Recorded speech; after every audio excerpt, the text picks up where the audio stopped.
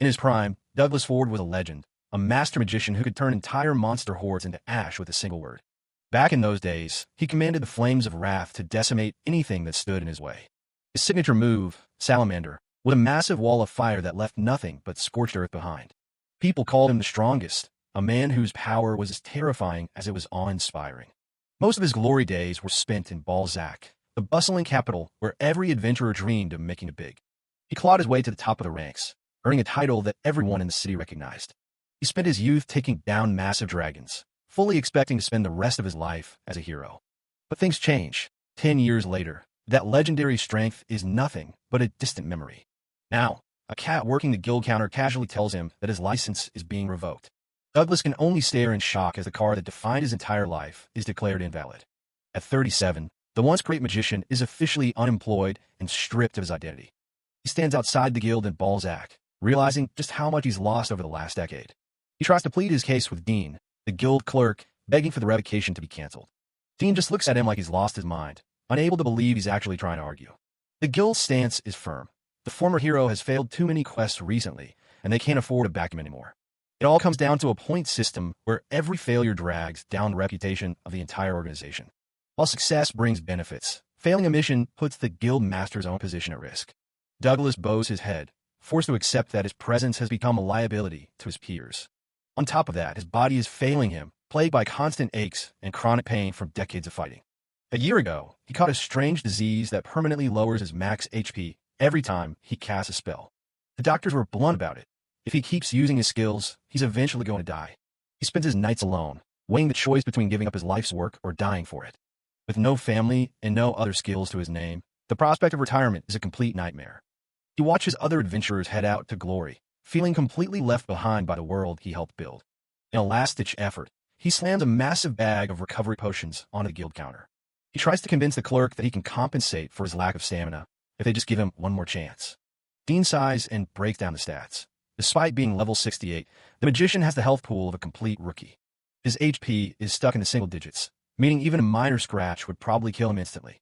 He finally gives up, walking away from the counter with nothing but his pride in tatters. He spots the guild master and thinks maybe his old boss will show him some compassion. But the man just gives him a cold, hard stare that says everything his voice won't. He tells Douglas to stop making a scene and just accept that his time is over. Other adventurers in the hall start whispering, laughing at the fallen legend as he passes by. The master claims they're doing this for his own good, so he doesn't end up dying a meaningless death. He can only grip the edge of the counter, his legendary status reduced to a pile of paper. He walks out into the sunlight of the capital, a man who has lost his place in the world. He ends up on the streets, broke and without any decent gear left to his name. There's nothing left for him at Balzac, so he decides to pack his bags and leave for good. As he's leaving, he runs into the current top party, the same group that kicked him out months ago. They're all 20 years younger than him, and have improved at speed he can never match. He tries to sneak past, but fate isn't that kind, and they spot him in the middle of the street. The party leader, Alan, calls him an old man, while the healer Fanny greets him with a pitying smile. Edmund, the party's sage, immediately shuts him down, making it clear they have zero intention of letting him back in. Douglas tries to explain that's not even why he's there, though he can't deny that he begged them to reconsider right after he was originally kicked out. He awkwardly announces that he's actually planning to leave the city today, catching the rest of the group off guard. Fanny is genuinely shocked, while the others just watch the man they once called a comrade prepare to walk away for good. Edmund continues his smug lecture, reminding Douglas that there's no better place for an adventurer than the capital city. Douglas can only offer a weak smile and some stammering excuses as he tries to maintain some dignity.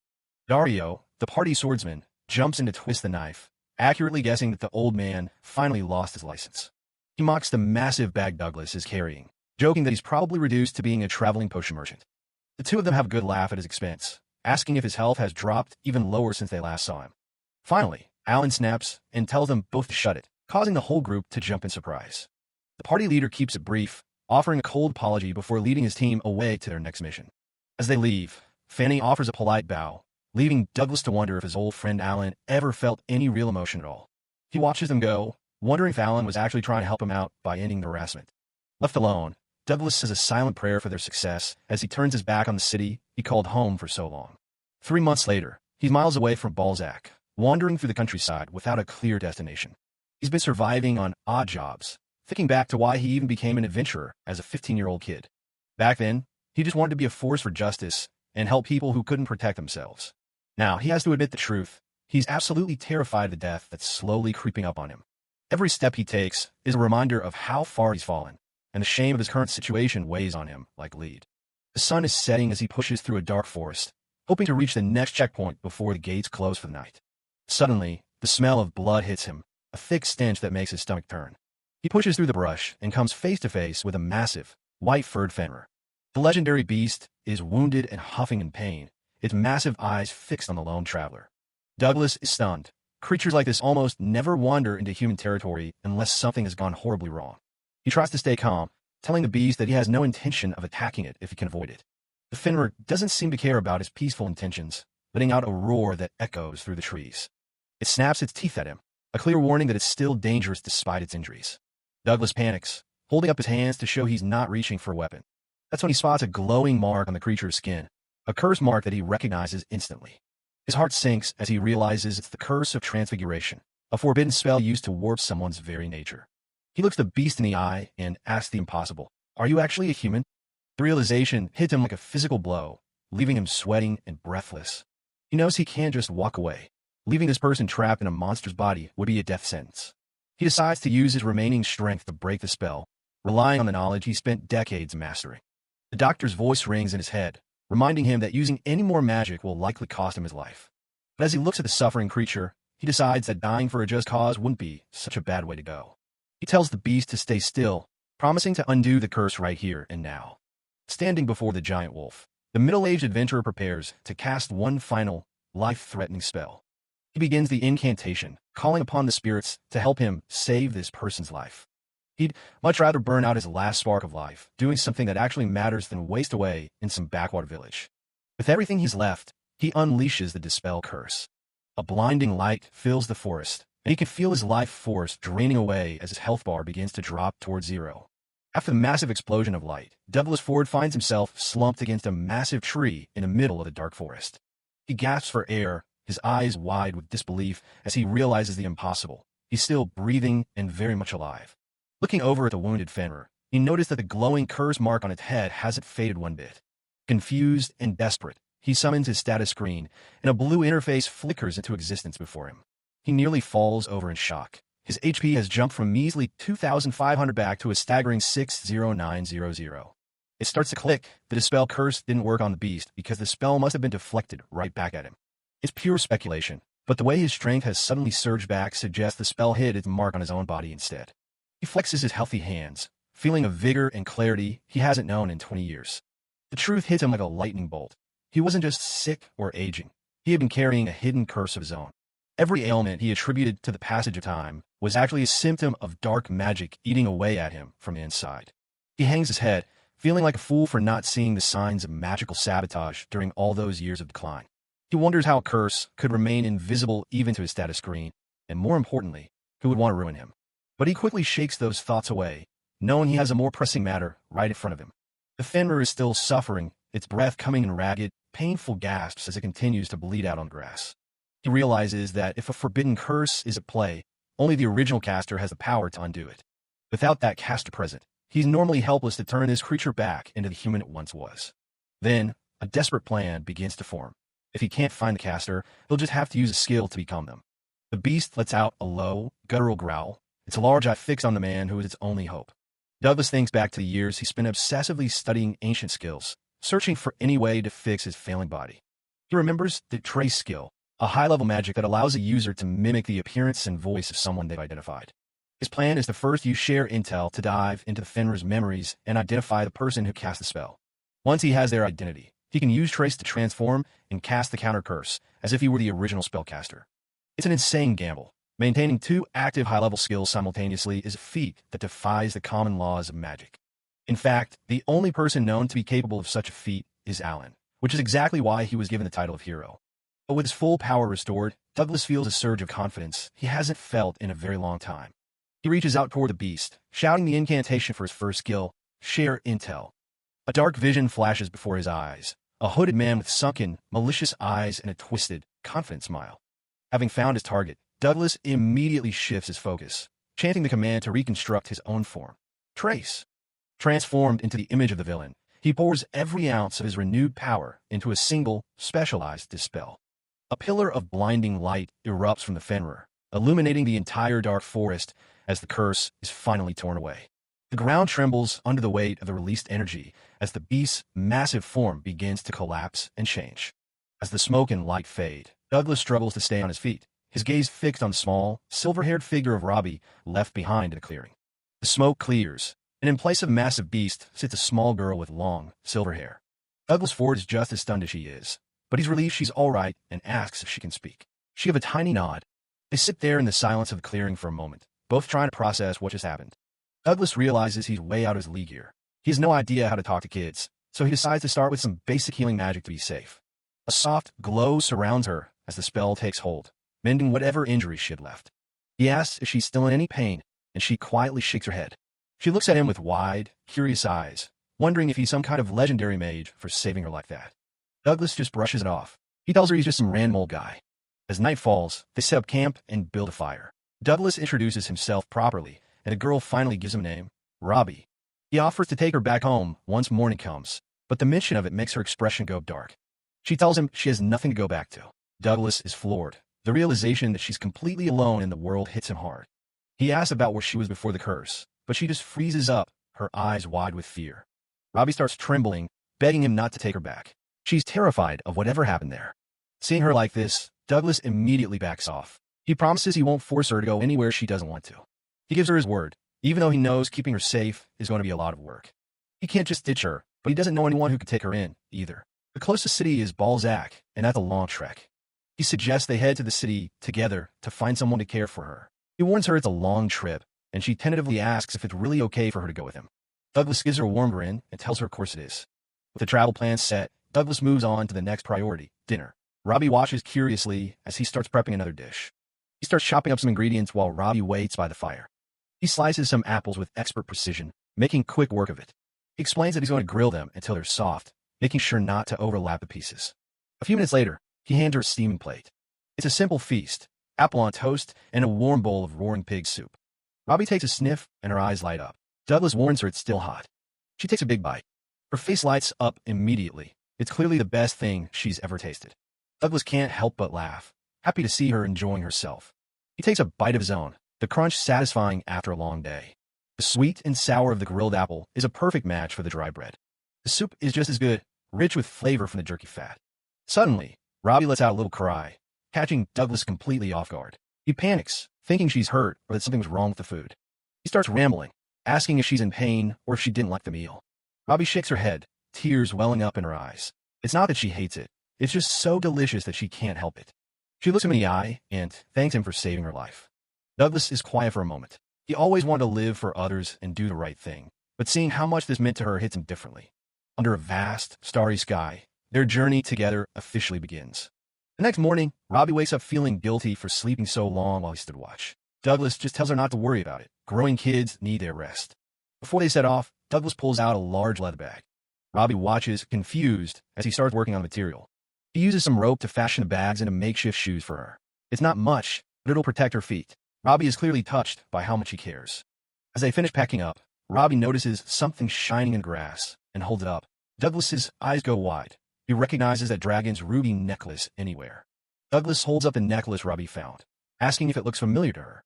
He examines it closely. It's clearly a high-end magic accessory, and finding it this deep in the mountains is definitely suspicious. Robbie just shakes her head. She doesn't remember a thing about it. He asks if she wants to wear it, but she quickly declines. They decide to just sell it for some quick cash when they reach town. Checking a map, they're way up in the northern region of the Reef Kingdom. To reach the capital, Balzac, they'll have to trek all the way south. The north is basically just endless forest and wilderness with zero roads, so it's going to be a rough walk. As they travel, Douglas finds himself talking way more than usual. He's always been a loner, but having Robbie listen so intently to his old travel stories actually feels nice. They finally make it to McFadden, a tiny village that's basically just an inn, a church, and a general store. Douglas goes straight to a traveling merchant to get Robbie some essentials. 2 sets of clothes, shoes, and everything else she's missing. The merchant assumes she's his daughter, and Douglas just goes with it, trying to figure out what kind of shoes would be best for her. The guy recommends wooden shoes since they're great for keeping feet dry and handling cold. He even picks out some oversized underwear, knowing how fast kids grow. Douglas asks for a leather bottle too, but the merchant is all out. He'll have to look for one in the next town. The merchant explains he usually works a shop in Addington, but travels around to keep his legs from getting weak. Douglas takes a chance to pull out the necklace and asks for a quick appraisal. The old man puts on his glasses and prepares to use his appraisal skill. He identifies it as a common black pearl and offers 20 silvers, which is plenty for a month's worth of living. 20 silvers is decent, but Douglas has a hunch it's worth way more. He knows that forbidden curses are way more effective when they're paired with rare gems. He's betting this is actually an obsidian pearl. He uses his own high-level appraisal skill and confirms it. This thing is an incredibly rare jewel from Black Tiger. The merchant and his assistant are absolutely floored. They can't believe a random traveler has such a high-level skill. Douglas just calmly repeats it. It's definitely an obsidian pearl. The merchant is stunned. He thought Douglas was just a wanderer, but now he's wondering if he's secretly a master merchant. The guy realizes only a high-level adventurer could have learned a skill that powerful. Douglas just plays it off, saying he's not that strong and just happens to have a few tricks up his sleeve. The merchant laughs and slaps his knee, impressed by how humble Douglas is being. He introduces himself as Theo and tells Douglas that if he ever visits his shop in Addington, he'll buy the pearl for way above market value. Douglas and Robbie head out, both feeling a lot better about their journey. They arrive at a cozy building that serves as the village inn. The lady recognizes Douglas from a previous stay. She's surprised to see a kid with him this time around. She's not one to pry, but she makes it clear that if the kid is taking up a bed, she's charging the adult rate. She takes one look at Robbie and points out how filthy she is. There's no way she's letting her in the room in that state. She tells Douglas to take her to the backyard and use the wash basin to clean her up. Douglas agrees. He realizes he doesn't even need to go fetch water now that he has his magic back. He casts a water magic spell on Dean, and the basin fills instantly. Robbie watches in absolute awe as giant blobs of water manifest out of thin air. She's never seen anything like it. To her, Douglas is practically a wizard. Douglas smiles to himself, thinking about how his past self will be shocked to see him using skills so freely again. While she's washing, Robbie mentions she found something else near the necklace. She holds out a ring and asks if it's worth anything. Douglas takes one look at the ring and his heart skips a beat. Memories of a tragic past come flooding back. The day demons killed his parents right in front of him. He remembers Alan sitting on a ledge, swearing to get revenge for his family. Alan had vowed it on this very ring, a keepsake from his mother. Douglas is paralyzed by the realization. Is this Alan's? Douglas stares at the ring in his hand, the realization hitting him like a physical blow. It's a dragon's ruby ring, the very keepsake Alan cherished most. He's not imagining things. This is definitely it. He tries to make sense of it. He doesn't remember Alan ever giving him this ring, and there's no way he could have brought it along by accident. So why would it be out on that mountain, right where he found Robbie? Deep down, he knows the answer, but he just doesn't want to believe it. He looks over at Robbie, who is still washing herself in the basin, completely unaware of his turmoil. Pieces of the puzzle start falling into place. There's a necklace used to enhance curses near Robbie, and this ring too. He only regained his strength because the dispel curse he cast on Robbie deflected back onto himself. The bitter truth settles in his stomach. Alan is the one who cursed him. The man he called his friend is the one who took everything from him. He remembers the look on Alan's face when he left, the way he seemed to enjoy Douglas's misery. Why would he help him back then just to condemn him to such a wretched fate? It's even worse than just being terrible. It's sadistic. He can't believe an old friend made him lose his adventurer's license and practically turned him into a living corpse. Robbie suddenly splashes water, snapping him out of his dark thoughts. He wonders what he could have possibly done to make him so angry. He has no idea. He guesses he's just insensitive, unable to even tell when someone genuinely hates him. Robbie looks up, noticing the strange expression on his face. She asks what's wrong, sensing that something is bothering him. He forces a small, tired smile and tells her it's nothing, that he's fine. But he's a terrible liar, and they both know it. Robbie isn't buying it. She tells him he's making the same face he usually makes when he's in pain. She can see right through him. Douglas is caught off guard. He realizes he's way too bad at lying, especially to a kid as sharp as Robbie. He needs to be more honest with her. He sighs, watching the water ripple in the basin. She's right. There's no point in hiding his feelings anymore. He owes her the truth, or at least a part of it. He kneels down beside her and asks her to listen. He's decided to be more open with her from now on. They're in this together, after all. He tells her that this ring was very important to an old friend of his. Because of that, they're not going to sell it. He needs to keep it for now. He explains that one day, they will return this ring to its rightful owner. And when that happens, he'll be sure to ask exactly why he was cursed. He's determined to get answers. Robbie gives him a soft, understanding look. She's just happy that he's talking to her again. Suddenly, a voice from behind startles them both. It's the lady, and she's not happy about the mess.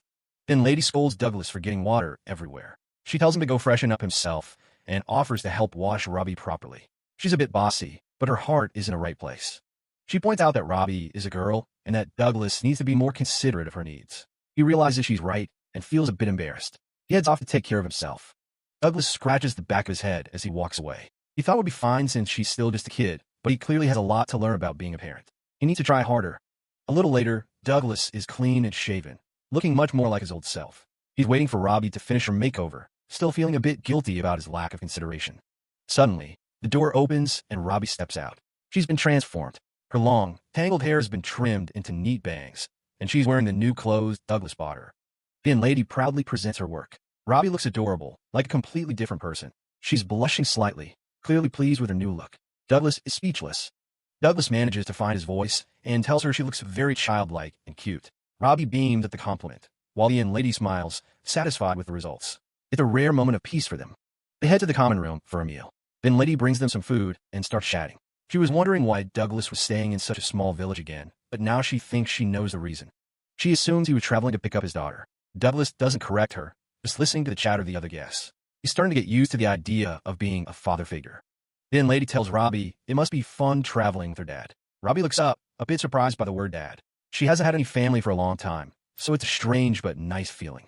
Douglas watches her, wondering what she's thinking. Robbie had told him she didn't have any family before. He wonders if she misses her real father or if he's already gone. He realizes he still hasn't properly asked her about her past. He didn't want to prod at the wound, knowing how painful it can be. He'll wait until she's ready to talk about it. He takes a sip of his drink, his thoughts drifting. They'll be traveling together for a few months still, even if they'll be parting ways once they reach Balzac. That's the plan, anyway. But he feels like completely distancing himself from her would be a little cruel. She's been through so much, and she's finally started to trust him. He's not sure how he should treat her, but he wants to do right by her. He looks at Robbie's blushing, happy face and makes a decision. He'll take it one step at a time. He'll be there for her as long as she needs him. That's the least he can do. He guesses it should be fine if he slowly gets close to her. He looks at their feet under the table, her new shoes next to his worn boots. They're a strange pair, but maybe that's exactly what they both need right now. Douglas lies on the bed, staring at the ceiling and trying to figure out how he's going to make a living now. He looks over at Robbie, who's sound asleep beside him, and realizes he has a lot more than just himself to worry about now. Later, down in the common area, he pulls out a few coins, the very last of his savings. He tells Robbie they can head back to the room once she's done eating, and she thanks him for the meal. They spend the next few days traveling south until a massive estate comes into view. They finally arrived in Addington, the famous town of benevolence, where he's hoping to find some steady work. Most well-sized cities have orphanages, but the one here, run by a man named Matlock, is unusually fancy.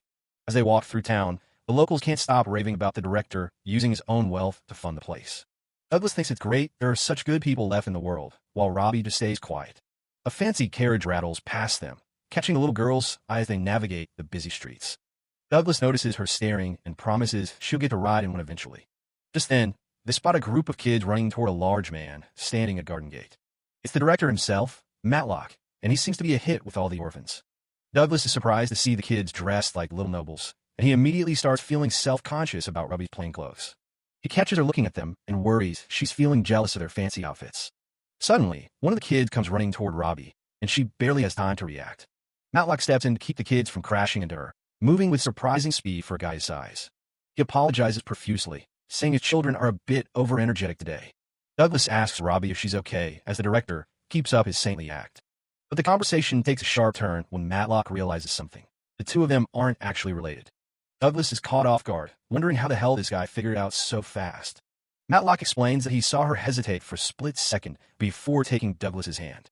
He asks what their story is, his smile never wavering as he watches them. Douglas awkwardly admits they only became family recently, his heart racing as he worries the guy thinks he's a kidnapper. Matlock sighs, commenting on how drastically Douglas's life must have changed to be traveling alone with a child. Douglas realizes he said too much as the director starts pointing out how difficult his current circumstances must be. The man formally introduces himself as Matlock and offers to lend an ear if Douglas needs help. He goes on about how much of an inconvenience it must be to travel with a young child who needs constant protection and funding. He mentions his orphanage takes in children for all sorts of reasons, dropping a very heavy hint. Realizing the guy is suggesting he dump Robbie there, Douglas panics, grabs her, and makes a run for it. Back at the inn that evening, the mood is heavy as Douglas watches Robbie sit silently on the edge of the bed. She's just been staring at her clothes for the last hour, and Douglas is convinced she's comparing herself to the kids at the orphanage. Robbie looks up and asks if the clothes he bought her were expensive. When he tells her they were actually really cheap, she lets out a small sigh of relief. Douglas is confused. He thought she'd be upset they weren't the fancy stuff the orphans had. He starts overthinking, wondering if she'd actually have a better, easier life if he left her with Matlock. Finally, he can't help it and asks her point blank if she wants to go to the orphanage. Robbie freezes, looking completely stunned he'd even suggest such a thing. He tries to backtrack, saying he just wants to know how she feels so he doesn't force her into a difficult life. Robbie remains silent, casting her eyes downward as she gives a tiny, hesitant nod. Douglas is flooded with relief, glad he hasn't messed things up with her just yet. He tells her he needs to head out for a bit to clear his head, promising to be right back soon. Douglas walks through the streets of Addington, clutching a small gift box he just bought for Robbie. It's a simple ribbon, and he wishes he could have gotten her something better, but he truly hopes she'll like it. He gets back to the inn and calls out for her, ready to apologize for the night before. But the room is dead silent, and his heart sinks when he spots a piece of paper sitting on the table. He picks it up, his hands shaking as he stares at the messy handwriting. It's a note from Robbie, thanking him for everything and stating she's decided to head to the orphanage after all. Douglas drops the note, completely crushed as he realizes he basically pushed her away with his own insecurities. He falls to his knees, telling himself that maybe it's for the best if she can live a more comfortable life there. The ribbon he bought lies forgotten on the floor, a painful reminder of his failed attempt at being father. Later that day, he drags himself over to Theo's general store, looking for a distraction from the crushing guilt. He's greeted by Theo's son, who's currently in the middle of a loud argument with his old man about the inventory. The young man spots Douglas and welcomes him back, asking if he's finally ready to sell that valuable necklace. Douglas pulls out the dragon's ruby, but his voice is hollow as he explains he's planning to return it to the girl later. The merchant is confused, wondering where Robbie is and why she doesn't have her property. When Douglas tells him she's at the orphanage, the guy calls her lucky to be under Director Matlock's care. He mentions that his dad, Theo, is the only person in town who has anything bad to say about the director. The guy explains how Matlock sets up the older kids with jobs in big cities or finds wealthy nobles to adopt them. He says they usually head to the port town of Shipton to cross the sea once they leave the nest. Douglas is surprised to hear about passenger ships. The guild hasn't allowed any to dock at Shipton for years. It brings back memories of when he was sent to the east 10 years ago to fight back the Demon King's invasion. The merchant explains that the director has old maritime connections that let him send ships out anytime. Douglas's face pales as he realizes the horrifying truth of what's happening in the east. He knows the demons have recently retaken that territory, making it one of the most dangerous places on Earth. He realizes that if Matlock is sending kids there, he's unknowingly shipping them off to a literal war zone. Panic sets in, and Douglas doesn't waste another second, dashing out of the store to save Robbie. He reaches the orphanage gate in record time, his lungs burning as he prepares for a confrontation. The door creaks open, and Matlock steps out, looking surprised to see Douglas back so soon. Douglas doesn't bother with pleasantries, telling the man point blank that he's there to pick up Robbie. Matlock keeps his cool, reminding Douglas that the girl came here of her own accord. He leads Douglas toward the back garden, claiming Robbie should be out playing with the other children. Douglas scans the yard, his eyes finally landing on a familiar small figure sitting by the flower beds. He calls out her name and dashes toward her, ignoring the confused looks from everyone around. Robbie looks up, her eyes widening in shock as she asks why he's even here. Douglas kneels in front of her and reaches out his hand, telling her he's come to take her home. Robbie hesitates, her gaze dropping as she tries to hide her trembling hands. She tells him that if she stays with him, she'll just be a burden, and those words cut Douglas deeper than any blade. He realizes that Matlock's twisted words about parenting had sunk deep into her heart. He feels sick knowing that his own hesitation made her believe she was nothing but a problem to him. He remembers all the time she looked at him with that same worried expression, thinking her very existence was an inconvenience. Douglas bows his head, his voice cracking as he tells her just how sorry he is for making her feel that way. He admits he was only thinking about his own insecurities and completely failed to see how she was suffering.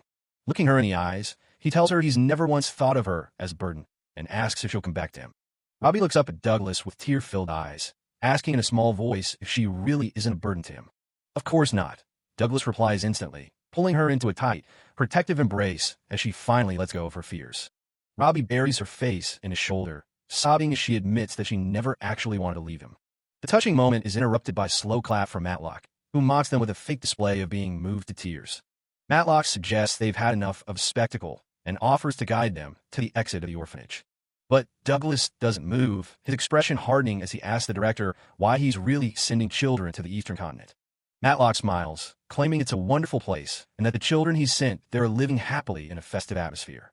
He paints a picture of a vibrant city where every day is a celebration, but Douglas knows better than to believe a single word of it. Douglas's jaw tightens. He's seen the reality of the East with his own eyes, and it's nothing like the director's lies. He reveals that the eastern continent fell to the Demon King's elite 3 years ago, with the city of Bourbon now firmly under their control. Matlock laughs off the accusation, insisting that he's visited the city himself and that visitors are never allowed to leave anyway. Douglas stares him down with a cold, unwavering gaze, repeating that he has seen the truth of that city for himself. Sensing the shift in tone, Matlock suddenly turns to the other children in the yard and tells them to return to the mansion immediately. Douglas notes the sudden evacuation, realizing the director is clearing the area so he can deal with him without witnesses. Matlock's facade finally cracks, his face twisting into a sneer as he declares he won't let Douglas soil his precious merchandise. A group of armed thugs emerges from the shadows, surrounding Douglas and Robbie with weapons drawn. Douglas pulls Robbie behind him, warning her to stay close and remember what's about to happen. His eyes blaze with a terrifying intensity as he prepares to show these people why he was once a top-tier adventurer. Robbie watches him with wide, fearful eyes, clutching her cloak as the tension in the air reaches a breaking point. Matlock screams for his men to kill Douglas, but Douglas is already chanting a powerful spell, calling upon the frost of the goddess. Matlock stumbles back in terror, unable to believe that a man who looked like a simple commoner can wield such high-level attack magic. Douglas steps forward through the mist, coldly telling Matlock that he could just leave him here to freeze to death with the rest of them. Matlock tries to call his bluff, stammering that Douglas doesn't have the face of a killer, but he's met with a bone-chilling grin. Douglas's expression is so predatory that even he realizes he might have overdone it with the creepy look.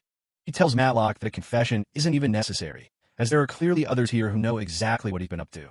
Under the pressure of Douglas's gaze, Matlock snaps, blabbing about how he sold the children to brothels and perverted nobles. He then starts screaming for the police to help him, acting like he's the victim as several town guards rush onto the scene. Thinking the guards are his salvation, Matlock's confidence returns as he prepares to launch a fire spell of his own. He calls upon holy fire spirits to lend him their wrath, unleashing a salamander blast directly at Douglas. He gloats that as long as Douglas is dead, everything can be swept under the rug and life will go back to normal. But Douglas doesn't even flinch, his hand already glowing as he prepares to counter the director's mediocre magic. A massive explosion of light and sound fills the yard as the two spells collide, or rather, as Douglas effortlessly bypasses the flames. Matlock stares in disbelief as Douglas emerges from the smoke completely unscathed, the salamander spell having done nothing. Desperate and cornered, Matlock begins to babble an apology, begging for mercy as Douglas closes the distance in a blur of motion. Douglas isn't interested in apologies. He delivers a devastating punch that sends the corrupt director flying backward with a sickening boom. Matlock hits the ground and slumps against the wall, completely unconscious and thoroughly defeated. Robbie runs to Douglas's side, calling him dad for the first time as she asks if he's okay. He gives her a soft, reassuring smile in return. They look over at the frozen thugs and the unconscious director, the threat finally neutralized for good. The town guards approach the pair cautiously, their eyes darting between the adventurer and the carnage he left behind. Robbie grips the edge of Douglas's shirt, still wary of the armored men as they look around the yard in total confusion. One of the guards asks what on earth happened here, signaling the end of Matlock's reign of terror over the orphanage. The military police manage to find Matlock's secret ledger, which includes a full list of his clients. Thanks to that, they finally decide to take Douglas's word for what happened.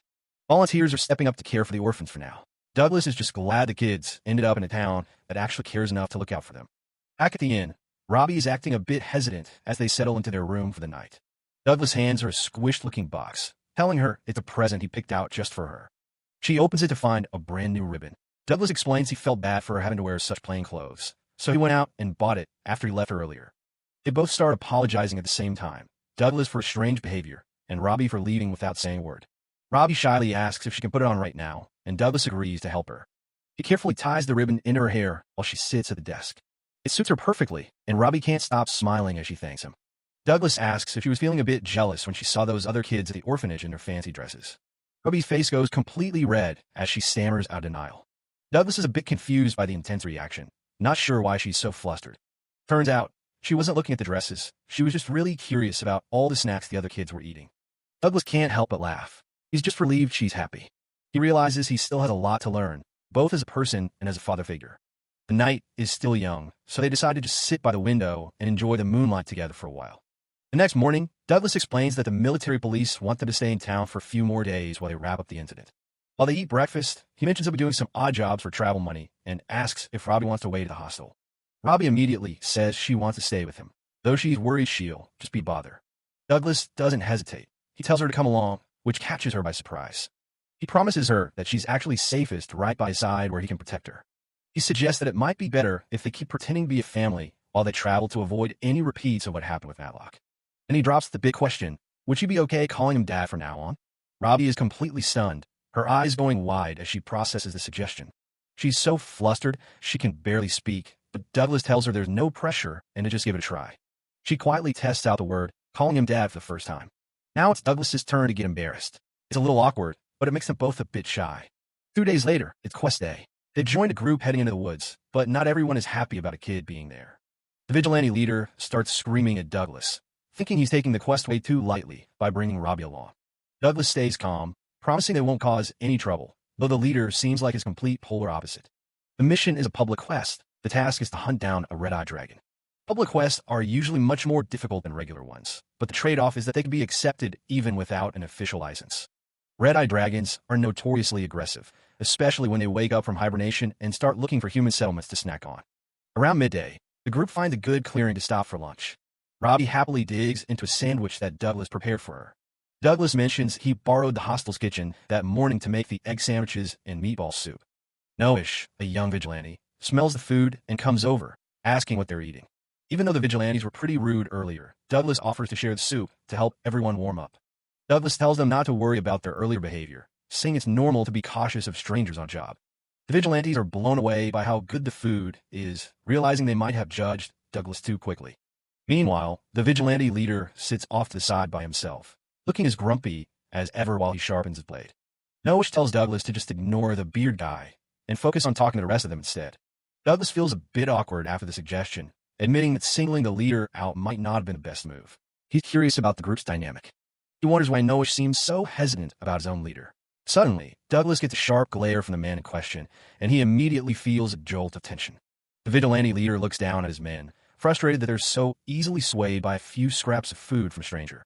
He starts shouting at them, telling the group to get a move on and stop wasting time. The younger vigilantes immediately scramble to their feet, terrified of his temper.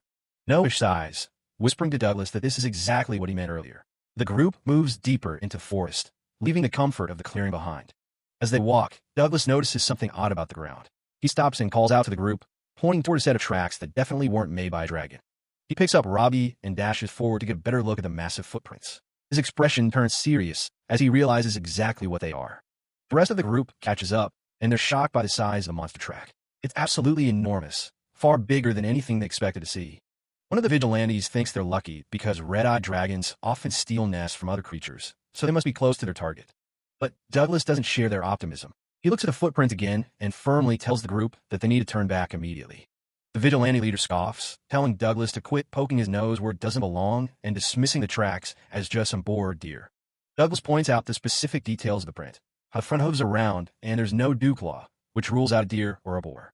He explains that the only creature with a footprint like this is a unicorn, a legendary mythical beast that humans rarely ever get to see. Noish wonders why they need to turn back just because of a unicorn, especially since they're usually cautious and shouldn't be a problem if they aren't attacked. Douglas clarifies that he's not worried about the unicorn itself. He's worried about why it was running so fast that it forgot to hide its own tracks. That would only happen if the mythical beast was being chased by a monster massive enough to devour it. The realization sent a wave of fear through the younger vigilantes. The vigilante leader calls him ignorant, claiming he's never heard of anything like that before and that Douglas is just talking nonsense. Douglas stays calm and tries to reason with him, saying that fighting an unidentified monster puts them at a massive disadvantage and could get someone killed. The leader loses his temper completely and tells Douglas to shut the hell up. He's done listening to what he thinks are just cowardly excuses.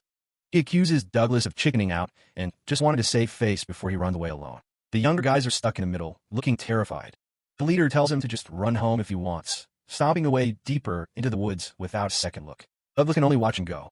Douglas looks down at another print, a much larger, more menacing one that's barely visible in the dirt. He knows they're heading straight for a nightmare. Noish apologizes for his leader's behavior and suggests that Douglas and Robbie should at least head back where it's safe. But Douglas refuses to leave the group behind. Noish is surprised, calling Douglas quite the parent. He notices how different he is compared to their grumpy leader, who usually just barks orders. He explains that even though they aren't blood-related, everyone in the group looks up to the leader because he saved their lives countless times. To them, he's like a father. But after years in the Corps, Noish feels like he'll never get along with the guy and is even considering quitting. Douglas listens quietly to his story. He realizes that even if the leader is gruff, he's acting that way because he feels a deep responsibility to protect the younger members. It's a dynamic Douglas now understands. Douglas calls out to Noish, wanting to share what he's realized. He's starting to see the leader in a different light, despite his hostility. He tells Noah that the leader probably seems so awkward because he's constantly focused on everyone's safety above all else. Douglas points out that the man was keeping watch while they ate and immediately led from the front once they hit the mountain path. He's not a hater, he's just protective.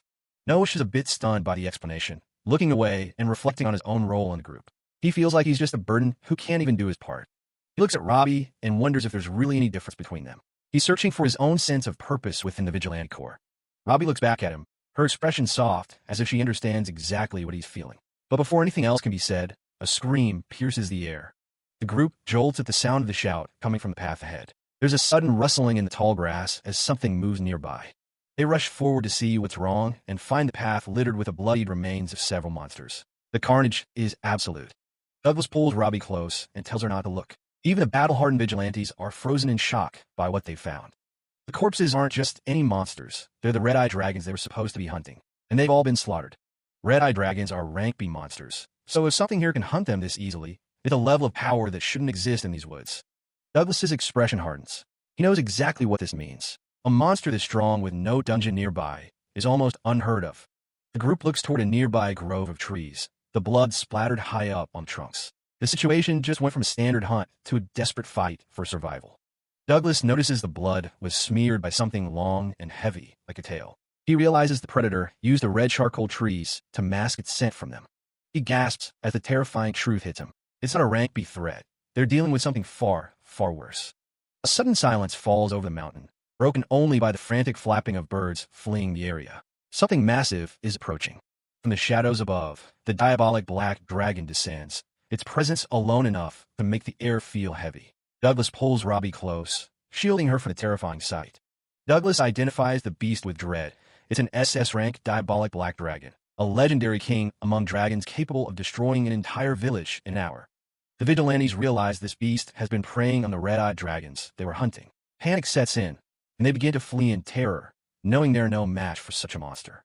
Douglas yells for them to stop, warning that this dragon specifically targets those who run away first. But his warnings fall on deaf ears as the group scatters.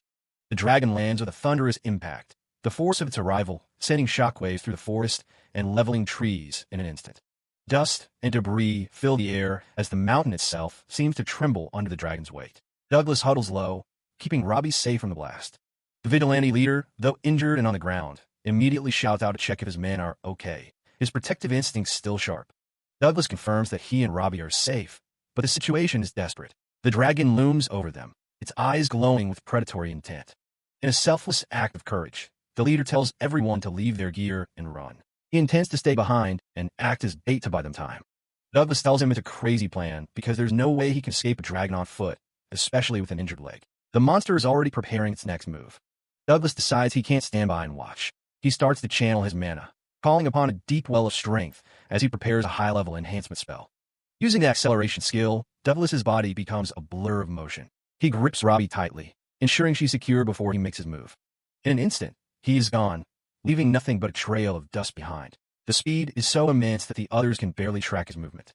Noish is stunned, realizing that Douglas must be a high-level enhancement spellcaster to move at such incredible speeds while carrying another person. Douglas warns the vigilantes to jump to the side. He senses the dragon is about to unleash its devastating fire breath. The dragon roars, its maw glowing with intense heat. Douglas continues his chant, focusing every ounce of his power for the coming clash. A massive torrent of fire erupts from the dragon, incinerating everything in its path. The leader can only watch in horror as the flames consume the forest. Douglas uses the flight skill to soar high above the flames. He carries Robbie effortlessly as he repositions himself for a counterattack. He knows he has to aim for a vital spot, like the dragon's throat, to end this quickly before more damage is done. He dives back toward the beast. However, he hesitates, realizing that a direct attack from this angle might catch the fleeing vigilantes in a crossfire. He has to find a safer way. He lands nearby with a heavy thud, just as Noish rushes toward the injured leader, refusing to leave his side any longer. Noish tells the leader to stand up, admitting that he always felt like he was being baited by the group and hated being the one who was always protected.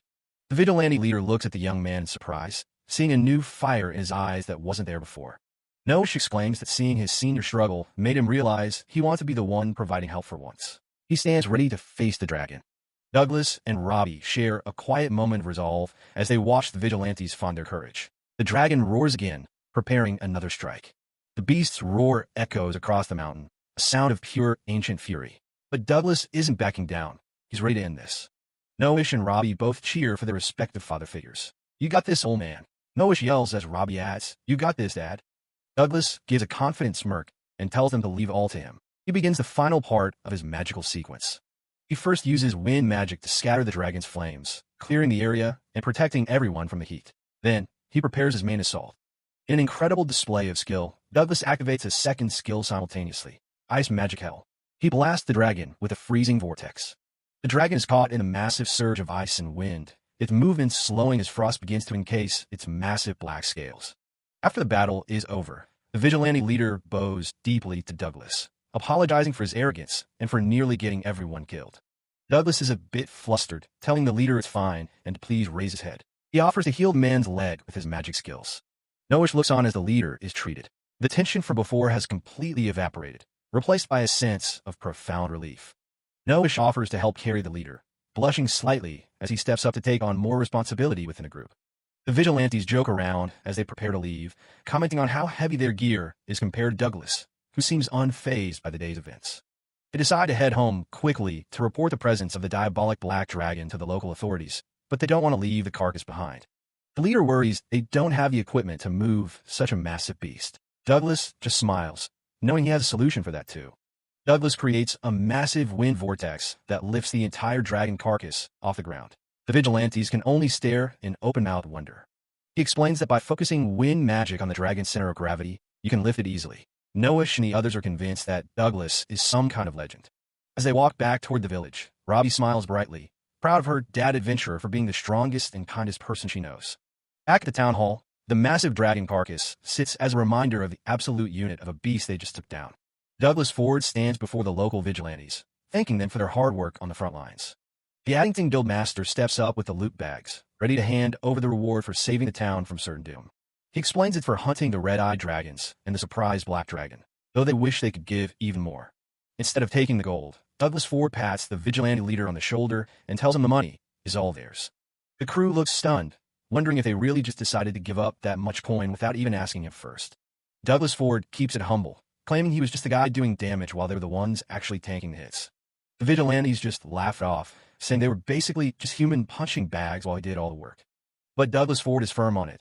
They won as a team, so they're splitting the loot right down the middle. The leader can't help but smile, clearly impressed by this guy's character. Suddenly, the Addington Guildmaster strikes a pose, dramatically calling Douglas Ford kind to a fault just like the rumors said. He admits he got curious and did a little digging after the whole mess at the orphanage. Then he drops the bombshell. He found out Douglas Ford actually had his adventurer's license revoked. The man breaks a sweat. It wasn't exactly a secret, but having a guildmaster spell it out is pretty awkward. The Addington Guildmaster quickly waves it off, saying he's not trying to be a jerk or anything. He actually checked with a Balzac guild, and they told him Douglas Ford was too weak, which he knows is total BS after seeing him fight. He gets serious for a second, getting ready to make a pitch that could change everything. Since Douglas Ford is clearly an S-tier fighter, he offers to have his guild reissue the license right now. Douglas Ford is floored. The idea of actually being an official adventurer again is something he never thought would happen. The Addington Guildmaster leans in, asking if he's willing to take the deal. The vigilantes go wild, cheering at the thought of their hero officially joining the ranks. They ask if he gets to skip the registration test, but the Addington Guildmaster isn't that soft. He still has to take it. The blonde Guildmaster notices how much the locals already love Douglas Ford, and says he's clearly got some natural leadership skills. He even offers to launch a formal investigation into why the Balzac Guild revoked his license in the first place. But Douglas Ford stops him right there, admitting the guild wasn't wrong because he really was useless back then. He realizes he's going to have to be honest about the curse if he wants to move forward. The vigilante leader is shocked when the man mentions being cursed, finally understanding why he was kicked out. The Addington Guildmaster promises not to pry for more details, but thinks the tragic backstory will actually help him get the license back. Even Noish pipes up, saying he's just glad everything is finally looking up for the guy. Douglas Ford stares off, thinking about his old life and a friend who used to look down on him back in Balzac. He looks at his hand, realizing that with his powers back, he could finally ditch the crappy day jobs and go back to his peak. But then he looks over at the girl who's been following him this whole time and wonders if that's what he actually wants. Robbie is standing there, quietly gripping his cloak like she's afraid he might disappear. The Addington Guildmaster is already hyped to go sign the paperwork, but Douglas Ford cuts him off with a hard no thanks. Everyone stops dead. They can't believe he's actually turning down a chance at his old life. The guild master tries to talk sense into him, saying this is a once-in-a-lifetime opportunity. Douglas Ford just bows politely and apologizes, saying it just doesn't feel right for him anymore. Seeing he won't budge, the Addington Guildmaster lets it go, joking that the strongest guildless wanderer has a nice ring to it anyway. With the formal stuff out of the way, the vigilante leader calls for the booze, decided that today is for celebrating. Douglas Ford watches them all partying, realizing his priorities have shifted completely. He puts a hand on Robbie's head, thinking about how he never could have imagined just sharing a laugh like this in his old life. He's finally having fun, and for now, that's more than enough. For days after the dust settled, the military police finally gave the green light for the group to head out, while Matlock and his goons were prepped for a trip to the Royal Capital Jail. Douglas Ford decided to keep just enough gold for their travel expenses and donated the rest of the dragon-slaying loot to the orphanage. The townspeople even renamed the place the Addington Orphanage, deciding to fund it themselves so the kids could finally live happy lives. Before hitting the road, Douglas Ford took Robbie to a shop to find her something new to wear, and she was already eyeing a brown hooded coat in the window. He worried the coat might be a bit too plain for a kid and pointed out some cuter, frilly options, but Robbie was set on the one she chose. She blushed as she put it on, admitting she just wanted something that matched her dad's style. As they were leaving, they ran into old Theo, who was surprised to see them taking off so soon. Douglas Ford wanted to talk to the merchant about the rare necklace he'd found after breaking a curse, thinking the guy might want to buy it. Theo immediately backed away, shouting that there was no way he could buy something with that kind of dark history. Douglas Ford was confused, since he'd already cleared the curse, but Theo explained that regular folks still wouldn't want anything to do with it. Theo called him a good guy, but way too insensitive before offering a better lead for the item. He mentioned an acquaintance in Milton, a rich collector named Baron Morius, who specifically looks for items related to curses. Douglas Ford was genuinely grateful for the help, while Theo joked that he was just doing his job as a merchant to keep a good customer around. But as they finished their chat, Douglas Ford noticed a massive crowd had gathered, and they were all murmuring his name. A young kid ran up, asking if he was the legendary adventurer who travels around with a little girl. He was completely caught off guard by the sudden fame, especially when people started thanking him for exposing Matlock's human trafficking ring. The townspeople cheered, calling him the hero of Addington and saying they'd never forget how he saved their kids. Douglas Ford turned red, completely flustered as everyone crowded around to praise his humility. He leaned down to tell Robbie to hold on tight, realizing he was absolutely terrible at handling large crowds. Just as he was getting overwhelmed, the local vigilantes pushed through the crowd to clear a path for them. The vigilante leader barked at everyone to back off, saying they were there to give their hero a proper send-off. They saluted him, promising to keep the town safe while he was gone and telling him to come visit again someday. Robbie waved goodbye to her new friends, and even Douglas Ford had to admit he was glad he met them. The man looked back at the town one last time as they walked away, knowing he'd probably never forget this kind of departure. With Robbie perched on his shoulder, they finally started their long walk south. 2 days into their journey, they reached a quiet riverbank where they decided to stop and set up camp. The target was Milton, the city of pleasure, but they still had a lot of ground to cover before they got there. Douglas Ford looked at the clear water and asked Robbie if she liked fish, thinking it was the perfect time for a fresh lunch. Robbie was all in for some fishies, but she was confused when he said he wanted her to help him catch them without using magic skills. He gathered some chocolate vines, a sack, and some twigs to show her a bit of old-school wilderness survival. First, he tied the smaller twigs to a main branch to create a frame, explaining each step carefully. After making a hole in the sack and attaching it to the frame, he held up a brand-new, homemade fishing net. He waded into the water and asked Robbie to help chase the fish toward him, though she wasn't exactly sure how to do that. He laughed and told her to just go for it, promising he'd dry her clothes once they were done. Robbie jumped right into the water, splashing around as the silver-cherry trout darted past her. Douglas Ford tried to guide her, but they both just ended up making a huge mess in the river. Eventually, he managed to scoop a massive trout right out of the air with his net. Robbie cheered for their success, completely soaked but absolutely loving the experience. They got a fire going and roasted the fish right there on the riverbank, the smell filling the air. Douglas Ford explained that these trout were in season and tasted great with just a little salt, while Robbie happily dug into her meal. Douglas and Robbie are enjoying their meal by the fire. He gave her a shout-out for doing a great job catching dinner. He looks up at the sky, predicting it's going to rain later today. Robbie wonders if it's a magic skill, but Douglas says he's just reading the signs in the sky. He points out a thick thunderhead cloud and explains they usually bring sudden, heavy showers. The prediction comes true fast, and it's absolutely pouring on them in no time. They huddle together under their coats, but Douglas realizes this rain isn't letting up. They need to find real shelter soon. That's when he spots a carriage struggling on the road ahead. A hooded figure is desperately trying to move a heavy wagon stuck deep in the mud. Douglas calls out to offer a hand, but the driver is instantly on guard. An elf pulls a bow on him, flat out refusing to accept help from any human. Douglas is stunned. He didn't expect to run into an entire elf family out in the middle of nowhere. Most elves never leave their home forests and are famously cautious around outsiders. He keeps his distance and apologizes for scaring them, insisting he just wants to help. He mentions he's traveling with a kid too, hoping to build a little trust between them. The elf starts to lower his guard, admitting the luggage is way too heavy for them to lift alone. Douglas tells him to back up a bit so he can get to work on the carriage. The little elf boy asks if this is safe, while Douglas begins to channel his mana. He activates a strengthening spell, and his muscles immediately start to bulk up. With a massive grunt of muscle power, he single-handedly hoists the heavy carriage out of the muck. Everyone just stares in total disbelief at the sheer display of strength. The elf driver, Rui, apologizes for being rude and introduces himself and his son, Nikki. To show his thanks, Rui invites Douglas and Robbie back to their village for shelter. He admits that while they're usually cautious, elves still know how to show gratitude. Nikki wastes no time and pulls Robbie into the back of the wagon with him. The boy is super energetic, which is a bit much for the quiet Robbie to handle. Nikki gets all flustered, trying to be friendly, while the adults watch the kids bond. As they head off, Nikki keeps rambling about how amazing Douglas is. Douglas watches them with a smile, happy to see Robbie finally interacting with another child. He remembers how she was always alone at the orphanage and knows how hard it is for her to be social. The horses pull them through the rain as they approach the hidden settlement. They've arrived at Floria, a breathtaking village built directly into the massive forest trees. Rui's wife welcomes them, offering a place to stay since the rain is still heavy. The elves use wind magic to instantly dry their soaked clothes. Rui tells them not to worry about being a burden, since parents should look out for one another. Douglas is humble about the praise, just glad they could help out. They're invited inside to rest and share a warm meal with the family. A massive, delicious spread is laid out for their unexpected guests.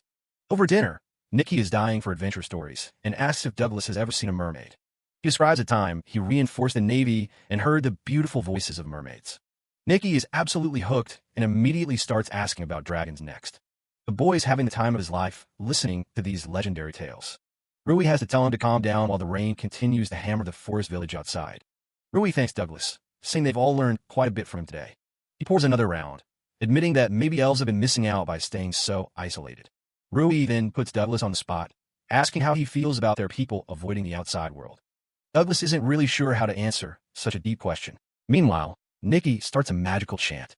The little guy shows off, conjuring a bright ball of light with a simple shine spell. Robbie is absolutely mesmerized by the glowing orb floating right in front of her. Douglas is impressed, thinking to himself how specialized elves are to learn such practical magic at Nikki's age. Inspired, Robbie asks if she could do it too with enough practice. Douglas is happy to let her try. Nikki jumps in to be the teacher, telling her to memorize the chant and visualize squeezing her energy into her hands. Rui and Douglas watch as the kids get to work. Robbie focuses hard, chanting the holy words as a tiny spark begins to flicker between her palms. But the spark fizzles out instantly. Robbie slumps, feeling like she just can't do it. Douglas feels for her, while Rui tries to reassure them that magic usually takes much longer to master. Nikki chimes in, saying it took him a whole month just to get that far, and offers to help her practice. Douglas worries he's a bad teacher and wonders why Robbie is suddenly so interested in learning skills. Even so, the little girl doesn't look like she's ready to give up just yet. Nikki then suggests they go see his grandpa to have her magical aptitude officially checked. He explains that without natural talent, no amount of practice will matter, until Rui tells him to hush. They head over to the elder, who is fast asleep, and Rui tries to get him to wake up. The old elf cracks open one terrifying eye and gives Robbie a soul-piercing glare. He delivers a cryptic verdict, "This is terrible," before immediately drifting back to sleep. The blunt statement leaves Douglas sweating, worried that Robbie's spirit will be completely crushed. As the elder starts snoring again, Robbie looks down at her hands, clearly troubled. Douglas is panicking internally, trying to figure out how to fix the mood. Rui's wife suggests he show Robbie how he performs skills to give her a better idea of how it works. He agrees, deciding to demonstrate a basic shine spell for her to watch closely. He starts to gather his mana, but he hasn't quite adjusted to how much his power has grown. A blinding explosion of light erupts from his hands, completely whiting out the entire room. The flash is so intense, it leaves everyone dazed and disoriented. Douglas is mortified, realizing he put way too much juice into what was supposed to be a tiny light. As the spots clear from their eyes, the elder groggily asks if the sun just came up. Nikki thinks it was the coolest thing ever, but their moment is cut short by a violent crack of thunder. A massive bolt of lightning strikes a nearby treehouse with a deafening boom. The whole village shakes as the sound of a tree falling echoes through the forest. Douglas is shocked to learn the village doesn't have any lightning rods installed. Rui stands firm, stating that elves refuse to rely on the technology of other species. He insists their traditional protection rituals are enough, but Douglas looks pretty skeptical. Their debate is interrupted when an elf bursts in, shouting that they're in major trouble. He reports that Moro's house took a direct hit and is now completely engulfed in flames. The fire is spreading fast, and it won't be long before the entire area is caught in a blaze. If they don't do something fast, this whole forest is going up in smoke. Douglas, Ford, and Robbie can only watch as the fire spreads toward the village. Douglas can't just sit there. He tells Rui he's heading out to help, even though the elf warns him how dangerous it is. The host tries to stop him. It's a long drop from the treehouse, but the man is already halfway out. He scoops up the girl and leaps, calling on a spell to surge through his muscles and prepare for the impact. Down they go. He hits the flight spell mid-air to slow their descent. Rui is just standing there at the window, completely blown away by what he's seeing. On the ground, things are desperate. An elf is literally on his knees begging for someone to save his family. His wife and kids are pinned under a burning tree near the edge of the inferno. It's a total nightmare. The rest of the village is doing their best with buckets, but the fire is way too much for them to handle. Nikki and the others are about to give up and just cut a fire break, essentially leaving those trapped behind. That's when Douglas yells for them to get back. He lands right in front of them, his daughter still on his back. The elves are stunned. Seeing humans here is the last thing they expected. The young elf Nikki is confused, but our protagonist is already starting a chant to summon the water spirits. He puts every bit of mana he's got into the ancient words. A massive sphere of water manifests over his head. Water magic, Undine. He hurls the whole thing. It's like a massive splash from the heavens, dousing the flames in an instant. He knows they're suspicious of humans, but he makes it clear he's not leaving while people are still in trouble. Saving lives comes first, and the man tells them they need to prioritize getting everyone to safety. The elder elf steps in and tells his people to shut up and work with the human. There are more important things at stake right now. Rui finally makes it down, and Douglas hands Robbie off to the safety of the group so he can get to work. One of the elf women takes her hand, thanking him as he prepares to dive back into the chaos. The girl looks a bit worried, but her dad gives her a confident nod before turning away. The whole village starts moving. While the elves handle what they can, the former adventurer takes on the heavy lifting. Suddenly, another scream for help pierces through the noise. A bunch of guys are struggling to move a massive trunk. There's a family trapped under there, and it's not moving an inch. The hero runs over and tells everyone to clear out of the way. He activates a muscle power spell and just lifts the whole thing with one hand.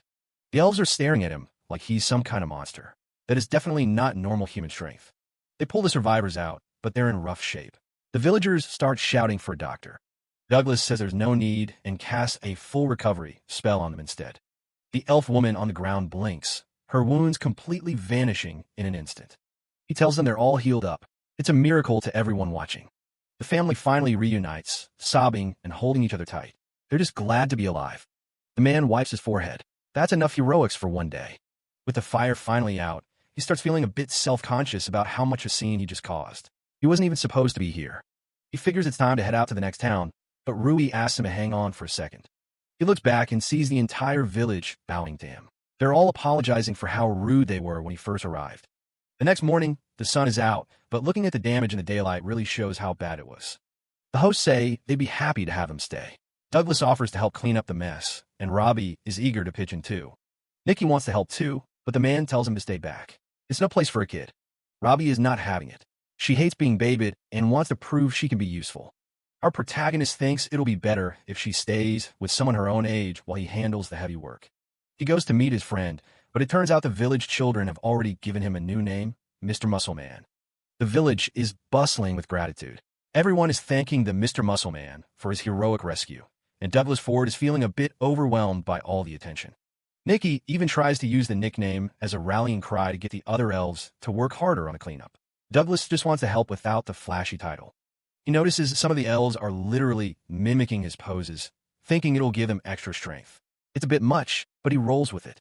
Teacher Elf mentions that everyone really looks up to him now. He's basically a local celebrity after saving the forest. The female elves are especially impressed. They admit their species isn't exactly known for raw physical power, so seeing him lift that tree was something else. All the blushing and praise has Douglas looking pretty flustered. He's much better at fighting fires than handling compliments. The cleanup continues as the sun begins to set. It's hard work, but everyone is pitching in to get the village back in order. When he finally gets back to the treehouse, Douglas realizes he's a lot more tired than he thought. He wants to finish the big stuff before they leave for Milton. He's greeted at the door by Robbie, but something feels a bit off. She's being a bit too quiet. Nikki and Teacher Elf are there too. They mention that the girl has been practicing her magic skills the entire time he was gone. She forces a smile and says she still can't quite get the hang of it. The look in her eyes is heartbreaking. Her dad immediately picks up on the tension. He asks her if something is wrong, noticing she's acting strange. He realizes her cheeks are flushed. She isn't just tired, she looks like she's running a fever. He decides to check her stats. He casts Appraisal, and the results aren't good. Her exhaustion level is through the roof. Panic sets in. He realizes his daughter has caught a serious cold from overworking herself. The elves scramble to help. He gets her into bed immediately. He's kicking himself for not noticing sooner that she was pushing herself to the limit. His healing magic is top tier, but it only works on physical injuries. It can't just blink away a viral illness or pure exhaustion. He sits by her side, wondering why on earth she felt the need to go so hard in the magic training. Robbie starts apologizing through her tears. She mentions how she's been nothing but trouble ever since the dragon fight. She brings up the time Douglas got chewed out for bringing a kid along on a dangerous quest. It's clear that moment really stuck with her. The memory of being called out by the guild members still haunts her. She feels like she's holding him back from being a real hero. She's sobbing now, saying she's just a burden. She wanted to learn magic, so she could actually contribute and stay by his side without being a nuisance. Douglas is stunned. He had no idea she was carrying all this guilt. He tells her firmly that he has never once thought of her as a burden. He realizes he completely misread the situation this morning. He thought she just wanted to play with kids her own age, but she was actually trying to stay out of his way. He thinks back to all the danger he's dragged her through. Maybe keeping her so close for safety was actually hurting her more than he realized. Parenting is turning out to be way harder than any S-rank quest. He tells her that from now on, they'll make decisions together. He asks her to do the same for him. Be honest about her feelings so he doesn't have to guess. They need to find a way to work through this as a team. Robbie nods, still looking a bit down, but she promises to keep trying her best to stop being a burden as soon as she can. He tells her to just focus on getting better for now. Pushing herself like this is only going to make him worry more. Teacher Elf comes back with news that a doctor is on the way. Douglas thanks her, finally able to breathe a little easier. He asks the girl if there's anything she wants to eat. He's willing to cook anything she can name. She asks for the soup he made on the day they first met. It's her ultimate comfort food. He gives her a gentle smile and heads to the kitchen. While he's working, the elf woman brings over a plate of apples carved into the shape of little rabbits. It's a nice touch for a sick kid. Douglas is genuinely impressed by the detail. He asks her if she can teach him how to do it. He knows Robbie would love them. She agrees, telling him he's a wonderful father. He insists he still has a lot to learn and keeps making mistakes. They both agree that raising a child is no easy task, but it's definitely the most rewarding thing a person can do. He starts practicing the apple carving while the soup simmers. It's a lot harder than it looks to get those ears just right. The elf watches him with a smile. It's a quiet, domestic moment after all the chaos of the fire. When the food is ready, he brings it back to the bedroom. He's even got his first attempt at the Mr. Rabbit apples ready. He asks the girl if she's got an appetite. She sits up, looking a little more like her usual self now that her dad is back. He shows her the plate, explaining that some of the apples are from Teacher Elf, but he made the messy ones himself.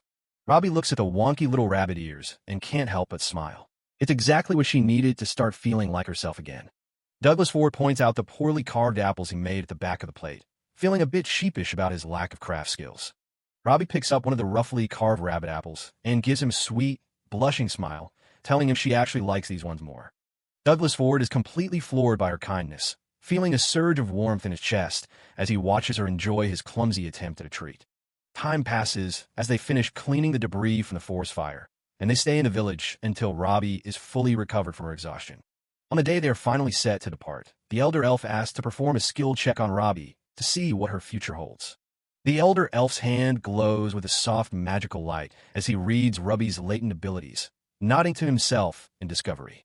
He reassures them that she has a natural aptitude for skills, but notes that her true power is currently sleeping deep within her, waiting for a specific event to awaken it.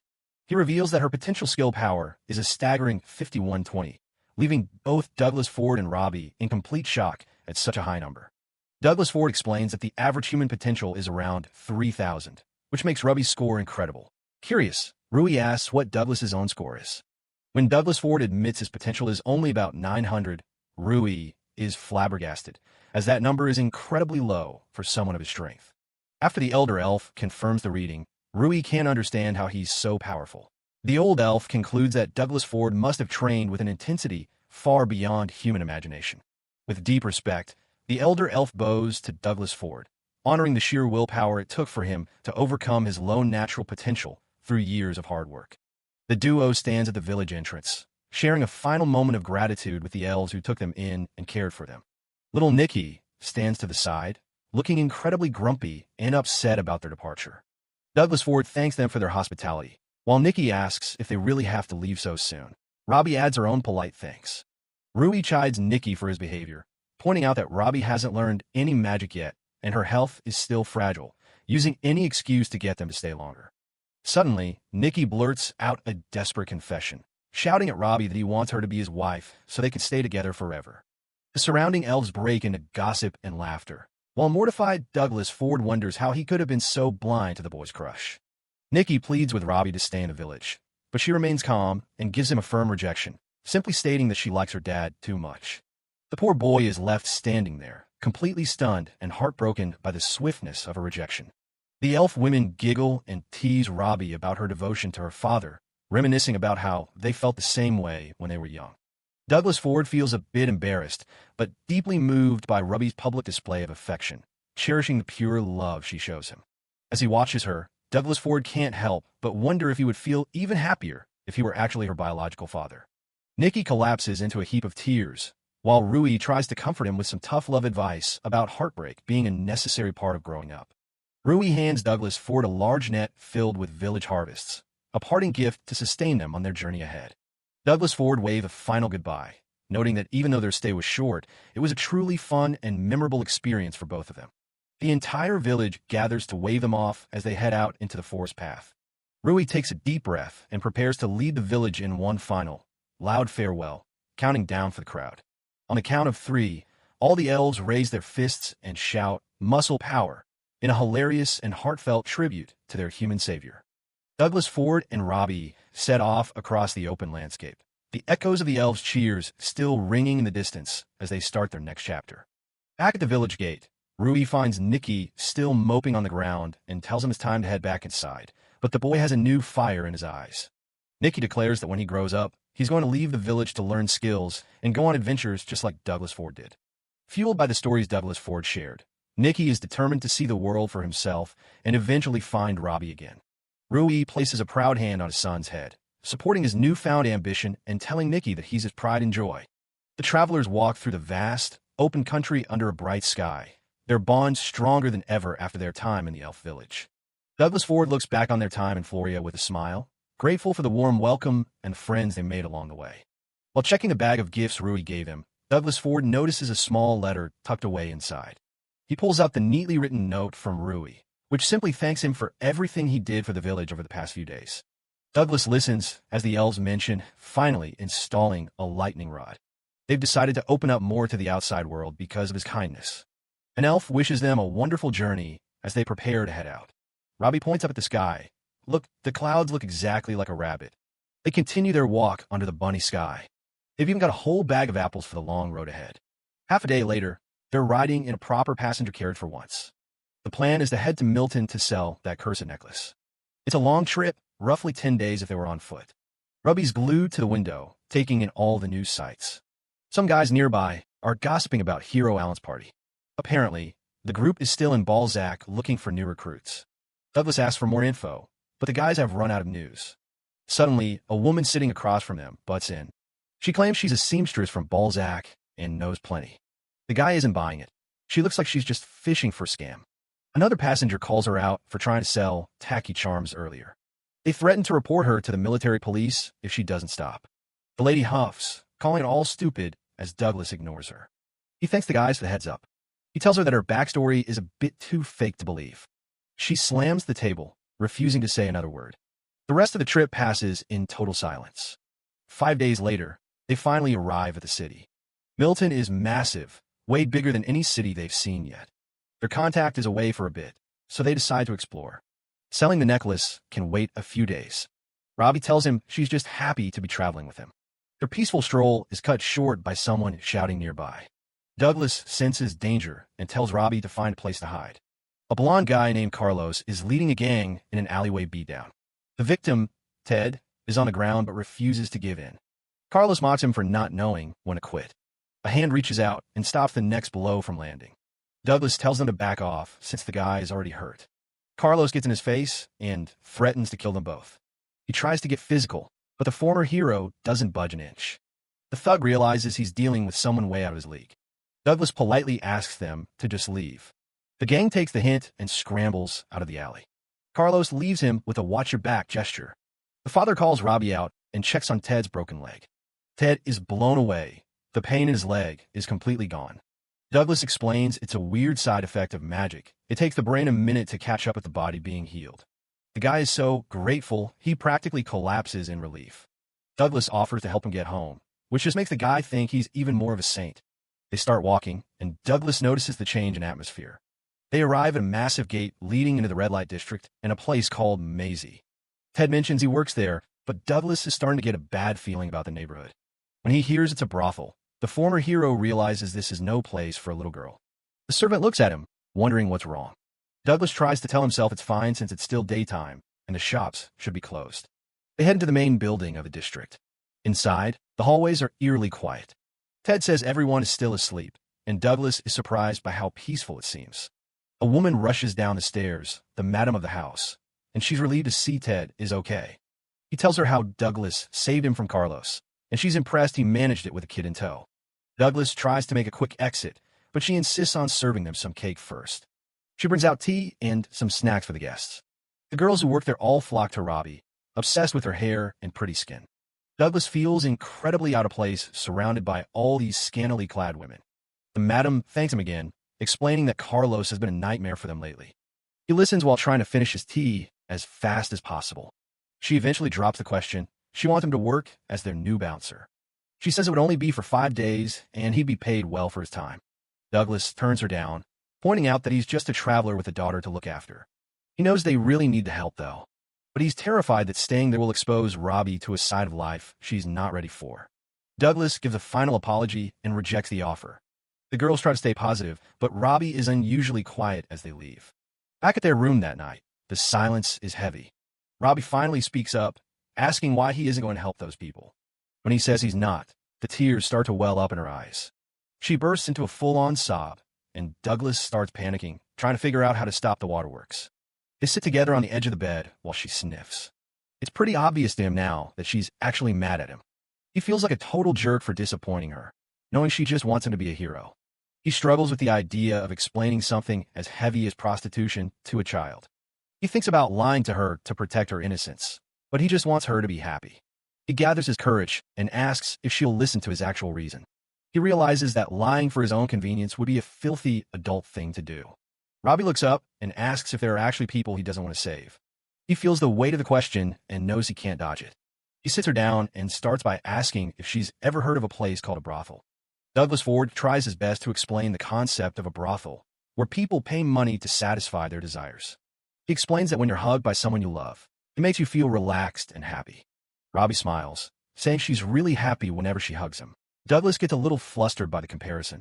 He moves on to explain that some people are incredibly lonely, and they pay for kindness to fill that emptiness. Douglas admits that he finds the idea of buying love with money to be very sad, which is why he didn't want her staying there. Robbie listens quietly as she processes his explanation. The little girl apologizes, realizing now that her father was only thinking of her well-being. She tells him she understands how it feels to be lonely and sad, as she was very unhappy before she met him. Robbie looked him in the eye and tells him she really likes it when he helps people in trouble. Douglas is struck by her words, realizing he had made a decision without truly considering her feelings. He apologizes and tells Robbie that they will go back to the brothel tomorrow morning. The next day, they return to the red light district as the city begins to wake up. Douglas worries about the drunkard around them, but Robbie seems unfazed by the less-than-ideal scenery. He realizes that he doesn't need to overthink things. Robbie is more than capable of finding beauty in the world on her own. The former adventurer reflects on his own need to have a broader view of the world.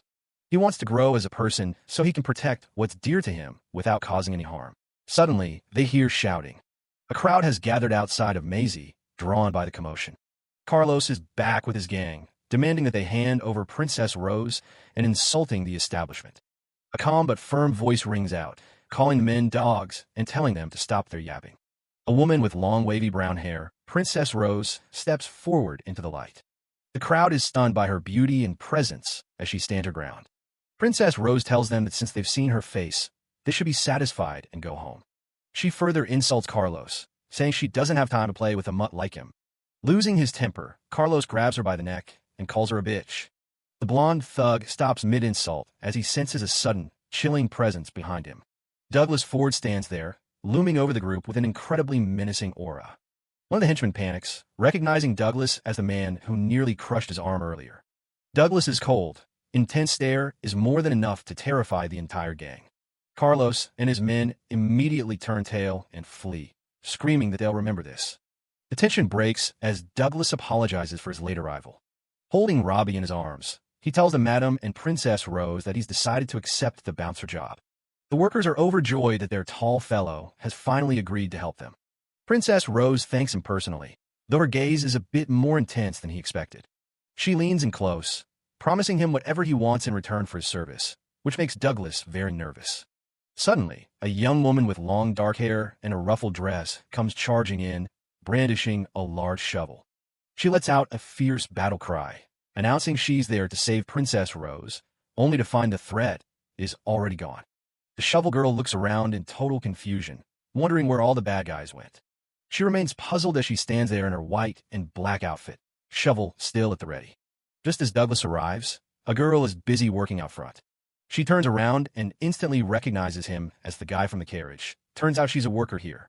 Veronica immediately tries to play it cool, acting like they're barely even acquaintances. But then she grabs the man, insisting they need to have a little private chat. She drags the poor guy and Robbie away from the others, looking pretty desperate. Once they're alone, she gets aggressive, threatening him to keep his mouth shut about her trying to scam him before.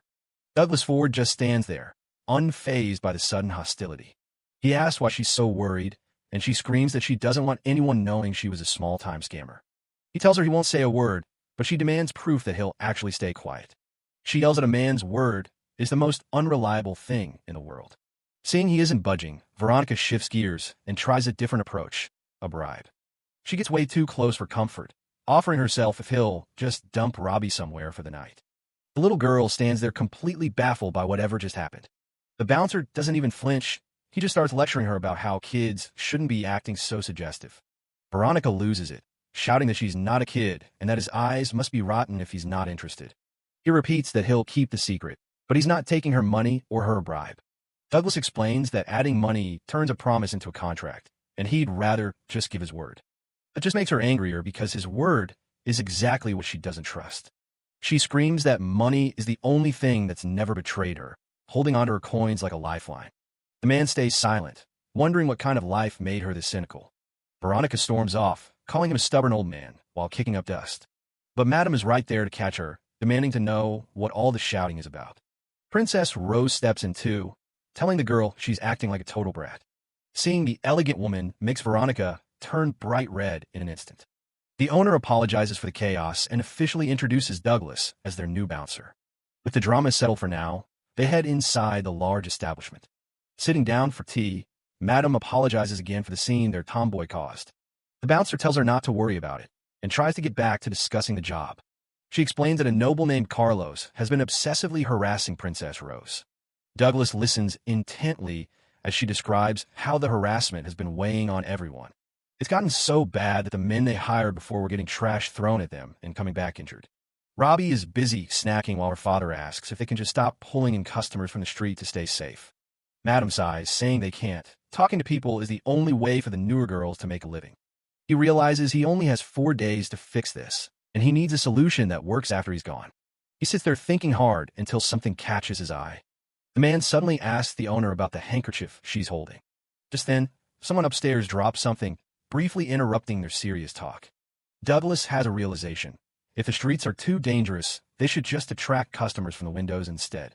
The woman points out that they'd have to yell to be heard, and there's no way to actually touch the customers that way. He holds up a lacy handkerchief, suggesting that physical touch isn't the only way to get a man's attention. Madam's eyes light up as she realizes he's talking about playing hard to get. While they're planning, the girl comes over with a flower she picked, and Douglas gives her a warm thanks. Douglas gets to work, sitting at the table with Robbie while he carefully cuts through stacks of old fabric. He tells Robbie she'll find out soon enough what he's planning, and the little girl watches in awe as the first shapes start to form. Robbie's eyes go wide as she holds up the finished product, a perfect little flower made entirely of cloth. Douglas explains the plan. They'll make a whole bunch of these and shower them from the windows to catch everyone's eye. Madam wants to wake up the other girls to help, but Douglas insists on letting them sleep while they handle the sewing themselves. The owner is genuinely touched by his kindness, but Douglas just focuses on his work, comparing his fake flower to the real one Robbie found. Robbie is more than happy to pitch in, eagerly crumpling up the cloth to give the flowers a more natural, wrinkled look. The two of them spend hours together, snip-snapping away until the table is buried in colorful fabric blossoms. As the sun begins to set over the establishment, the massive project is finally nearing completion. Robbie is practically glowing as she looks over the mountain of flowers, amazed that they actually managed to make so many. She imagines how happy people will be when they see all these beautiful flowers floating down from the sky. Seeing her so excited makes Douglas smile, hoping her wish for a little more happiness in the city comes true. The next morning, a group of girls from the house come rushing down the stairs, completely blown away by the sight. They can't believe how real the cloth flowers look and start peppering Douglas with questions about who made them. He introduces Robbie as his daughter, but the girls seem to recognize him from somewhere else entirely. One of them suddenly screams in realization, asking if he's actually the famous dad adventurer. The man is caught off guard, wondering how on earth word of his nickname from Addington reached this city. That's when one of the girls slams a newspaper onto the table, proving that his reputation is officially preceding him. The headline is hard to miss. It's a whole story about his great feats in Addington, complete with a drawing of a dragon. The girls are all over him now, amazed that the guy who defeated a legendary dragon is standing right in their living room. Madam joins in, mentioning that she knows he's the one who took down Matlock and freed all those orphans. Douglas tries to play it down, looking a bit bashful about all the sudden attention and praise. But the mood shifts instantly when Veronica appears on the stairs, looking down at them with pure venom in her eyes. She mocks him for gloating over his good deeds, calling him a fake and absolutely disgusting for pushing his help on people. Madam tries to step in and defend him, but Veronica isn't listening to anyone anymore.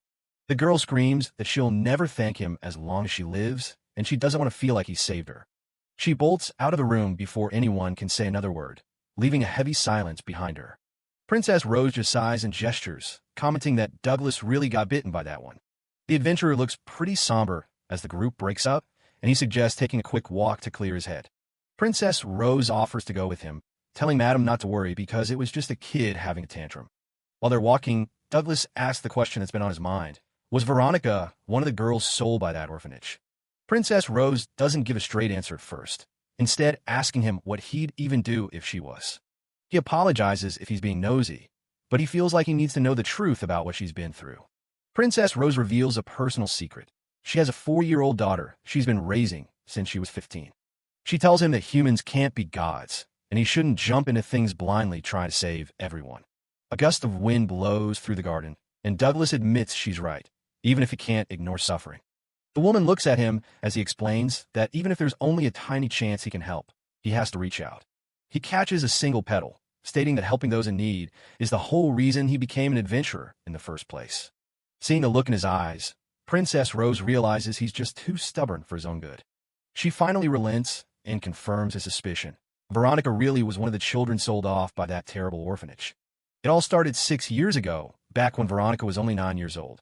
Douglas Ford is completely floored to hear she was just a child when it happened. Princess Rose explains that the manager back then was a piece of trash hooved by kids without a second thought. In a flashback, a young Veronica is hiding in a dark stable, sobbing until a light suddenly breaks through the darkness. It's Princess Rose looking down at the terrified girl and asking who she is. Instead of being cruel, Rose steps in as her new mentor and checks the bruises from where the previous manager hit her. She gives her a cold dose of reality, telling her that for kids who are bought and sold, there really isn't anywhere left to run. Holding the girl close, Rose tells her that if she ever wants to be truly free, her only choice is to keep living here and survive. From that day on, something inside Veronica snapped. She stopped running and started working like she was possessed, saving every single coin she earned to buy back her freedom. But 6 years later, a letter arrived from the military police. She was free because her sale had been illegal all along. Rose tells Douglas that even though they all celebrated her freedom, Veronica showed up at their door again just a few days later. She came back broken, feeling like she was already too far gone to ever live a normal life in the outside world. Hearing this, Douglas clenches his fist in frustration, feeling the weight of being 6 years too late to help. Rose apologizes for dumping such a heavy story on him, but she's surprised to see he still wants to reach out to her. He says he just wants to talk to her, thinking back to when Veronica questioned why anyone would bother being nice to someone like her. Seeing his sincerity, a soft smile finally touches Rose's face. Later that night, Veronica is sitting alone on the edge of a roof, looking out over the city lights. Her quiet moment is interrupted when a voice calls out her name. It triggers a flash of a nightmare she lived through, full of faceless people and the lies she was told as a child. She jolts back to reality, realizing Douglas has actually come to find her. She immediately puts her guard back up, telling him not to bother if he's here for an apology. When he says he isn't looking for one, she gets even more defensive, telling him that just looking at him makes her sick. She screams at him, lashing out at all the adults who never showed up when kids like her were being discarded. Instead of arguing back, Douglas simply bows his head in a deep, silent apology. He tells her he's sorry on behalf of all the adults who failed to save her and the other children 6 years ago. Veronica is stunned, asking him why on earth he's apologizing when she's just taking her anger out on him. He gives her a look that's filled with genuine regret. For him, it's not about who's at fault. He just feels the pain of not being there to stop their suffering. He looks her in the eye and says it again. He's sorry he wasn't able to save her back then. The walls she built up for years finally start to crumble as she struggles to hold back her tears. She tries to fight it, claiming she's already ruined, but Douglas shuts that down, telling her he got a second chance at his age, so she definitely can too.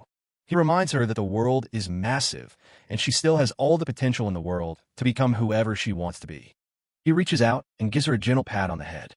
Robbie jumps in to help, patting her too, which sends Veronica into a blushing mess as she yells at them to stop treating her like a kid. But she can't hold the act up anymore and collapses into him, sobbing her heart out. She just lets it all go, finally crying the tears she's been holding back since she was 9 years old. Her cries echo out over the quiet rooftops as the long night finally starts to come to an end. A few days later, the city is buzzing with excitement for a special festival. It's the flower scattering ceremony, where the women of the district throw roses down to the crowds below. Princess Rose stands on the balcony, teasing the crowd that a special service awaits anyone lucky enough to catch one. The crowd goes wild, trying to grab a flower, while Veronica watches the chaos from a distance. With a rose in hand, Veronica finally feels free to start over, while Douglas and Robbie cheer her on from the festival below. Veronica takes a moment to herself, reflecting on who she really wants to be. Looking up at the falling petals, she realizes she finally has the freedom to choose her own path. Life at the establishment settles into a peaceful routine for the next few days. Though she's still a bit shy, Veronica starts following Douglas Ford around, hiding whenever he looks her way. She still gets flustered easily, yelling at anyone who points it out, while Douglas just watches with an amused look. Madame breaks the quiet, mentioning that Carlos Morius's father, Baron Morius, is returning to town tomorrow. She hopes that reporting the kid's behavior to the Baron will finally get him to back off. Douglas realizes his plan to sell the cursed item to the Baron might be ruined now that he's made an enemy of his son. Madame tells him not to worry, though Douglas knows this means today is Carlos's last chance to act. For a while, things stay quiet as the girls go about their chores and hang the laundry. Suddenly, the front gate is kicked wide open, shattering the calm afternoon. Carlos marches in with a smug look on his face, clearly back for another round. He hasn't learned a thing, immediately demanding that they hand over Princess Rose. But this time he brought real backup, a squad of veteran mercenaries all the way from the capital of Balzac. He gloats about his expensive new muscle, telling Douglas he stands no chance against actual professionals. Douglas realizes the guy had been quiet lately because he was just waiting for these reinforcements to arrive. He tries to reason with the kid, telling him that hiring a mercenary army for a crush is way beyond overkill. He even gives him some free dating advice, saying that if he really likes Rose, this is the worst way to go about it. Carlos loses it, screaming at Douglas to stop acting like his father. Before anyone can move, a strange sound echoes through the air and the veteran mercenaries start dropping one by one. Carlos is completely baffled, watching his expensive backup collapse without a fight. The men hit the ground gasping, clearly struck by something they never saw coming. Douglas scans the rooftops and spots a figure sitting up high, casually watching the scene. It's the mysterious assassin, who seems impressed that Douglas was actually able to follow his attacks. This new guy isn't just fast. Even while messing around, He isn't leaving a single opening for a counterattack. The fallen mercenaries are in agony, their bodies feeling like they're burning from the inside out. The assassin doesn't stop there, launching another wave of lethal projectiles toward the group. Douglas reacts instantly, using his wind magic, Gale, to blow the attacks away from the girls. He realizes the guy is using needles laced with deadly poison magic. The assassin stops and looks at him, genuinely confused as to why Douglas would bother saving his enemies. He mocks Douglas for being super naive, noting that someone with his skills shouldn't have any hesitation to kill. He reveals he's been monitoring Douglas ever since his encounter with the Fenrir, which explains how he knew about his power. Then he turns his predatory gaze toward Robbie, making it clear she was the real target all along. Robbie freezes in place, trembling as she feels the pure malice coming from the rooftop. The assassin finds the situation hilarious, offering Douglas a round of applause if he can figure out his plan. Douglas remains silent, his expression darkening as he focuses on a new threat. The killer drops the act and states his goal. He's taking the rabbit and leaving. Douglas pulls Robbie behind him, making it perfectly clear that he isn't taking anyone. He doesn't know who this guy is, but it's obvious he's a direct threat to Robbie's life. The assassin just grins, deciding he'll just have to kill Douglas Ford first before he takes what he came for. The assassin starts things off with a burst of poison magic, filling the area with a toxic mist. He isn't aiming for Douglas, though. He lunges straight for the innocent bystanders watching from the sidelines. Douglas reacts fast, casting a gale to blow the poison away from the women. But the mist has already hit the thugs on the ground, and they're definitely not looking too good. He has to switch gears immediately, activating a second skill to dispel the poison before it's too late. The assassin just laughs, mocking him for trying to save everyone while his own guard is down. Before Douglas can even reset, the killer is right in his face, landing a solid hit. He's forced to block, barely keeping up with the sheer speed of the man's movements. Douglas grits his teeth, realizing this guy is a total pro who doesn't make a single sound when he moves. He manages to push the guy back, but the constant casting is starting to take a serious toll on him. The killer points out that he can't keep both defensive spells running and fight at the same time. He mocks Douglas for playing the hero, but Douglas just doubles down on his wind magic to keep the poison at bay. A creepy grin spreads across the assassin's face as he talks about how much he loves watching people betray each other. "That's not what I want to show her," Douglas yells, throwing himself back into the fight with everything he's got. The assassin just laughs it off, his movements becoming even more frantic and dangerous. He launches a massive wave of knives into the air, aiming them right at the brothel and the terrified Robbie. Douglas is stuck with an impossible choice: keep the poison field up or save the kid from the rain of steel.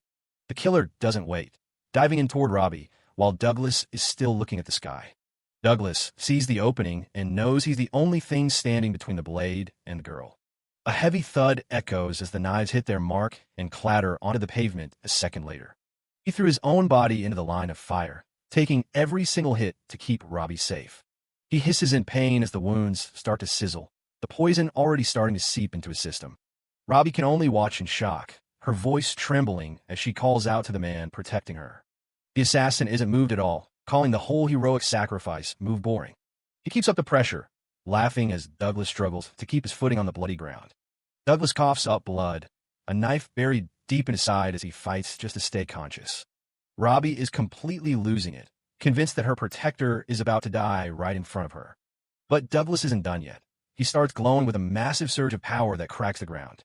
Even the assassin is surprised he's still moving with a blade stuck in his stomach. He lunges in for a finishing blow, aiming to put Douglas down once and for all. Douglas just ignores the pain and starts a new chant, drawing on his final reserves of mana. The assassin's eyes widen as he realizes the old man is actually pulling off another high-tier spell. A massive blast of lightning slams down, catching the killer in a full-on explosion of raw energy. Douglas tells Robbie to stay back while he uses what's left of his magic to purge the poison from his own blood. Before the killer can recover, Douglas binds his wrists tight with glowing chains of light. He tells the guy he's handing him over to the military police, but the assassin doesn't look worried at all. Douglas demands to know who hired him, but the man just tells him to ask Robbie for the truth. He drops a bombshell about the kid hiding dangerous information, leaving Robbie looking absolutely shaken. Veronica and her staff come running out, and Douglas tells them to focus on treating the wounded mercenaries. The assassin just sighs, sounding more bored than defeated that he actually messed up the job.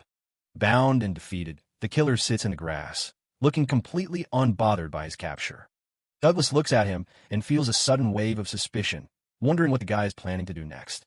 Just when Douglas thinks he has him trapped, the assassin uses a hidden blade in his heel to slice through his own wrists.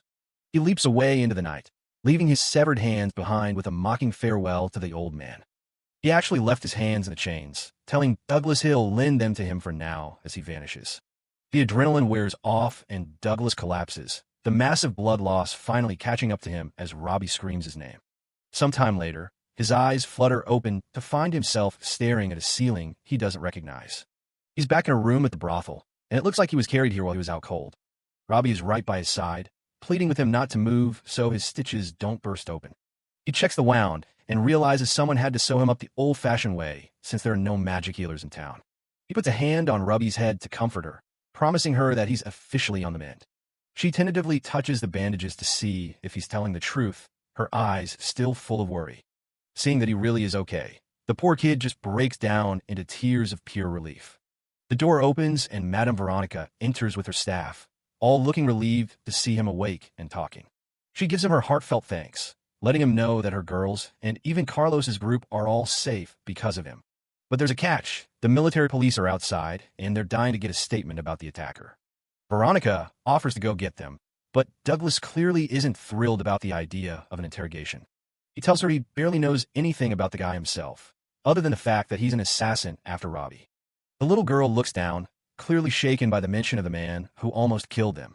Veronica also mentions that Baron Morius is back, and he's already been briefed on everything his son did.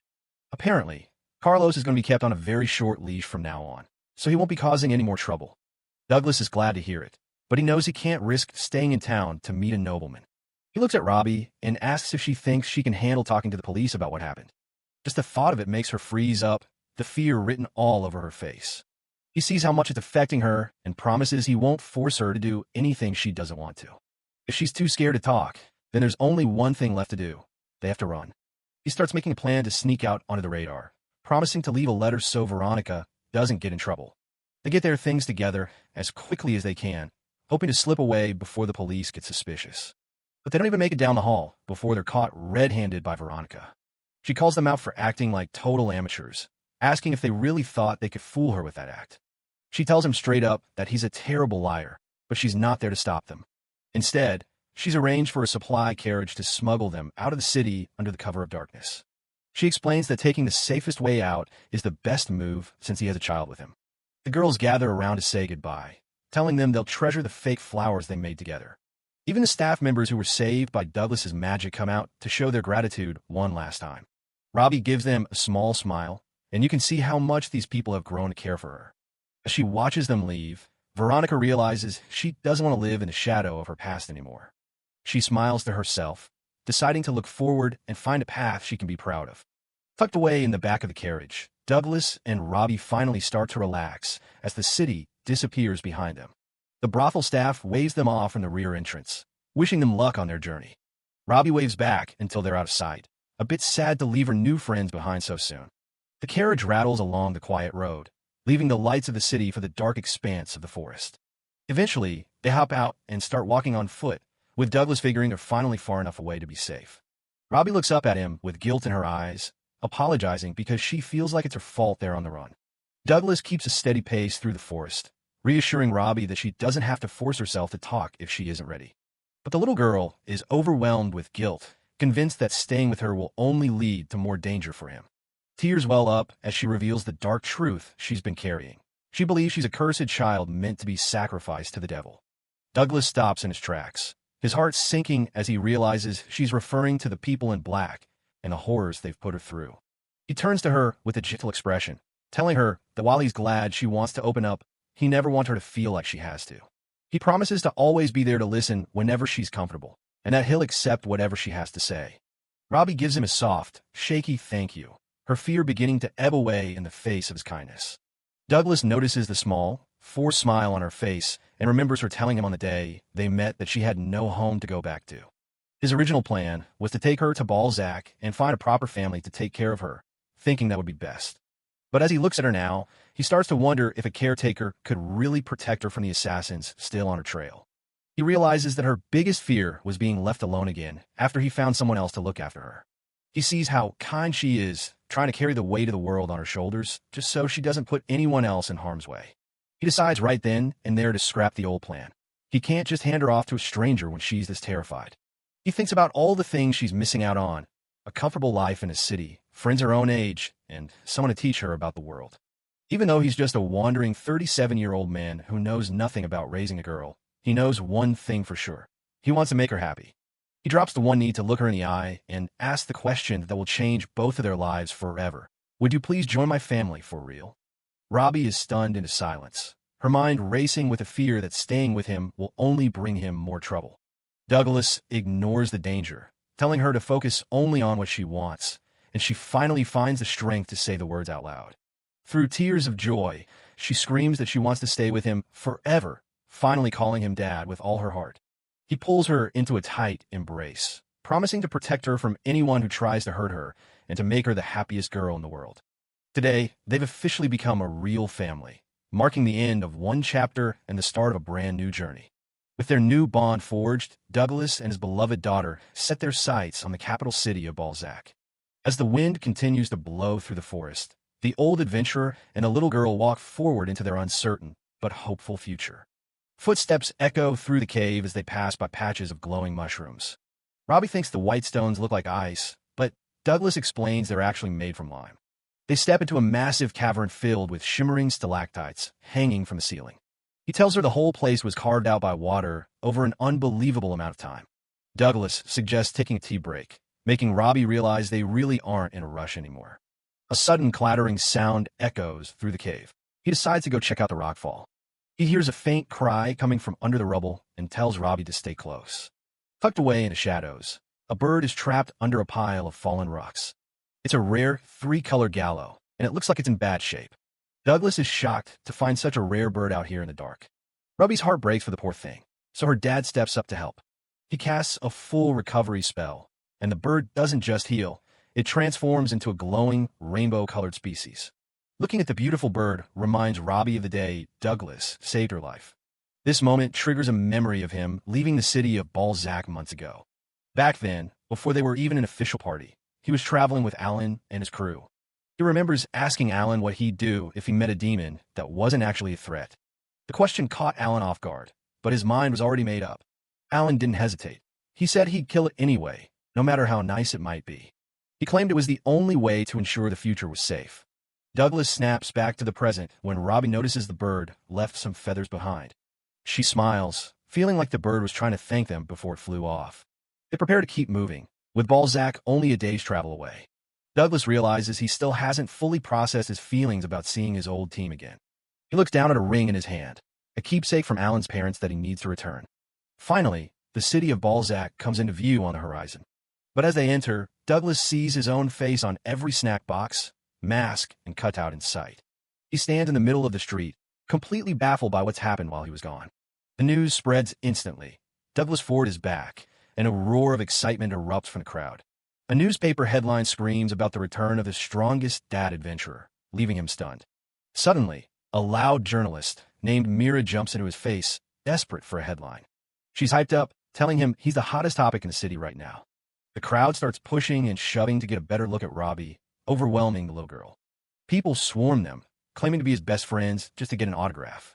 Seeing how terrified Robbie is, Douglas knows they have to bail fast. He casts a mirage spell, filling the entire street with thick, white smoke. By the time the smoke clears, the two of them are nowhere to be found, leaving the crowd in awe. They sprint through the back alleys as the fans scramble to find them. They finally reach a quiet corner, and he explains he just used an illusion so they could hide. He apologizes for the scare, but he's relieved to see she's doing okay. Surprisingly, Robbie's just happy that her dad is so popular, even if it's a bit much for him. Douglas realizes that if they want to get anywhere without a riot, they're going to need a disguise. They head to a local shop where a bell chiming welcomes them, and an old friend looks up from the counter. Laura, the storekeeper, is deep in thought behind her counter when she hears a familiar voice. Douglas announces their arrival, accidentally scaring the daylights out of her. After she recovers from the shock, she's thrilled to see him again after all this time. Douglas introduces Robbie as his daughter, and the little girl shyly greets the red-haired merchant. Laura cuts straight to the chase, asking what they need from her shop today. She immediately understands the situation, He needs a way to move through the city undetected. They start browsing through wigs and hats, trying to find something that doesn't scream strongest mage. Robbie picks out a flamboyant outfit that makes Douglas look more like a traveling musician than a legendary hero. Laura presents a jar of magical sprinkle powder that can temporarily change a person's hair color. She suggests Robbie use it too, since her silver hair is pretty distinctive. Douglas worries about people chasing down a child, though he hopes it won't come to that. Robbie wonders if the powder will give her the same hair color as her dad. Douglas decides to buy the powder along with the rest of their disguises. While they pack up, he asks if she knows where Alan and the rest of his old party are. He quickly clarifies that he has zero interest in joining them again. He's just curious. Laura notices he seems a lot happier now than when he first left the city. She tells him that he just missed them, as they disappeared from the city a few days ago. Rumor has it they fled a major quest at the last second, and Laura is glad they're gone. She explains that ever since he left, the hero party has been a nightmare for local merchants.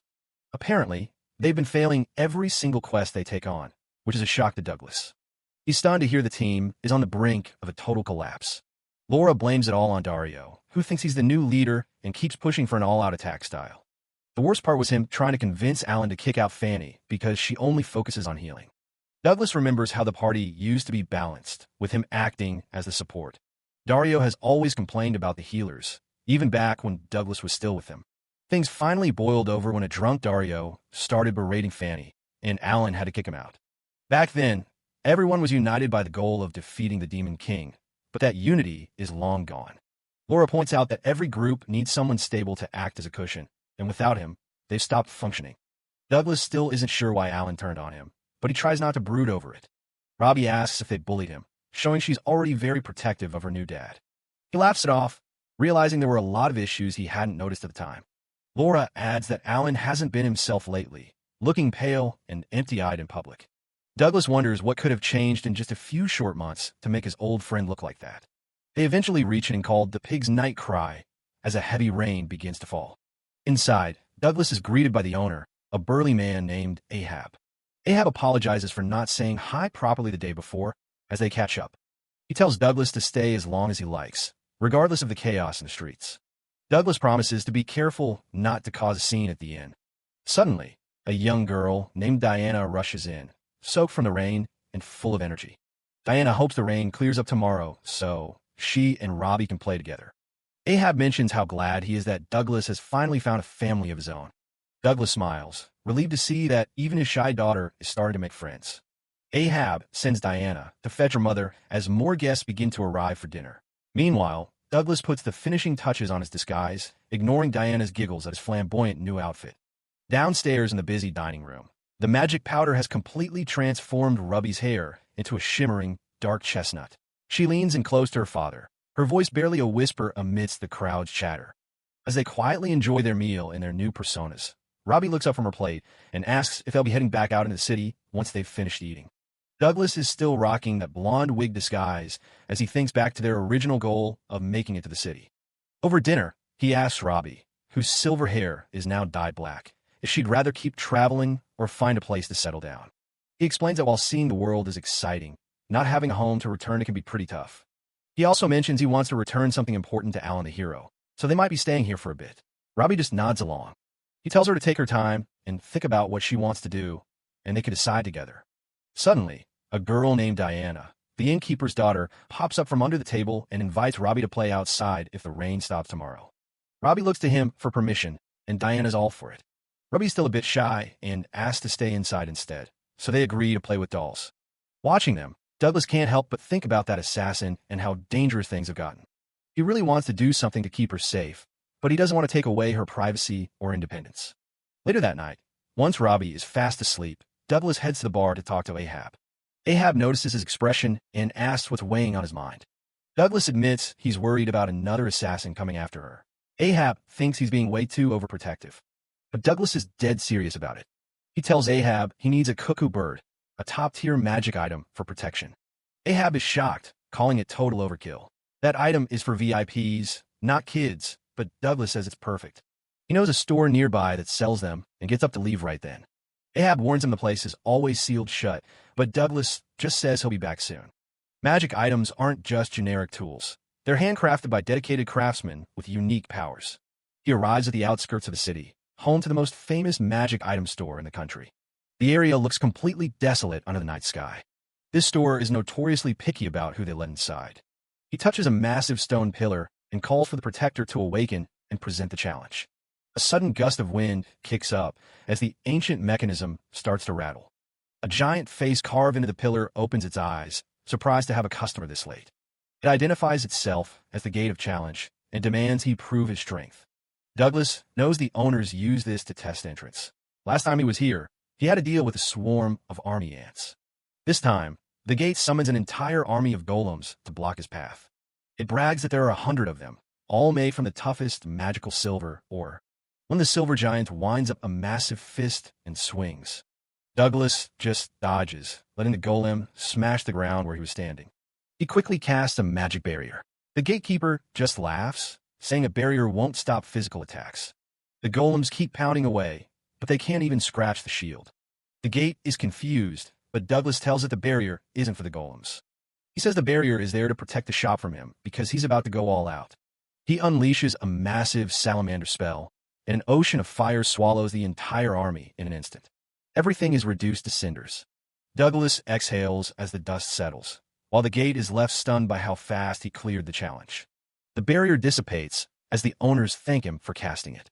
2 halfling girls come running out, shouting about their record being ruined. Douglas just gives them a casual greeting. These are the owners, Esther and Carrie, and they stop dead when they realize it's Douglas Ford. Both girls just let out a massive sigh of relief that the chaos is over. Douglas hands over his membership card to Esther and Carrie. It's been 3 years since he last visited, so it's long expired. The girls scan the card into their tablet, still in disbelief that the legendary mage himself just took their gauntlet challenge. Inside, the shop is a sprawling tower of books and floating artifacts, all glowing with magical energy. Douglas is impressed that the place is just as captivating as he remembers. He thinks Robbie would love to see this next time. The sisters tell him he can just show the card to the gate from now on. They ask if he wants to buy something or just renew his membership. He asks about the anti-crime cuckoo bird. Carrie says it's a back order, and Esther warns him it costs 100 gold, enough to buy a mansion. Douglas realizes he's going to need some high-paying quest contracts to afford that kind of protection for Robbie. He tells him to put it on back order, and he'll return in a few days. The girls wave goodbye as he heads back into the city night. He walks home, planning to start his hunt for high-reward quests first thing tomorrow morning. Suddenly, a loud thud echoes behind him as someone drops down from a nearby building. It's Mira from the Boisterous Magic Printers Association. She's completely winded from the chase, but thrilled she finally caught up. Douglas is annoyed. He thought he'd be safe from journalists at night, and asks her to stop stalking him everywhere. Mira just yells louder, telling him he clearly doesn't understand how special and popular he's become. She's making so much noise that neighbors start peering out of their windows to see what the shouting is about. She starts rambling about exclusive interviews and handshake events that would make the city love him even more. Douglas is horrified at the idea of being paraded around the city like a local celebrity. She tries to hand him a newspaper issue, bragging about its high ratings. He just wants to apologize and get away. He makes a run for it, bolting down the alley while she screams for him to wait and sign her articles. Somewhere in the shadows, a mysterious figure stares, a newspaper clipping featuring Douglas and Robbie. The next day, Douglas and Robbie arrive at a hidden basement office, descending a long spiral staircase. As they walk in, a voice welcomes them, saying they're right on time. Douglas is surprised since he never said he was coming. This is Ham, a stocky dwarf informant with a massive beard and sharp eyes. Ham, an old friend of Douglas, brags that his ears for gathering information never go rusty. Ham is an elite quest broker who handles the high-stakes jobs that are too sensitive for the regular Adventurers Guild. Douglas asks how work is going. Ham says he has plenty of info, but not enough skilled people to handle the specialized quests. He heard Douglas was looking for high rewards and says he has a few difficult contracts ready for someone with his skills. Douglas tells him he doesn't care if the pay is lower, as long as the jobs aren't dangerous. He can't be reckless anymore now that he has Robbie. Ham starts quill writing, mentioning that a new quest just came in that might be perfect for him. Robbie asks if they're going to work. Douglas promises they'll go together, and says they might have to leave the city for a few days. Ham says the timing is great, and the job is practically made for Douglas. The quest is for a multi-millionaire trying to find a missing person, and it pays a whopping 50 gold. Douglas is skeptical that a simple search would pay that much, but Ham assures him there's no kidnapping or danger involved. The client is a man named Tolkien, whose 17-year-old daughter, Bridget, ran away after they had a big argument a few days ago. She's apparently hiding in the city outskirts, but she's hired an illusionist to keep her hidden. Em explains that because of the illusions, even searchers who are close by can't find her. Douglas realizes that dispelling illusions takes a lot of technical skill, which is why the average adventurer couldn't handle it.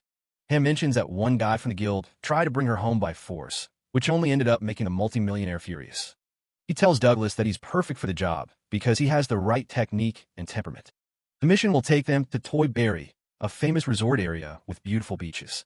Douglas tells Robbie they'll go swimming once they have the time, and she's already excited about the boat ride. Ham just laughs, happy to see his friend enjoying life as a father. They finalize the plans to leave tomorrow. But just then, a heavy set of footsteps starts descending the stairs toward them. The quiet office is suddenly blown apart as Dario crashes through the ceiling with a deafening boom, landing right between Douglas and the desk. Douglas stands his ground, protectively shielding Robbie as the intruder mocks him. Dario sneers, surprised to see the old man back in town and curious if he's really regained his legendary powers. Douglas is stunned to see his former teammate here, while Dario casually tosses a document aside with a sharp flick of his wrist. Flashing a predatory grin, Dario, the specialist swordsman of the hero's party, demands to be included in the quest. He's determined to tag along and cash in on the high reward alongside his old rival. Douglas Ford meets up with Dario by the river at the crack of dawn, carrying a sleeping Robbie in his arms. They don't waste any time and start heading toward the docks together.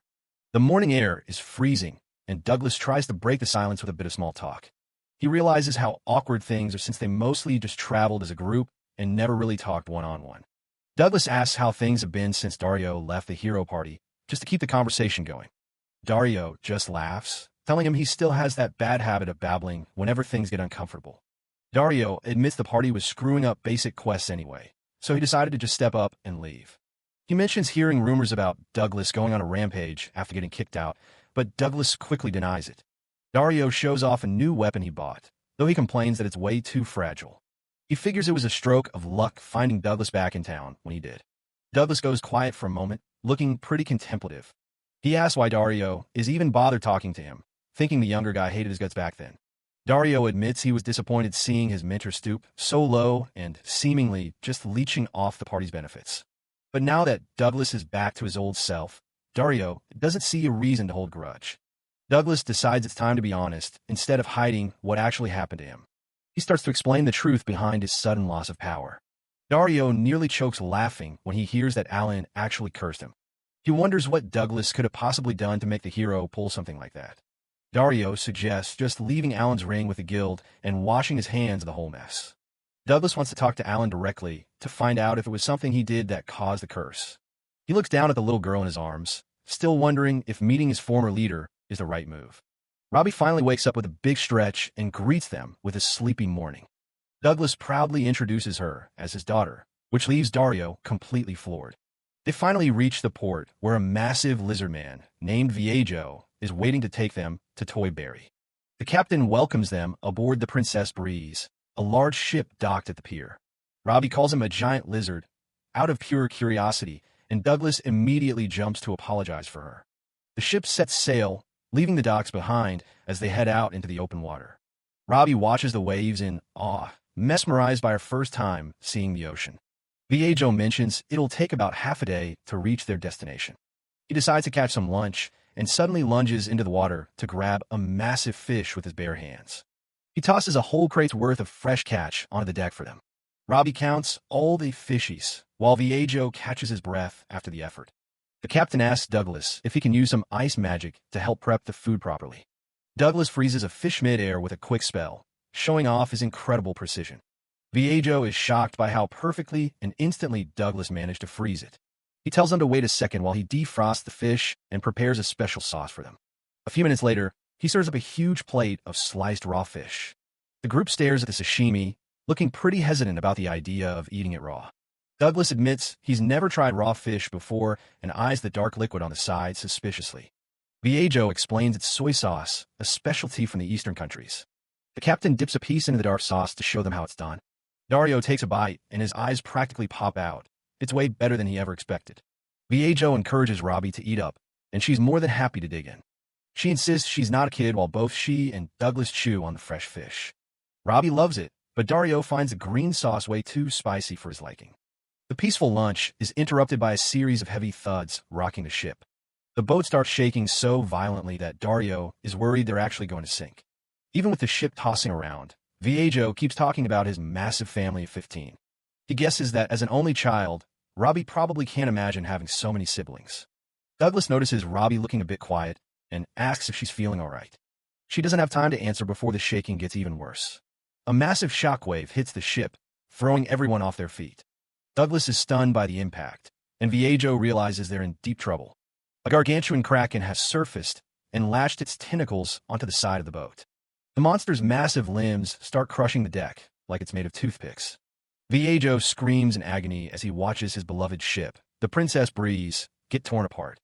Douglas recognizes the beast immediately. It's an S-rank kraken. Dario doesn't look scared at all as he dashes straight toward the monster. The ship continues to take a beating as the kraken tightens its deadly grip. Douglas is impressed by Dario's speed, noting how strong his legs are even without any magic buffs. The young warrior smirks, treating the S-rank threat like it's just an opening act. He activates his magic item, the Blade of Divergence, ready to let loose. He unleashes a massive technique called Blossom of 100 Comets. A storm of slashes shreds the kraken's tentacles into pieces in the blink of an eye. The power is too much for his sword to handle, and the blade completely shatters. Dario is annoyed the weapon hit its limit so soon, while Douglas is just worried about the boat surviving. The kraken is still very much alive and looms over the ship for another round. It lets out a deafening roar that sends a shockwave across the water. The impact knocks Robbie to the deck, and she lets out a pained cry. Seeing her on the ground with a scraped knee makes Douglas see red. Dario stands his ground, ready to keep fighting despite his broken sword. He notices the beast is pulling back, winding up for a massive strike. Suddenly, Dario is pulled back by a surge of wind magic. Douglas steps forward, looking absolutely furious as he begins an incantation. He unleashes a high-tier spell, Grand Ice Magic, Maleficent Frost Eagle. A colossal bird made of solid ice descends from the sky toward the beast. In an instant, the entire kraken and the surrounding ocean are frozen solid. The chaos stops completely as the ship is suddenly surrounded by a sea of ice. Dario and the crew are left in shock, having never seen anything like that before. The S-rank monster is turned into a massive ice sculpture, neutralized instantly. With the fight over, Douglas immediately goes to check on Robbie. He uses Full Recovery, a legendary healing spell, to fix the tiny scrape on her knee. Dario checks in to say they'll be moving again soon, asking Robbie if she's okay. He turns to Douglas, still stunned that the old man just casually used grand magic. Dario is taken aback that Douglas doesn't recognize the term, explaining that grand is the highest possible skill rank. He describes the tiers of magic. Basic spells are standard, high-level spells alter properties, and grand spells are powerful enough to give birth to life. Dario notes that Full Recovery is a grand spell, making it incredibly rare to see someone use it for something as minor as a scratch. Douglas has to tell Dario to stop bad-mouthing their former healer, Fanny, even if it's true that she lacked the skill for such high-level magic. Robbie looks up at Douglas and timidly asks if it's okay for her to practice magic, and he enthusiastically agrees. She has been practicing diligently since they left the elf village of Floria, but so far, she hasn't had any success. Robbie attempts to cast a basic light spell, but when it fails to ignite, Douglas resolves to find a way to help her as soon as they reach the city. Dario looks at Robbie and asks if maybe she just doesn't have the aptitude for magic. Robbie doesn't take that sitting down, insisting that she absolutely does. Douglas Ford speaks up for her, pointing out that her potential is actually through the roof, over 5,000, which is way above average, even for a pro. The blonde guy shrugs and asks what she even wants to learn. Without missing a beat, Robbie tells him she wants to learn light magic. That catches him off guard. He asks why light, especially since she's seen her dad pull off all kinds of flashy elemental stuff before. He explains that magic isn't just about reading. It takes a strong enough wish to spark that first spell. He tells her to think back on why she wants to learn it in the first place. Douglas just watches them from the side, staying quiet and letting them have their moment. Dario catches him staring and tells him to quit spacing out. He's supposed to be the one teaching her, after all. Douglas admits he's a bit surprised because Dario was always the only one in the hero party who couldn't use magic. Robbie then asks him what his very first spell was. Dario's expression shifts. He just looks away and says he doesn't really remember. He brushes it off and says he's going to get some sleep, telling the old man to take over the rest of the lesson. Douglas thanks him for the help, feeling a bit confused by the sudden exit. As Dario walks off, Douglas realizes he's actually a pretty decent teacher. Back in the day, he never would have guessed the kid had this side to him. Douglas follows him out, mentioning that he seemed pretty shaken up back there. He's worried they accidentally brought up some bad memories. Dario just stays silent, his eyes looking heavier than usual. He tries to joke his way out of it, wondering if Alan only got pissed because Douglas is so nosy all the time. Then he gets serious, asking if Douglas and the kid are actually related. Douglas confirms they don't share any blood, but she's family regardless. Dario says he understands perfectly. He mentions that he used to have a family just like that once. No blood, just a bond. The memory takes him back 10 years. He was only 12 then, just another kid being called in for dinner. He grew up in a nameless little village. It was a place where nobody had parents, just a group of kids looking out for one another. The younger kids were always waiting around for food, complaining about being slow or tired. Young Dario would come running back, excited whenever he'd managed to catch some actual meat for the group. He wore a simple cross pendant, one of the few things he could call his own in a place with nothing. They'd all sit down together in their run-down shack, grateful for whatever meal they managed to scrape together. It was just 12 orphans living in a village without a single adult to guide them. Their leader was a guy named Sunday. He was the oldest, and the kids named him that because he always kept things bright for them. Dario was just a hungry kid back then, focused more on his next meal than anything else. He used to give Sun a hard time about his cooking, complaining whenever there were too many leaves in the stew. Sun would just point a finger and tell the brat to eat his veggies if he wanted to grow up strong. Sun had big plans. He was determined to leave the village one day and find a way to keep all their bellies filled for good. One day, Sun started asking around to see if anyone knew where the Book of Skills was hidden. He showed up in this hooded cloak, looking way too serious for a normal afternoon. He pulled Dario aside, saying they needed to talk. He dropped the news that he was leaving the village for good in 2 days. He wanted to know what Dario thought about him heading out. This was right when the calamity was starting. Strange demons were appearing everywhere, mostly around the dungeons where they spawned. Sun explained there was an exam in Balzac to pick people for the quest to slay the Demon King. If he made it, they'd never have money troubles again. He looked at Dario and asked if he wanted to come along with him to the city. Dario didn't hesitate for a second. He just leaned back and said he wasn't interested in any of that. He didn't care about the Demon King or being a hero. He just didn't want to leave or fight alongside people he didn't care about. He told Sun he was going to stay right where he was and wait for him to come back home. Sun didn't push him.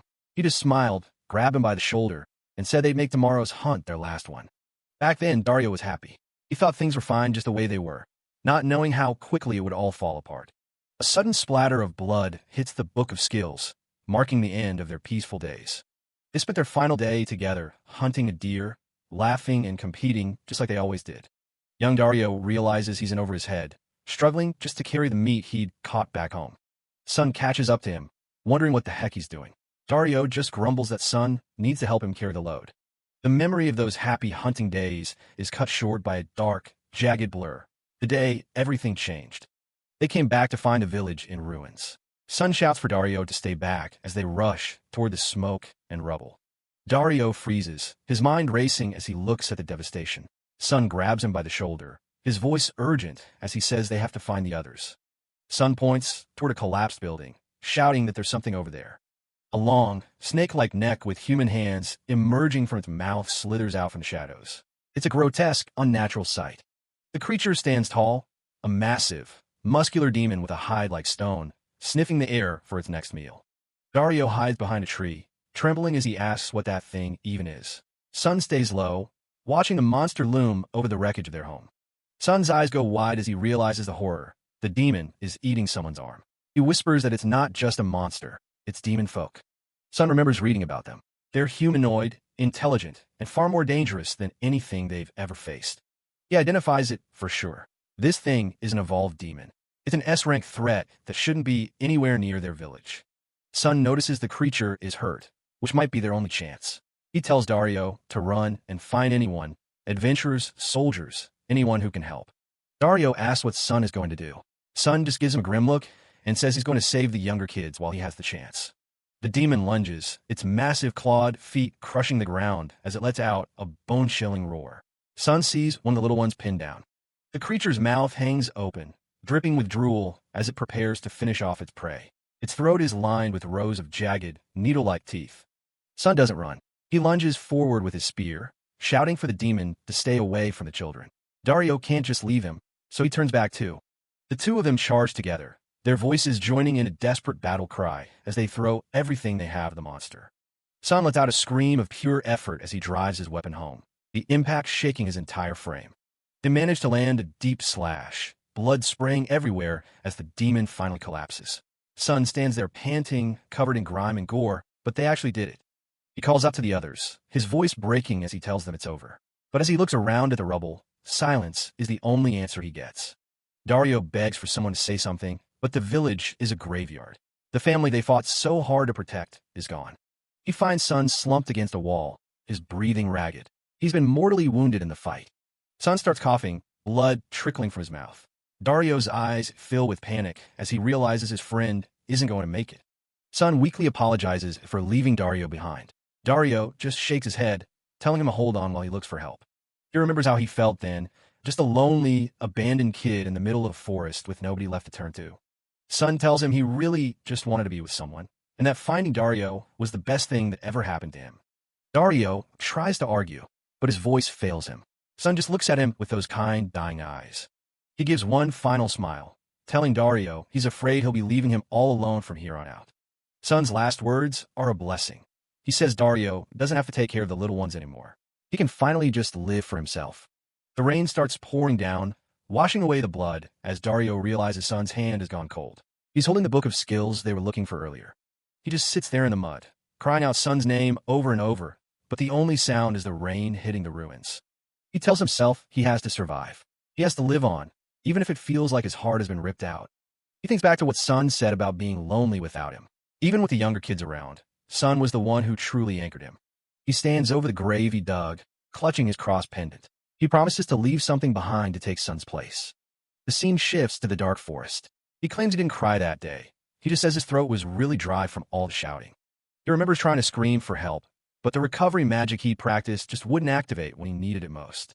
He decided then that if he didn't have the aptitude for magic, he'd just kill every last demon with his own 2 hands instead.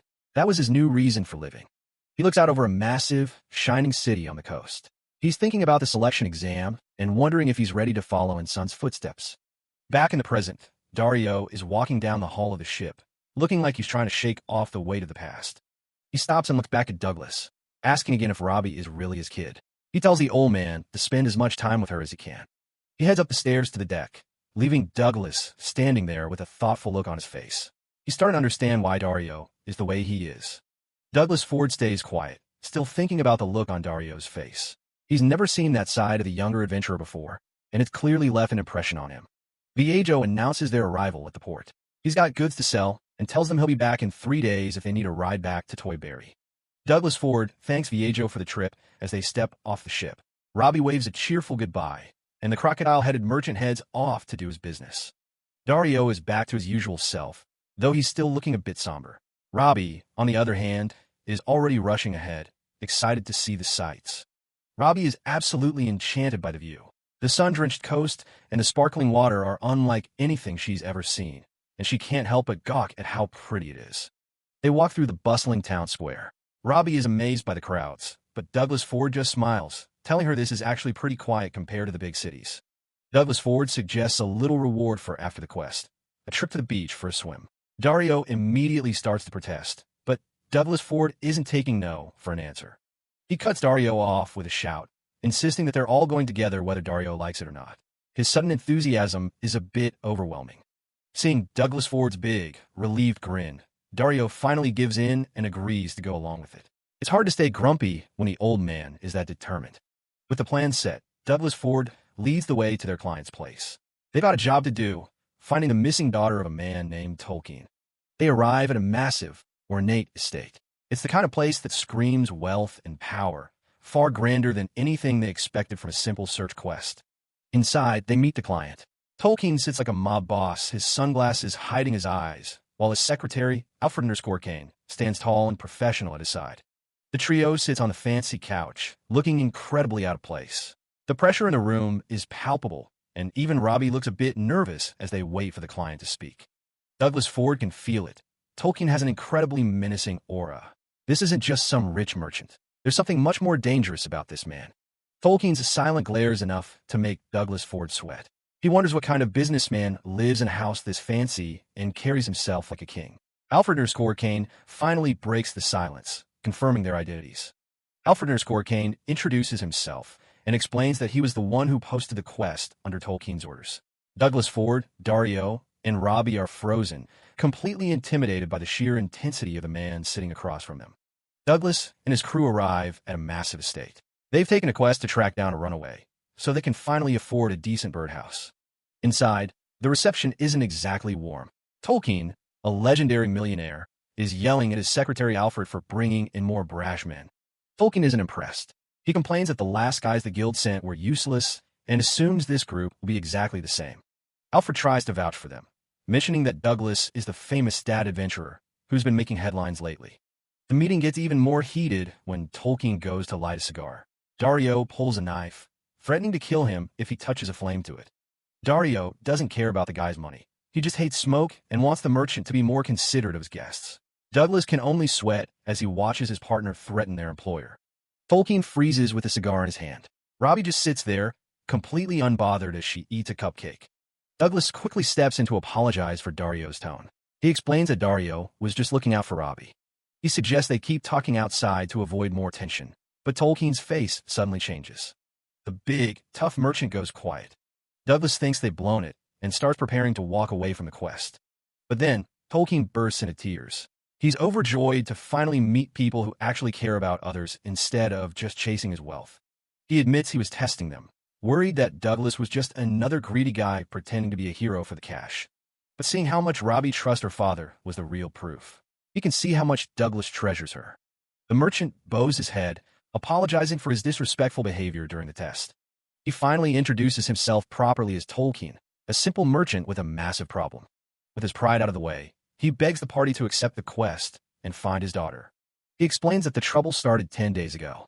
His daughter Bridget had just come back from magic school and said she wanted to go somewhere. He offered her money, and she threw it right back. Ever since his wife passed away, he's worked himself to the bone to make sure she'd always have a good life. They ended up arguing, and she left home right after. He regrets the things he said and asks Douglas to find her.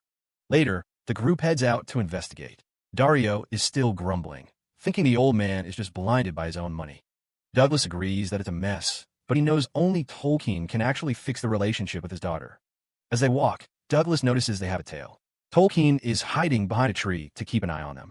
Tolkien owns 3 massive hotels, and he's sure Bridget is hiding in one of them with the help of an illusionist. Checking every room would take too long, so Douglas gets ready to use his own magic. He casts Appraisal, sending out a massive pulse of light to scan the entire building. But the spell doesn't find anything. Dario starts to get annoyed as they strike out yet again. Douglas explains that the spell is just checking for any illusion magic in the area. While the adults talk, Robbie looks like she's just had a sudden realization. Dario finally snaps and tells Tolkien to just come out from behind the trees already. Tolkien jumps, caught red-handed. He stammers about just checking on his hotels. He eventually admits that they were right and that he shouldn't be worrying about work while his daughter is missing. He clenches his fist, begging to join the search party. Douglas asks if there are any other places she might be. Tolkien mentions he has 6 villas. He dismisses one of them immediately, thinking she'd never go to a little house like that. It's a tiny forest villa he bought before his business took off. They only visited it a few times when she was younger. Douglas looks thoughtful. A small, sentimental place sounds exactly like where a runaway would hide. Dario is skeptical, thinking a girl would prefer somewhere glamorous. Robbie, however, is deep in thought. She pipes up, catching everyone's attention. Douglas encourages her to share what's on her mind. Robbie nods, ready to tell them her idea. Robbie explains her theory. If Bridget went to that little house as a child, it probably holds a lot of important memories of time spent with her dad. She thinks that sentimental connection is exactly why Bridget would choose to hide there of all places. Douglas is genuinely impressed by her insight. Robbie can't help but beam under the praise. He turns to Tolkien, asking if there's anywhere else they might have visited. The merchant says no, that was the only place. Tolkien is still skeptical, wondering how a villa they haven't visited in years could be that important to her. Douglas gives him a look, noting that there's usually a lot more going on in a child's heart than parents realize. The group heads deep into the woods to find the old house. The trail leads them through a dense, quiet forest. Suddenly, Douglas stops in his tracks, his eyes narrowing. He orders everyone to stay back. Even though they're still a good distance from the villa, he senses something is wrong. He can see the magic in the air, a complex lost child illusion designed to keep people from finding their way. He kneels to examine the ground as the others watch, confused by the sudden halt. The merchant wonders how they got so far apart. Douglas explains that the entire forest has been covered in an illusion spell. Without a moment's hesitation, Douglas casts Dispel Illusion, unleashing a massive wave of magic that shatters the enchantment. Tolkien is stunned. Usually, breaking a spell of this scale requires special gear and a week of preparation, but Douglas did it in seconds. With the path clear, Dario spots their destination through the trees. Robbie looks on, excited that they might actually find the girl. They finally reach the villa, a small, cozy house tucked away in the forest. Seeing the lights on inside, Douglas is confident that Bridget is inside. But as they get closer, Tolkien suddenly stops, looking completely hesitant. He stammers that he should probably wait outside, much to the surprise of Douglas and Robbie. He mentions a letter she left, saying she won't come home until he understands what's wrong, but he's terrified that he'll never figure it out and she'll end up hating him. The big man hangs his head, admitting he's too pathetic to find the courage to face his own daughter. This is more than Dario can stand. He's had enough of the merchant's cowardice. He storms over to the old man, his face a mask of frustration. Dario yells that if he doesn't understand his kid, he needs to grow some guts and actually talk to her. He gives the merchant a shove, sending him rolling across the grass. Alfred and Douglas watch in silence as the millionaire rolls into a heap. Inside the house, the sudden noise outside causes a massive thud, startling the occupants. Douglas and Robbie enter the villa and are immediately greeted by a very surprised young woman. It's Tanya, a bee-skin who's been acting as Bridget's protector and illusionist. Bridget herself steps out, shocked to find a famous dad adventurer standing in her living room. She tries to play it cool, but her nervous laughter gives her away. Tanya looks defensive as Bridget officially introduces herself, apologizing for dragging them into her family drama. Douglas doesn't waste any time. He pulls up a chair and tells her he wants to get straight to the point. He's not there to lecture her. He just wants to understand how she really feels about everything. Bridget looks down, admitting that ever since her mom passed away, her father has been obsessed with work and money. She explains how painful it was being left all alone in a giant, empty house while her dad was off making more cash. She remembers how she'd beg him to spend time together, only for him to shake his head and prioritize his business. She was always too scared to tell him she was lonely, worried that if she did, he'd just push her away again. Douglas listens intently as the pieces fall into place. He realizes that Tolkien's efforts to provide a good life were the very thing driving his daughter away. He summarizes the situation. She ran away because she was lonely and felt like her father had no time for her. Bridget can't help but cry as the truth finally comes out. Outside the villa, Tolkien lets out a loud, heart-wrenching wail that startles everyone inside. Bridget and Tanya are frozen in shock as they recognize the voice. Douglas looks down, knowing exactly what's about to happen. With a sharp snap of his fingers, Douglas casts Dispel Mirage, shattering the invisibility spell he had placed on the merchant. The sudden reveal leaves Bridget speechless. Her father had been standing right there, listening to every word she said. Douglas gives a small, knowing smile, admitting that he simply copied the trick Tanya had used to hide the house. Bridget is overwhelmed with embarrassment, her face turning bright red as she realizes her father heard her deepest secrets. Tolkien doesn't even try to hide his emotions. He falls to his knees, bawling as he begs for his daughter's forgiveness. He admits he was wrong to think that money and luxury could ever replace the love she lost when her mother died. He pleads with her to believe that every choice he made was intended to bring her happiness, even if he went about it the wrong way. Through his tears, he confesses that there was never a single day where he wasn't thinking about her well-being. A memory of simpler times flashes through Bridget's mind. Her father, though busy, always trying to provide for her even if it meant working late. Looking at the sobbing man, Bridget realizes that for all his wealth, her father is incredibly clumsy when it comes to understanding people's hearts. The coldness in her expression begins to meld away as she looks down at the man who has provided everything for her. She finally speaks, her voice soft as she admits she always knew he cared, even if he was terrible at showing it. Outside in the cool night air, Alfred and Dario keep watch over the villa. Dario wonders if they really should be out there. Alfred calmly explains that it's best to give the family the space they need to reconcile. Dario mentions that he's starting to see Tolkien in a different light, realizing the man isn't just blinded by his riches. Alfred reveals a side of his master that few see. Tolkien uses his massive fortune to provide jobs and stability for countless orphans. He described how Tolkien works himself to exhaustion, sometimes going without sleep just to ensure a better future for children who have nothing. Dario is floored by the revelation that the old man, was once a legendary adventurer himself. Alfred admits he doesn't know the full story of why his master retired, whether it was for Bridget's sake or something else entirely. The butler clenches his hand as he recalls the warmth of the man who rescued him from the streets so many years ago. He tells Dario that Tolkien has always dedicated his life to helping others, no matter the cost to himself. A rare, genuine smile touches Alfred's lips as he thinks back on his master's kindness. He remembers the day he was found, a broken orphan who was given a second chance at life. Alfred places a hand on a nearby stone, lost in the memories of his past. He looks down at a simple necklace, his only connection to the life he lived before becoming Alfred.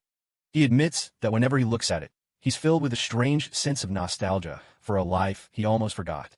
Seeing the distant look in the butler's eyes, Dario asks if everything is all right. Alfred quickly brushes it off. Dario tries to hide his growing emotions, telling Alfred to shut up as the weight of the truth hits him. To his own surprise, Dario finds himself moved to tears by the butler's story. He looks at the man known as Alfred and whispers a name from the past. Son. He's overcome with relief that his old friend is still alive. Dario sits down, trying to process the fact that the person he's been traveling with is someone he once knew so well. He quietly apologizes for being so rough with Alfred's master earlier, now understanding the kind of man Tolkien truly is. Inside the house, Douglas and Robbie watch the reunion with quiet satisfaction, knowing they've helped mend a broken family. Alfred reflects on the irony of it all. How confronting someone face-to-face can be the most difficult and embarrassing thing in the world. As the sun begins to set over the horizon, a sense of peace finally settles over the forest villa. Tolkien's finally deciding to step back from the grind and spend some actual time with his daughter. He realized that while he was showering her with luxury, he was really just drowning in work and leaving her lonely. Tolkien's dead serious when he thanks Douglas. Without that quest, he never would have gotten this chance to bond with Bridget. Dario's not about the mushy talk and tells them to wrap it up just as the girls arrive. Robbie steps out in her new swimsuit looking a bit shy, while Bridget and Tanya encourage her to join in. Douglas is basically a puddle on the floor at this point, convinced his daughter is the cutest thing in the universe. They've landed at Tolkien's private beach, and it's a total paradise. Bridget thinks the swimsuit is adorable, but Robbie is more obsessed with the ribbon her dad picked out for her. She's loved ribbons ever since Douglas gave her that first one. Douglas is actually tearing up from the cuteness, and Dario isn't passing up the chance to call him an emotional old man. Alfred Kane offers to handle the gear so they can relax, while Robbie excitedly heads for the water. Tanya is staying fully covered despite the heat, admitting she's just not great with people staring at her or the sun. She hides under her hood, looking pretty overwhelmed. She gets curious and asks Douglas if he's secretly an illusion caster like her. She gets way too hyped, telling him his skills from the other day were way beyond what any normal adventurer could do. She backs off when she realizes she's in his personal space, while Robbie keeps drifting further out on a floatai. Douglas and Tolkien are just chilling, completely oblivious for a second. Robbie calls out to her dad as she hits deeper water, but Douglas just gives her a happy wave back. Tolkien's the first to notice the danger and shouts that she's caught in a rip current. The water's pulling Robbie away fast, and she starts panicking as she calls for help. The waves are picking up, and Robbie's looking pretty scared out there. Douglas is losing it, shouting for her as Dario tells the old man to buff him up so he can swim out. Douglas starts a standard chant, but gets frustrated. There's no time for that ritual stuff. He slams his hand down and unleashes Undine magic with raw power. Everyone on shore is completely stunned as the water starts to react. Robbie looks down and realizes the sea is literally splitting apart around her. She's just sitting there on her floatai at the bottom of a massive water canyon. Douglas doesn't waste a second, sprinting down the dry path to get to his daughter. He scoops her up just as the massive walls of water come crashing back together. They make it back, and Douglas is completely winded, but Robbie's just glad to be safe. He tells her it's fine as long as she's okay, while Robbie feels bad for causing such a scene. It turns out the legendary mage is a total disaster in the water without his magic. He actually can't swim at all. Later that night, Tolkien raises a glass to the adventurers and the safe return of his daughter. The whole banquet hall erupts in a massive cheer. Douglas and Robbie walk through the crowd, feeling a bit out of place with all the attention. Tolkien didn't hold back, throwing a massive banquet just to say thanks. Douglas takes a moment to appreciate the peace, seeing Alfred and Dario finally getting to enjoy some good food. Robbie's eyes light up when she sees the spread. She goes straight for the giant grilled shrimp and takes a massive bite. Douglas is just happy she's eating well, asking if she wants him to grab some more meat. Robbie stops him, wanting to make sure her dad gets to eat something delicious too. She offers him a bite with the biggest smile, and Douglas is totally caught off guard by how sweet she is. Robbie is determined to feed her dad, and honestly, the crowd is eating up how adorable they are. Douglas just goes with it and takes a massive chomp, even if he's dying of embarrassment. She asks him if it's yummy with a big grin, and he can't really say no with a face full of food. Robbie is just glad he's enjoying it, while Douglas looks like he might have bitten off more than he can chew. He gives her a warm smile, feeling lucky to have such a sweet kid. But the peaceful moment gets cut short when someone shouts his name from the crowd. It's that persistent journalist, Mira. She's been tracking them ever since that Kraken mess in the harbor. She's already snapping photos, and Douglas is looking like he'd rather be anywhere else right now. Tolkien isn't having any of it. He storms over and starts tearing into her for bothering his guests. He screams that ruining a hero's banquet is inexcusable, especially when Douglas has done so much for them. The rest of the guests back him up, and Mira is quickly realizing she's not welcome here. Tolkien apologizes for the mess, though he's still looking pretty heated about the whole thing. He tells Douglas he's heard about the rough patch he's been through from one of his informants. Douglas is genuinely touched that someone of Tolkien's status would go out of his way to be so considerate. Douglas mentions he'll have to deal with the journalist back in the city, but he's still worried about the stalking. Tolkien just turns to Alfred_Kane and asks who the guy's boss is, telling him to make the arrangements. The way Tolkien and Alfred_Kane are grinning at each other. Let's just say that journalist's career might be over. With the trouble handled, the banquet goes on without another hitch, and everyone gets back to enjoying the night. The day finally comes to leave Toyberry, and a ship is prepped and ready in the harbor. On the deck, it's time for Douglas and Dario to head their separate ways. Dario's not one for small talk. He wants to know what Douglas is going to do about Alan Drummond once they're back. Douglas admits he's been torn about it, not sure if facing the guy who cursed him is actually a good idea. But he's realized that if he doesn't face Alan, he'll never truly understand why things ended the way they did. He looks back and remembers that, despite everything, he actually liked traveling with the guy back then. He's made up his mind. He's going to find Alan and get the truth out of him. Dario gives him a knowing smirk, clearly thinking that facing the past is the right call. As for Dario, he's sticking to solo quests for now, figuring their paths will probably cross again soon enough. They stand there for a moment, two old comrades finally finding some common ground. Dario reflects on the old days, admitting he barely even talked to the rest of the party back then. Even so, the group always seemed so tight-knit whenever they were out on a quest. They just had this bond that made them feel like they were going to stay close forever. Douglas gives a soft yeah, lost in the memory for a second. The ship starts moving, and everyone's gathered on the dock to see them off. Tolkien is shouting for them to visit again as Bridget, Tanya, and Alfred_Kane wave goodbye. Douglas and Robbie wave back, making sure to thank everyone for the hospitality. Dario gives a casual see ya as he heads off to his own next adventure. He walks away with a determined look, leaving the harbor behind as the ship sails. Douglas and Robbie keep waving until the shore starts to disappear into the horizon. A few days later, Dario finds himself walking through a graveyard in a ruined part of the country. He's carrying a heavy pack, his eyes fixed on the path ahead. He stands in front of the ruins, whispering that it's been way too long since he last visited. He sits down by the grave markers, apologizing to his fallen friends for taking so long to make up his mind. Dario reflects on his journey, joining the hero party, defeating the Demon King, and eventually walking away from it all. He thinks about Douglas, that old man he hasn't seen in forever, who's somehow gotten stronger and found a kid to live for. He admits that he only became an adventurer for his fallen friends, still carrying the weight of their memory. Dario stands in the ruins of the past, wishing he'd been stronger then, so he could protect the innocent now. As the sun sets, he keeps his secrets close, choosing to leave certain people in the dark for their own happiness. He looks at a memento of sun, glad the man found a place where he truly belongs, far away from the shadows of their old life. Dario vows never to forget them, deciding to change his mindset and fight to keep the world safe for people like Sun. He taps a grave marker, remembering a similar sentiment once shared by that gloomy hero they used to travel with. Suddenly, the air shifts, and Dario's eyes widen as a familiar, chilling presence approaches through the mist. A silhouette looms in the distance, a figure that shouldn't be here in this forgotten place. Dario is completely caught off guard, his voice failing him as he stares at the intruder. It's Alan Drummond, appearing like a ghost from the past, his expression unreadable and cold. Before Dario can react, a hand reaches out, and the ground begins to tremble with a terrifying power. Back on the open sea, The ship hits a massive wave, jolting everyone on board as it plunges through the water.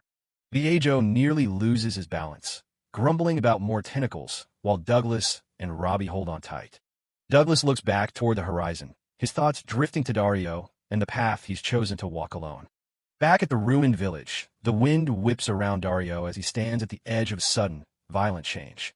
A massive crater has opened up where the graveyard once stood, leaving nothing but a barren, smoking wasteland. The devastation is absolute, a giant black void carved into the earth by an incomprehensible force.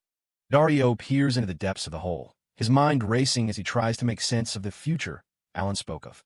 He recalls the moment of impact, a flash of power that nearly wiped him out where he stood. The edge of the cliff is crumbling, a stark reminder of how close he came to joining his friends in the earth.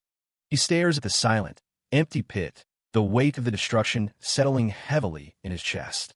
"What the hell just happened?" he whispers, the reality of the situation finally starting to sink in. He sits among the rubble, wondering how he's even still alive after being crushed by such a force. Dario pushes himself up, battered but determined to find his way out of the wreckage and track down that bastard Alan. Elsewhere, Alan Dramoon stands silent, his dark gaze fixed on some distant goal only he understands. His eyes are cold and hollow, a far cry from the hero he was once supposed to be. Dario looks back one last time, still struggling to believe that the man responsible for this was really his old comrade. Meanwhile, Douglas and Robbie arrive at the massive gates of Balzac, where even the stone pillars have a personality. The sentient pillar greets Douglas by name, informing him that his reward has been left at a nearby shop. Robbie is absolutely mesmerized by the talking stone, while Douglas just chuckles, promising her even bigger surprises inside. The shop doors creak open, revealing a world that looks like it was pulled straight out of a child's dream. Robbie gasps in awe as she steps into a wonderland of giant pancakes, cupcakes, and towering sweets. She's never seen anything like it. It's a magical item store that feels more like a candy-coated paradise. Douglas watches her excitement with a satisfied smile, glad he decided to bring her here despite the store's eccentric renovations. A cheerful voice welcomes them, explaining that they've gone a bit overboard with the new, special renovations. Two young shop owners approach, and a shy Robbie tries her best to be polite while surrounded by giant lollipops. Douglas introduces her to Esther and Carrie, the whimsical pair who run this magical sanctuary. Douglas explains that despite their youthful looks, the shopkeepers are actually quite a bit older than him. One of the girls jokingly takes offense at the age comment, while Douglas internally considers just letting the expensive bird he bought fly away. The shopkeepers are losing it, explaining that the cuckoo bird is a top-tier defensive item usually reserved for protecting actual princesses. Douglas is sweating, wishing he'd told them to keep their mouths shut about how pricey the thing was in front of his daughter. Robbie looks a bit worried about the cost, but Douglas tells her not to look at him like that. He did it because he wanted to. He kneels down, explaining that for a parent, nothing matters more than their child's safety. He thinks back to when he first became an adventurer and his mother bought him a shield, even though they weren't wealthy. Back then, he felt like a burden, but now that he's a father, he finally gets that she just wanted to support her son. He gently pats Robbie's head, reinforcing the bond they've built. He calls her his princess and promises that he's going to protect her. Robbie is absolutely beaming, her eyes full of happiness at hearing those words. The shopkeepers tease him for being such a doting parent before heading off to grab the item. They present the cuckoo bird with a loud ta-da, catching Douglas off guard. The little bird actually talks, introducing itself and shocking Robbie. The bird flies up and settles right on top of Robbie's head, declaring its intent to protect her. She's thrilled and shows off her new companion to Douglas, who gives a proud nod. They head outside so the shopkeepers can demonstrate exactly how the bird works. The girls lead the way, telling everyone to just follow along. Suddenly, a massive stone golem rumbles into existence right in front of them. Douglas is stunned as a shopkeeper gives the golem the order to attack Robbie. The golem charges, but the shopkeepers tell Douglas to stay back and not worry. The little bird on Robbie's head chirps and prepares to react to the incoming threat. It lets out a loud screech, announcing the danger at the top of its lungs. As the golem swings a massive fist, the bird activates its primary defensive function. A bright flash of magic shoots out from the bird to intercept the golem's arm. The impact is huge, shattering the golem's stone limb in an instant. Douglas can't believe it. It just destroyed the toughest special magical ore in one hit. The bird hovers protectively, showing off its incredible power. The golem is completely neutralized, falling apart into harmless pieces. The shopkeepers explain that the bird takes appropriate action based on the danger it faces. They mention the bird needs to be recharged with magic every 3 days, suggesting it's good practice for his daughter. Douglas starts to feel a bit awkward as a certain detail crosses his mind. Robbie quietly admits that she can't actually use any magic yet.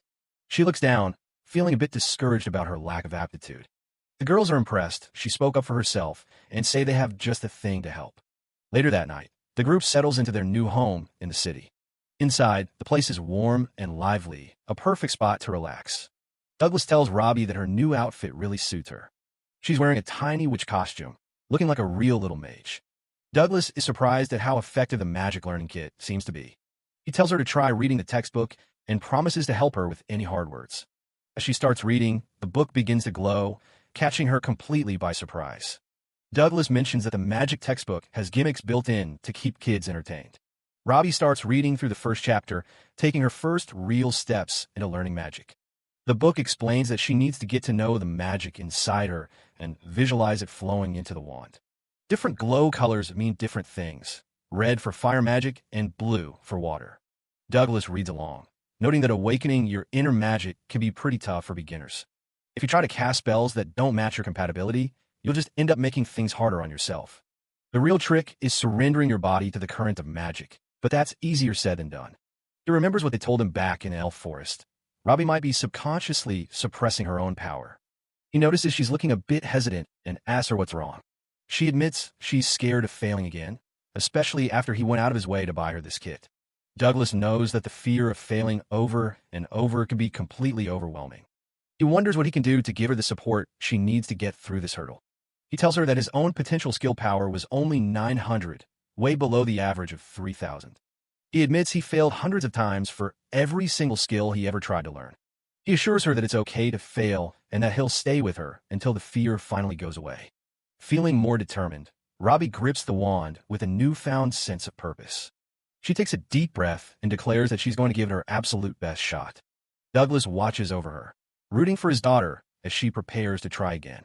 The book instructions tell her to direct the magic welling up inside right into the tip of the wand. Robbie closes her eyes and focuses all her concentration on that one single task. According to the guide, her fingertips should start feeling warm as the magic begins to move. She doubles down on her focus, blocking out everything else around her. Suddenly, a loud crackle rings out, startling both of them. A brilliant display of magical sparks erupts from the wand, lighting up the whole room. Robbie's face lights up with pure joy as she realizes she actually did it. Douglas is beaming, confirming that he can see the results of her hard work too. He's amazed to see so many different colors swirling together in her magic. It turns out she has an aptitude for all sorts of different elements, just like he does. He picks her up in a big hug, telling her just how amazing she is.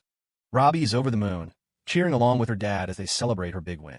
Even though she hasn't fully awakened yet, just channeling the magic is a huge breakthrough. The next day, things are looking bright as they get ready for a little outing. Robbie's new friend Diana stops by, excited to head out and play for the day. Robbie is wearing a dark hair disguise to keep a low profile, though Ahab still can't believe Douglas spent so much on that protective bird. Ahab admits that if it buys him peace of mind, then maybe it was worth it after all. Then he notices Douglas is also wearing a ridiculous wig and fake beard and asks why he's in disguise too. Douglas insists he won't get in their way. He just wants to make sure they're safe without being spotted. He's taking no chances, planning to use illusion spells and high-range alert skills to track them from 300 meters away. He waves goodbye and slips away, leaving Ahab completely speechless. The city is as busy as ever, with people everywhere going about their day. The girls skip along through the market, totally unaware that they're being followed by an overprotective father. Douglas stays on high alert, still worried about the assassin and determined to keep them safe. Douglas realizes he's probably following too closely and decides he should start heading back before he gets spotted. Nearby, the girls are having a great time playing with some local cats, completely oblivious to him. Suddenly, he senses someone behind him and whips around with a terrifying expression, demanding to know what business they have with his daughter. It turns out to be Mira from Downtown Press, who is shocked to find Sir Douglas in such a ridiculous getup. Douglas is immediately annoyed, telling her to quit it already, while Mira is falling over herself to apologize for the scare. She tells him that a lot of changes happened at her company while she was away on her last assignment. She reveals that Sir Tolkien has taken over as the CEO of Boisterous Press, which comes as a huge surprise to Douglas. Because of the new management, Mira has been demoted and is being transferred far away from the city of Balzac. She couldn't find Douglas to talk about it, so she admits she was desperate enough to try and ask Robbie for help. Douglas is visibly upset, unable to believe she was actually planning to drag his young daughter into her workplace drama. Mira quickly backs down, admitting that she was being incredibly selfish and didn't stop to think about how he would feel. She looks genuinely miserable as she realizes the trouble she's caused him by being so persistent. To try and make things right, she hands him a photo she took of Robbie without his permission. She explains it was never released because her Tolkien vetoed the article, and now she wants him to have it as she says her goodbyes. Douglas grumbles that she really was selfish for writing those articles in the first place, but his gaze softens as he looks at the picture. It's an adorable shot of Robbie happily eating, and he can't help but smile at how wonderful she looks in the photo. He tells her that he'll treasure it, a small gesture that seems to bring Mira a little bit of comfort. With a final, respectful bow, Mira heads off to start her new job in another city. Douglas gets back to his undercover work, though he's feeling a bit shaken because he really doesn't like confrontations. He looks back toward where the girls were playing, but they've already moved on to another part of the town. He navigates through the bustling streets, trying to pick up their trail again before they get too far. He spots them heading out toward the outskirts and realizes he needs to catch up quickly to keep them in his sight. He uses his skills to leap across the rooftops, soaring through the air with a determined look on his face. Down below, a man points up in shock, shouting about a flying pervert zooming over their heads. He finally finds the girls in a beautiful field of flowers and watches from a distance as they start picking them. He hides behind a corner, huffing and puffing from the exertion, and happens to overhear their sweet conversation. Robbie is holding a bunch of flowers, wondering out loud if her dad will like them, since he's always doing so much for her. Diana smiles and offers to teach her how to make a flower crown, while Douglas is moved to tears by his daughter's thoughtfulness. He decides he's seen enough and that it's time to stop spying. He'll turn off his alert skill and head back to the inn. He walks away, wiping his eyes and feeling like a bit of softy for crying so easily these days.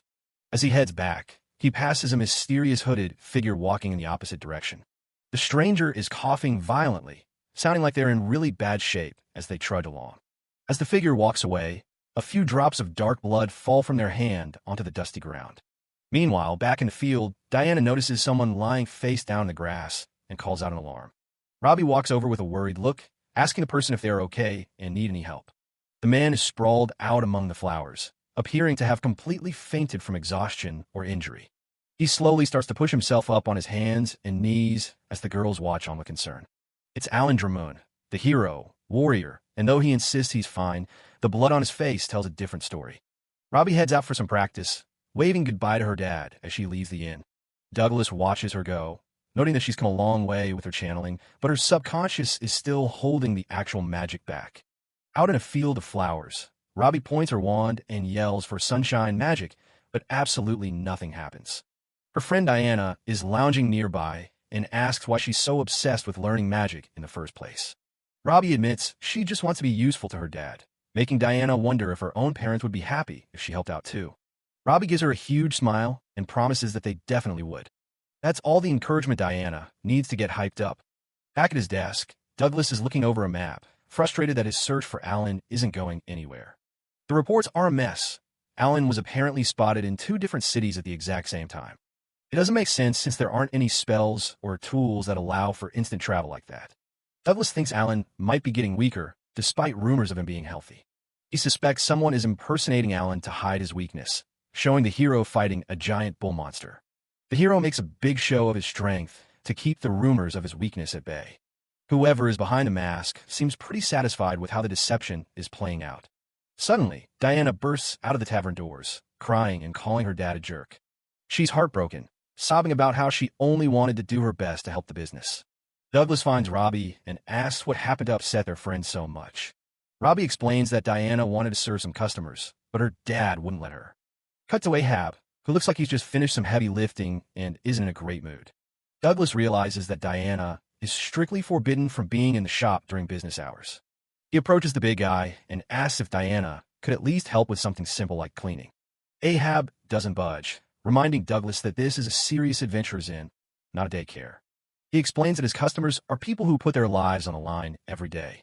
To him, bringing a kid into that environment would be disrespectful to his guests and his profession. Mocha pulls Douglas aside to apologize, explaining that while Ahab is stubborn, his heart is in the right place. She points out the practical issues, like the steep stairs and the fact that most customers wouldn't even see a kid that short. Douglas can see that Ahab's refusal comes from a mix of professional pride and a father's worry. Still, he knows Diana just wanted to follow in her parents' footsteps because she looks up to them so much. He hates seeing her good intentions get shot down like that and starts brainstorming a solution. He stares at his glass of water for a second before a new idea finally clicks. He points out that the tavern only opens in the evenings, meaning the space is empty all day. Mocha and Ahab listen as he lays out his plan and are actually willing to give it a shot. Diana is stunned when she hears the news, practically vibrating with excitement. Douglas turns to Robbie and asks if she'd like to join in on the fun as well. He asks the girls if they'd be interested in opening up their very own little shop. The two girls look at each other, their eyes lighting up at the possibility. Diana is ready to go, shouting that she definitely wants to try. 2 days later, the girls are hard at work, carefully hauling baskets filled with fresh lemons. They march down the path together, counting their steps as they head toward their new venture. Diana checks in on Robbie, worried that this new job might be cutting into her magic practice time. Robbie tells her not to worry about it, admitting she was just happy Diana stayed by her side while she was training. She gives a sweet smile, saying she really just wanted a chance to help her friend out for once. Robbie takes a tumble while carrying her basket, sending lemons rolling across the grass. A pale hand reaches down to retrieve one of the fallen fruits. The mysterious stranger looks down at them with a tired, sickly expression. He wordlessly hands the lemon back to the girls, who are caught off guard by the sudden help. Robbie starts to thank him, but the man just turns and starts to walk away without saying a single word. She calls out after him, inviting him to visit their lemonade stand when it officially opens tomorrow. The big day finally arrives, and the girls have set up their humble little shop right outside the tavern doors. Everything is in place, from the baskets of fresh lemons to the rows of clean glasses. Ahab is still a bit skeptical about the whole thing, but the traveler tells him it's actually a pretty good idea. Mocha is fully on board, pointing out that it won't disturb their business and might even attract some new faces. Even so, Ahab can't help but look on with worry, wondering if the girls will really be okay on their own. Behind the counter, Robbie and Diana are standing perfectly still, frozen stiff with opening day jitters. They try to pump each other up, even though they're both clearly nervous about what's to come. Diana stops Robbie from running back to her dad, insisting that they need to handle this by themselves if they want to truly help. She's determined to see this through, no matter how scary it feels to be in charge. When their first customer actually walks up and asks for 3 drinks, both girls nearly jump out of their skins. From the shadows of the tavern, Ahab's voice booms out, reminding them not to forget their manners and greet the guests properly. Diana starts panicking as she realizes she actually has to start squeezing the lemons now. They carefully start measuring the water, trying to remember the steps they practiced. In all the confusion, Robbie spots that Diana is reaching for the wrong cup. A loud splash echoes through the air as the drink slips and spills all over the customer's poncho. Both girls gasp in horror, staring at the mess they've made on their very first try. Robbie immediately starts apologizing, offering a towel to the man, while Diana starts to crumble. The stress finally breaks her, and Diana begins to sob right there behind the counter. She cries out about how she's just a burden who can't seem to do anything right. Ahab and Mocha watch from the window, their hearts sinking as they see their daughter in distress. Ahab can't stand it anymore and starts heading out to the stand to check on her. Robbie watches her friend cry, feeling just as helpless in the face of this disaster. In the middle of her tears, Diana remembers Douglas's words about never seeing her as a burden. He had told her it was okay to fail and to just keep pushing until the fear finally dries up. Robbie gently pulls her back together, suggesting they apologize together and try one more time. The traveler is surprisingly kind, waving it off since it was just water and the heat will dry it in no time anyway. He tells them not to worry about his clothes and encourages them to make him the best drinks they can. The girls take a deep breath and start over, working together with a lot more focus this time. They finish the set of drinks and present them with a hopeful, excited "we're done." The traveler takes a big gulp, his eyes widening as he tastes their handiwork. He lets out a satisfied sigh, declaring it absolutely delicious and perfect for such a hot day. A small crowd starts to notice the commotion as more people begin to gather around the stand. The customer clinks his payment onto the counter and wishes the girls the best of luck with their new shop. Diana is beaming now, her tears replaced by a huge, triumphant smile as she thanks him. Soon, customers are lining up and calling for their own lemonades, impressed by how hard the kids are working. Ahab and Mocha watch from the doorway, smiles playing on their lips as the girls confidently welcome the rush. Ahab hands 2 glasses of the girl's lemonade to Douglas, who is still dripping wet from the earlier spill, and jokes about his old lady scream. He tells the men to quit their complaining and just drink up, presenting the simple glasses with a flourish. Douglas and him both take a long, refreshing gulp of the tart, homemade drink. Douglas admits the taste is just average for a first try, while Ahab considers that a bit more lemon might really make it shine. A soft smile crosses Douglas's face as he looks at the glass, admitting that the drink truly warms his heart. Watching the quiet moment, Mocha and Ahab share a happy look, proud of the growth their daughter showed today. At the stand, Robbie and Diana are busy finishing their chores, looking tired but very satisfied with their work. As the sun begins to set over the town, the group gathers outside the tavern to reflect on the day's challenges. Diana is all smiles, exclaiming that even though it was tough, she had a wonderful time and they worked their hardest. Ahab looks at his daughter with immense pride, letting her know that her efforts didn't go unnoticed. She's already buzzing with plans for tomorrow, hoping that some colorful decorations will help attract a bigger crowd. Douglas decides it's time to start his own preparations and asks Ahab for permission to borrow the tavern's kitchen. As he heads inside to begin cooking, Robbie watches him go, her eyes full of love and admiration for her father. She feels a deep sense of happiness, glad that their first day of business turned out to be such a success. Soon, the tavern kitchen is filled with a wonderful, savory aroma of meat sizzling over a hot flame. Ahab presents a massive, steaming roast to the common room, sparking a raucous celebration among the hungry adventurers. Much later, a tired Mocha asks Douglas if he's seen where Diana and Robbie have disappeared to. Ham leans back and tells her not to worry, explaining that both of them fell fast asleep together in his room. He suggests they just let the girls be, since they're surely worn out after such a busy and emotional day. Tucked away in the quiet room, Robbie and Diana sleep peacefully side by side, still holding hands as they dream. Tavern ambience fills the air. Someone's tapping the table restlessly while the crowd chatters, and Douglas and Robbie are sitting right there in their disguises, trying not to draw any attention. The Pompadour adventurer isn't buying the hype. He's heard rumors that Douglas only ranked first because of luck and eventually got kicked out of the hero party for being too weak. Disguised Douglas just minds his own business and takes a drink. Robbie, on the other hand, is ready to defend her dad's honor, even if she has to stay quiet for now. The guy keeps rambling, saying it feels more natural to hear people bad-mouthing the legend than praising him. He's clearly trying to impress his buddies. He laughs it off, suggesting Douglas probably didn't even defeat the diabolical Black Dragon himself. Maybe he just stole someone else's credit. Clunk! A heavy pan slams onto the table. The innkeeper, Ahab, has heard enough of this trash talk. He doesn't even let the guy finish his sentence before grabbing him by the hair and pulling him back. Ahab's got a grip of steel. He shoves the guy's face right down toward the steaming hot plate, making it clear he won't tolerate any more disrespect. The whole tavern goes quiet as Ahab turns to the crowd. He decides it's time to educate these newbies on what a real hero looks like. He mentions that while everyone knows about the hero party, most people don't know Douglas once took down one of the Demon King's Elite Four all by himself. The room is stunned. That kind of feat is common knowledge among high-ranking adventurers, and Ahab adds that many great fighters used to beg Douglas for mentorship. He goes even further, claiming that the current hero party and even the Knight Commander were basically raised and trained by Douglas. The adventurers are totally starstruck now. Even the Pompadour guy looks like he's ready to become a fanboy after hearing that. Douglas tells Ahab to dial it back, but the crowd is hooked. Someone asks if the stories about him being weak at one point were true. Another guy brings up reports of him failing quests in the freezing mountains because he couldn't handle the cold. Ahab just gives a knowing smile. He admits that it actually did happen. But he explains the reason. Douglas gave his high-end cold-resistant armor to some random rookie, and then just invented a brand new skill on the spot to keep himself warm. He wraps it up with a warning. Douglas is his friend, and he won't let anyone talk smack about him in his establishment. The Pompadour adventurer immediately backtracks, offering a sincere apology for his ignorance. Ahab isn't done yet, though. He's got plenty more stories to tell if they're willing to listen. Night falls over Balzac. Outside, Douglas gives a silent thanks to his old friend for having his back. Later that night, they're settled in their room.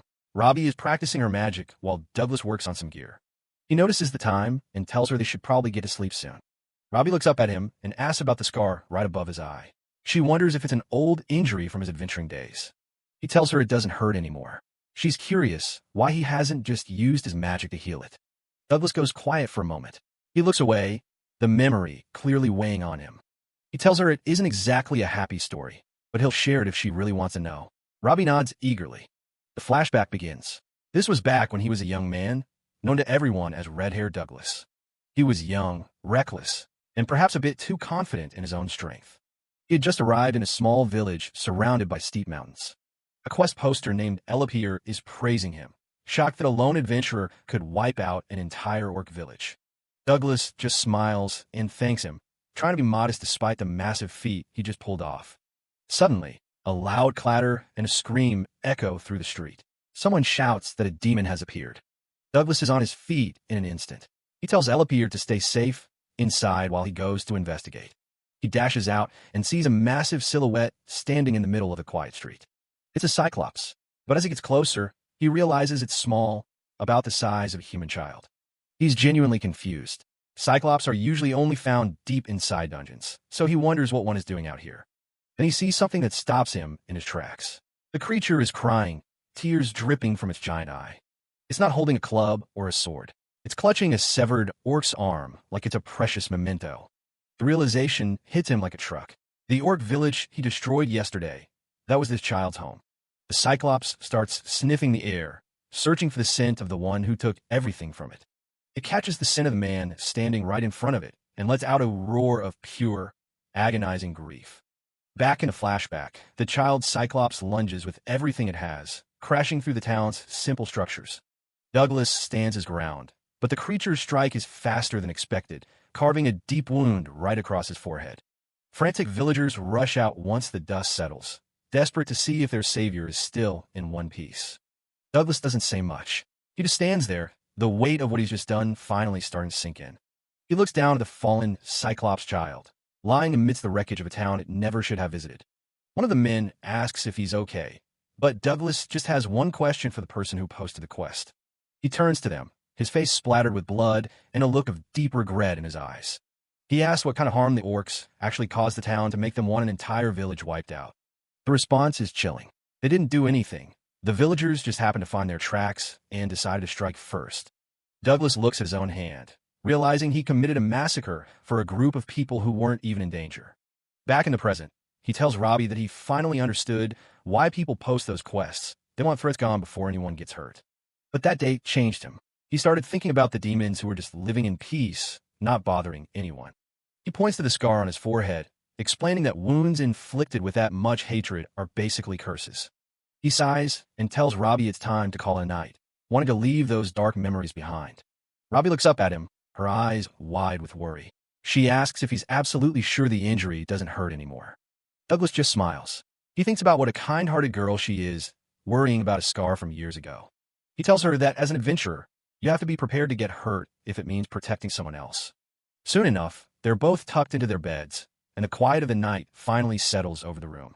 As he lies there, Douglas remembers the only other time he told that story, around a campfire with Fanny and Alan. His thoughts drift back to his old friend. He wonders where Alan is now and what he's currently caught up in. Across the city, heavy rain beats down on a silent church while the bells ring out a somber melody. Inside, a lone figure approaches a heavy wooden door, the sound of footsteps echoing through the hallway. Alan is there, looking frail and exhausted. Someone asks how he's feeling, but his expression says it all. The mysterious stranger in a white hooded cloak stands over the man who used to be the world's greatest hero. There's a full spread of food on the table, but it looks like Alan hasn't touched a single bite.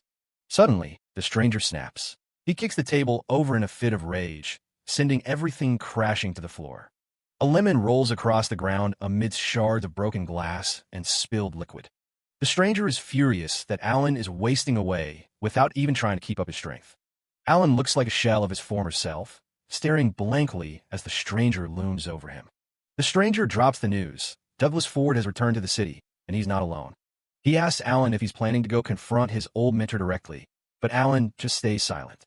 He reminds Alan that no matter how strong a human is, every single one of them has a weakness. He mentions how surprised he was to find out that Douglas actually has a daughter now. He hands Alan a magic item, telling him to use it to contact him immediately if he ever crosses paths with the girl. The stranger vanishes back into the shadows, leaving Alan alone with the weight of his own secrets. The next morning, the sun peeks over the rooftops of Balzac, bringing a deceptive sense of peace to the city. Out in a clearing, Robbie is practicing her magic by herself, trying to manifest even a spark of power. She waves her wand and shouts for sunshine, but nothing happens except for a faint, pathetic sound. Hello. Robbie jumps at the sudden voice and sees the mysterious stranger standing just a few feet away. He's been watching her for a while now, his sunken eyes fixed on the small girl in the wizard hat. He asks her point blank if she's unable to use magic, catching her completely off guard. Robbie stammers out a response, admitting that she can only channel the mana, but can't actually cast anything yet. The mysterious stranger looks down at Robbie, explaining that every living creature has mana veins running through their bodies like blood vessels. He continues, telling her that magic isn't just for powerful beings, it's a part of humans, demons, and everything else in the universe. Robbie listens in awe as he reveals that her magic isn't gone. It's simply sleeping deep within her body, waiting to be awakened. He speaks with a strange intensity, trying to convince her that magic itself isn't something to be feared, but something meant to help her. He leans in closer, his voice dropping to a whisper as he asks what exactly it is that she's so afraid of. Robbie freezes, her eyes widening in realization as he asks point blank if she's just scared of her own power. A sudden memory flashes through her mind, the cold rain falling as she stood alone, feeling the weight of a power she didn't understand. She remembers the feeling of being trapped in a world of her own magic, a small child lost in a storm she couldn't control. The stranger's explanation is cut short by a violent, wet cough that sends a spray of dark blood onto the grass. Before Robbie can even react, he collapses onto the ground, his strength finally giving out in the middle of the field. "Hey, mister, what's wrong?" Robbie cries out, rushing to his side as he continues to choke and cough up blood. She tells him to wait there, promising that her dad can heal him if she just goes to get help. The stranger just shakes his head weakly, his voice a ragged rasp as he tells her that no one in this world can heal him. Robbie won't listen, insisting that her dad is a grand healer who has fixed far worse injuries than this before. Her eyes shine with pride as she tells him that her dad is amazing and has even managed to defeat a massive dragon. At the mention of the dragon, the stranger's eye snaps open, a flicker of something dark and desperate crossing his face. He remembers the news. The legendary dad adventurer who took down the diabolical dragon had finally returned to Balzac. Robbie stands tall, clutching her star-topped wand as she prepares to go get her father, her heart full of belief in his power. The stranger stays hunched over in the rain, the hood of his cloak casting a deep shadow over his trembling form. Robbie pauses, looking at him curiously as she asks if the dark hair poking out from under his hood is part of some kind of disguise. In that moment, a fragment of a memory resurfaces in the stranger's mind, a hand reaching out in the rain, driven by a long-lost wish. He remembers the days when they were young, Douglas and Fanny, always together as they pursued the life of adventurers. He remembers the look on Douglas's face as he spoke about the sacrifices a hero must be willing to make for others. The memory is a painful blur of a past he can't return to, a desperate grasp for a friendship that was broken long ago.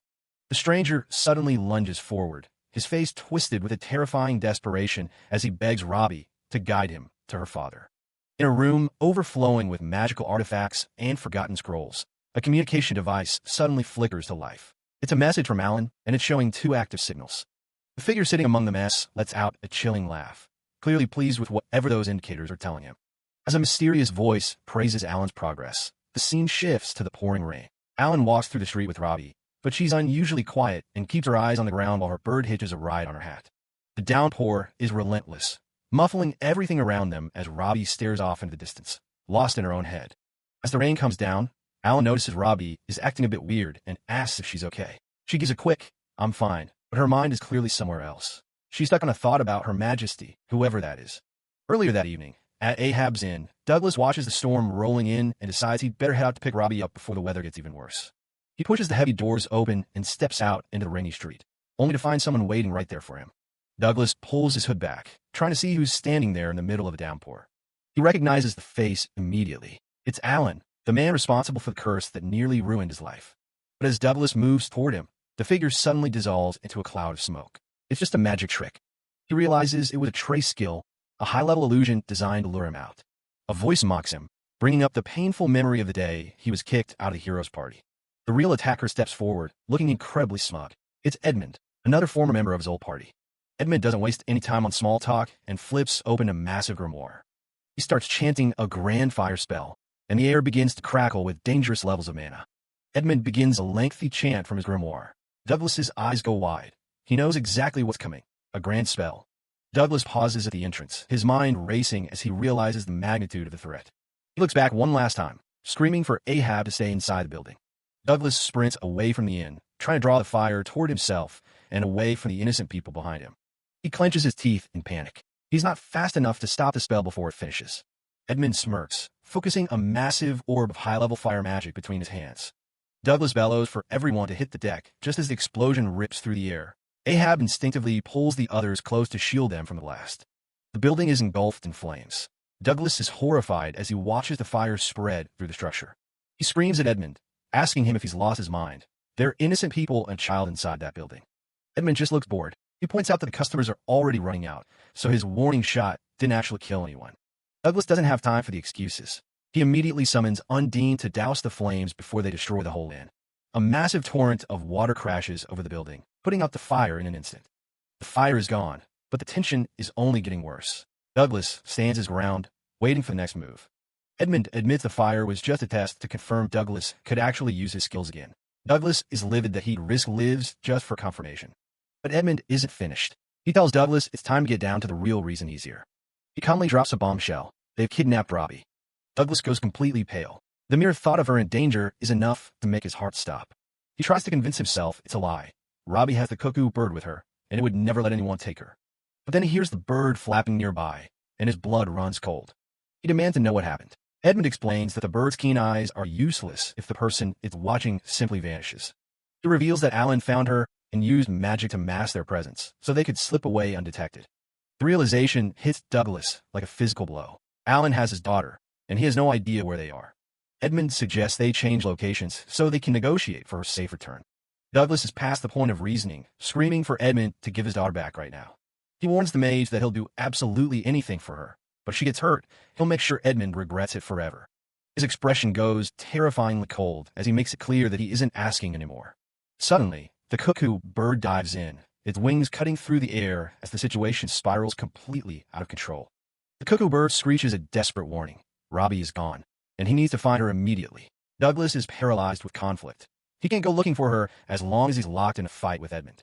He looks back and sees that Ahab and the others manage to escape the burning inn. Relief washes over him, and he suddenly feels his strength returning for a full recovery. Douglas knows he needs to stay calm to get Robbie back. He turns his cold gaze toward the mage, promising that he hasn't forgotten about the inn. Ahab yells at him to stop worrying about the building and just go save his daughter. He doesn't want Douglas wasting another second on him. Douglas realizes he's left with no choice. If he wants to see Robbie again, he has to play by Edmund's rules and follow him. As they walk through the rain, Douglas can't help but think about how they used to be on the same side, walking together as allies.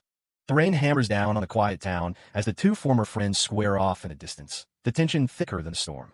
Douglas tries to make sense of the situation. He knows Robbie has to be close, but he can't sense her at all. He deduces that Edmund must be using a powerful magic item to hide her. Since he was already using fire magic, he shouldn't have been able to cast a second concealment spell on his own.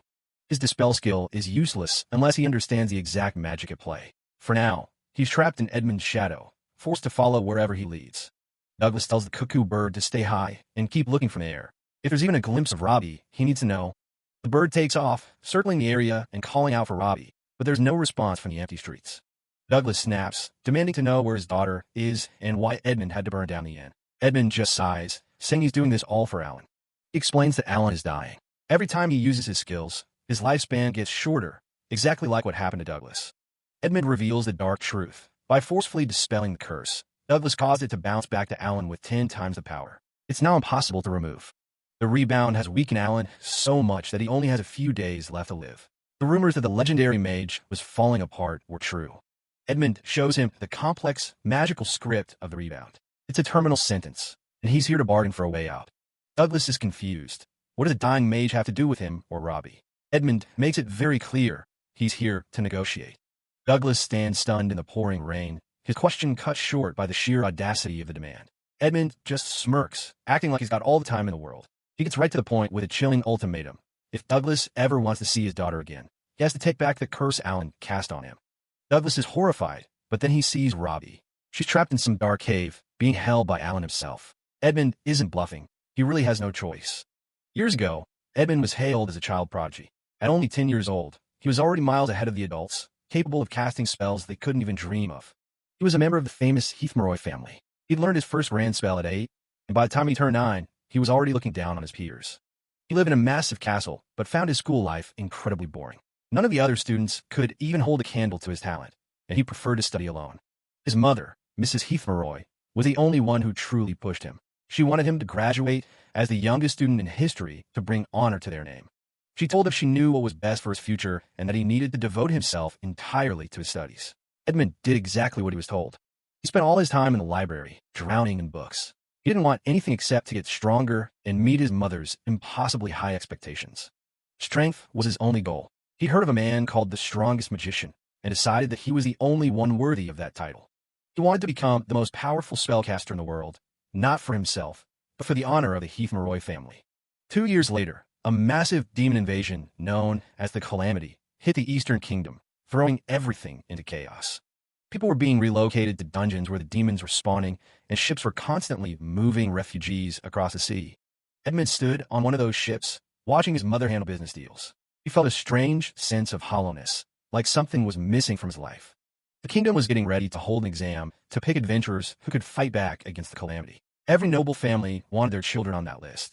His mother told him she'd already made the arrangements and was expecting great things. She was certain he'd be chosen for the exam. Edmund knew he would have been fine on his own, but his mother always felt the need to step in and control every aspect of his life. He wondered if she even trusted him. He told himself that becoming the strongest for his family's honor was exactly what he wanted. There was no room for doubt. But every now and then, he'd feel that same hollow sensation. He wondered why there was no one in the world who could truly stand beside him as an equal. While he was lost in thought on the deck of the ship, a young boy suddenly appeared behind him. He looked like a ragged orphan, filthy and covered in dirt from the Calamity. A young, scruffy-looking boy with hollow eyes approaches Edmund. The kid's clothes are basically rags, and he's covered in grime, looking like he lost everything in the recent disaster. Edmund is caught off guard by how this filthy little orphan managed to sneak up behind him so easily. He's clearly disgusted, but the boy doesn't seem to care about manners. He just wants to see some magic. Edmund was immediately annoyed. He didn't like being spoken to by some common orphan and threatened to throw him overboard if he didn't leave him alone. But just this once, he decided to show off. He pulled out his grimoire and began chanting a spell far too powerful for a mere demonstration. He unleashed the fulminating serpent chain, a grand spell that summoned a massive, living serpent of fire that coiled through the air. Edmund was left panting after the cast, but Alan just stared at the flames without a hint of fear. Edmund snapped at him, asking if he was satisfied and telling him to get lost. The massive fire serpent roars to life, coiling around the two boys in a terrifying display of power. Young Edmund stands breathless, his eyes fixed on the ragged orphan before him. Despite the searing heat and the sheer scale of the magic, Alan doesn't flinch, his calm expression leaving the young prodigy completely stunned. Young Edmund is losing his mind because someone just pulled off a grand spell without even a chant. That someone is a scruffy kid who doesn't look like much, but his magic is on another level entirely. This was the day Alan Drummond proved to the world that he was a terrifying natural genius. And for Edmund, it was the start of a very twisted obsession. Back in the present, the magic is getting way too intense, shaking the very ground they stand on. Robbie is tied up and terrified, calling out for her dad to save her. The mysterious stranger holding her hostage explains his invisibility cloak, telling her that no one can see or hear her right now. She asks if he's a bad person, and the guy can't even bring himself to answer. Out in the rain, Edmund isn't backing down an inch. He wants Douglas Ford to take the fall for Alan and accept a curse that would basically turn him into a husk. Edmund explains that the curse can only go back to its source, so the hero has to be the one to take it. He then plays his lowest card, asking if the man really cares about his daughter or just himself. Douglas is so furious he's literally grinding his teeth together. He gives a flat refusal, making the mage act like he's being heartless for abandoning his kid. Douglas clenches his fist. There's no way he's doing something so pathetic. He knows this curse would rip his body apart, leaving him unable to protect anyone ever again. Robbie watches with wide eyes, caught between fear and hope as her father stands his ground. The hero declares he's going to end this right now, beat Edmund, and get his daughter back. The antagonist expected a fight and summons a massive, flaming serpent to do his dirty work.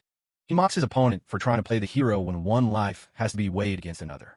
The fire snake lunges with a roar, turning the rainy night into a furnace.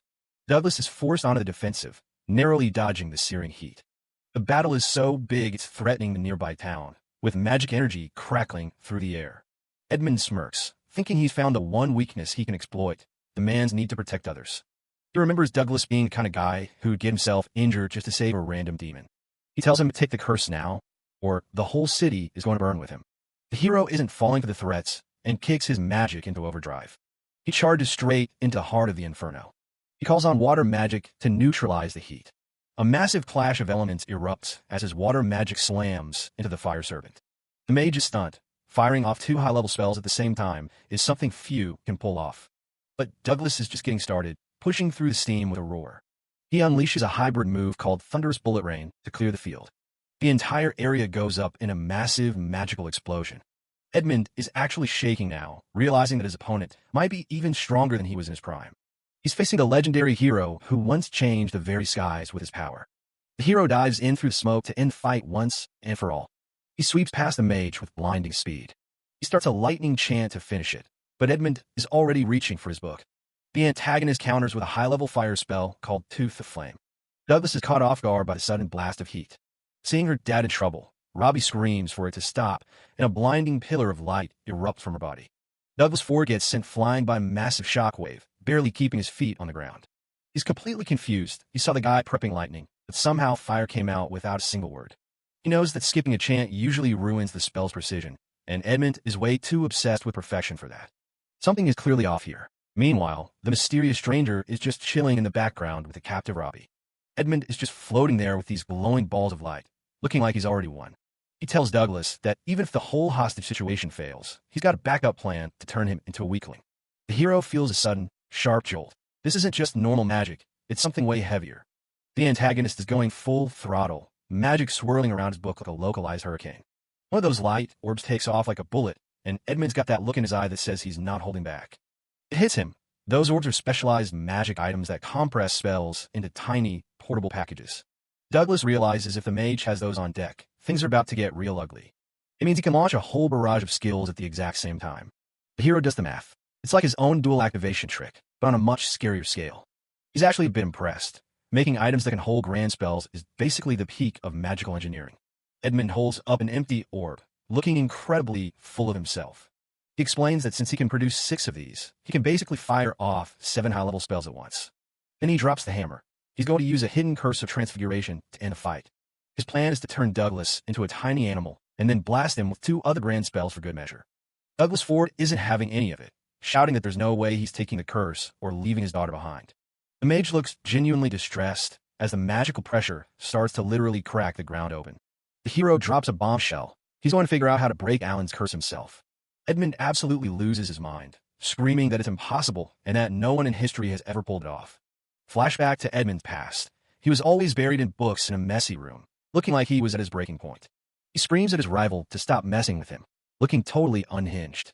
He rants about all the years he wasted trying to find a cure, only for every single effort to fail. He's convinced the only way to save Alan is for Douglas to take the curse back, and he's not taking no for an answer. The hero still insists there has to be another way to fix this without anyone else getting ruined. Edmund just stares at him with these hollow eyes, looking completely drained. He tells the man that he has no clue what it's like for Alan, having to fight through the pain all by himself. The mage is full of rage, screaming that Alan only did this because the hero was the strongest and that he's the real villain. Douglas stands firm, promising that he's not going to let Alan die, no matter what. Edmund is basically breaking down, yelling that he'll sacrifice his honor and his entire future just to save his only friend. Douglas just looks at him, wondering how things even got to this point. The antagonist opens his grimoire to the final page, ready to put an end to everything. The pressure becomes unbearable, a massive wall of energy surging toward the center. The hero realizes the talking is over. If he wants to survive this, he has to hit back with everything he's got. The magic starts to spiral out of control, threatening to swallow the whole area. Robbie is watching from the sidelines, tied up and forced to see her dad in serious danger. Her heart is racing, and you can see the sheer terror in her eyes as she calls out for him. She screams for them to stop, crying her eyes out as the situation hits a breaking point. Suddenly, the very air around them starts to twist and distort in a way that doesn't make any sense. Douglas Ford looks over in pure shock, realizing that massive power is coming directly from Robbie. Robbie is completely hysterical, crying her eyes out as she screams for the fighting to end. She lets out a final, desperate cry to stop bullying her dad, and a massive pillar of blinding light explodes from her, forcing everyone back. A massive explosion tears through the snow. Douglas looks back, frantic as he finds Robbie crying on the ground. We flash back to a gloomy palace, towering over a cold landscape. A crowd gathered below watches as a brilliant light spell illuminates the sky. The citizens are completely mesmerized by the show. From a high window, a younger Robbie watches the lights, whispering about how pretty they are. A maid brings her a meal, commenting that the crown princess's magic is always beautiful. Robbie looks down, saying she was specifically told not to practice magic herself. She wonders if learning it would mean she finally gets to leave this room. The maid smiles and pulls something out, telling Robbie to use it. It's a wand. Robbie's face lights up as she holds it for the first time. The maid tells her it'll be their little secret as they kneel together on a cold floor. Back at the castle, the maid asks if they should fit in a quick lesson before dinner. Robbie starts her chant, calling out to the spirits of light. She finishes the spell, and the maid calls her progress splendid. But then the door swings open. The crown princess is standing there, asking what's going on. The maid gasps and drops to her knees while Robbie hides the wand. The princess steps into the room, looking down at them with pure contempt. She snatches the wand away, looking at Robbie with cold eyes. She tells Robbie to break it, but the girl can only apologize and beg. Robbie falls to the floor, saying she just wanted to be acknowledged as family. She hoped that by learning magic, they could finally live together as a real family. The princess just calls her disgusting and snaps the wand like a twig. She turns her anger on the maid, knowing exactly where the wand came from. She reveals that she's heard all about their little secret. The maid begs for mercy, but the princess's expression never softens. She raises her hand and casts the curse of transfiguration. A magical shockwave hits the maid, who screams as her body begins to warp. In a flash of light, the maid is turned into a small white rabbit. The princess picks it up by the ears, warning Robbie she'll end up exactly the same if she keeps this up. Robbie screams for her to stop as the princess tosses the rabbit out the window into the dark. Robbie is left staring into the void, completely shattered by what just happened. The princess leaves, telling Robbie she'll be locked in the dark forever. She claims she won't let Robbie steal her spot as the crown princess. She screams one last command for Robbie to live and die alone. The room goes pitch black as Robbie's screams echo through the halls. A montage of memories shows Douglas teaching her that magic exists to help people. Robbie thinks about how she can't stand the thought of anyone getting hurt because of her. Back in the present, she snaps and screams for them to stop bullying her dad. Alan Edmund counters with forced removal, stripping away Douglas's cloak of invisibility. Douglas and Alan Edmund yell across the battlefield as their spells prime.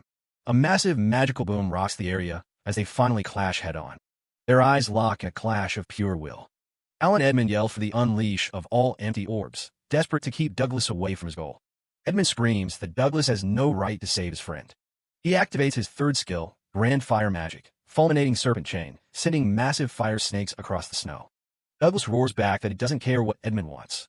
Nothing justifies making Robbie cry. He starts his own chant, calling upon wings that protect the frozen lands. Grand Ice Magic, Maleficent Frost Eagle manifests, its cold aura instantly chilling the battlefield. The giant frost bird screeches as it takes form above Douglas. The bird swoops in, its icy claws clashing against Edmund's fire. It snatches one of the fire serpents right out of the air. A massive boom echoes through the valley as the opposing magics explode against each other. Edmund is thrown back, grunting as he struggles against the overwhelming pressure. Fire and ice continue to clash, but Edmund's flames are visibly losing ground. Douglas notes that Edmund must be nearly out of mana after casting so many spells and crafting items. Edmund reaches for a potion, determined to stay in the fight. But Cuckoo swoops down, snatching the bottle out of his hand and sending it flying. The bird chirps victoriously as the potion shatters far away. Edmund screams at the shitty bird while Douglas prepares the next move. He orders the Frost Eagle to freeze everything in sight. Edmund can only watch in horror as his magic is completely snuffed out. Another explosion rocks the field as the eagle's power settles the matter. The dust clears and Douglas scans the area for his daughter. He rushes to Ruby's side as she lies unconscious in the snow.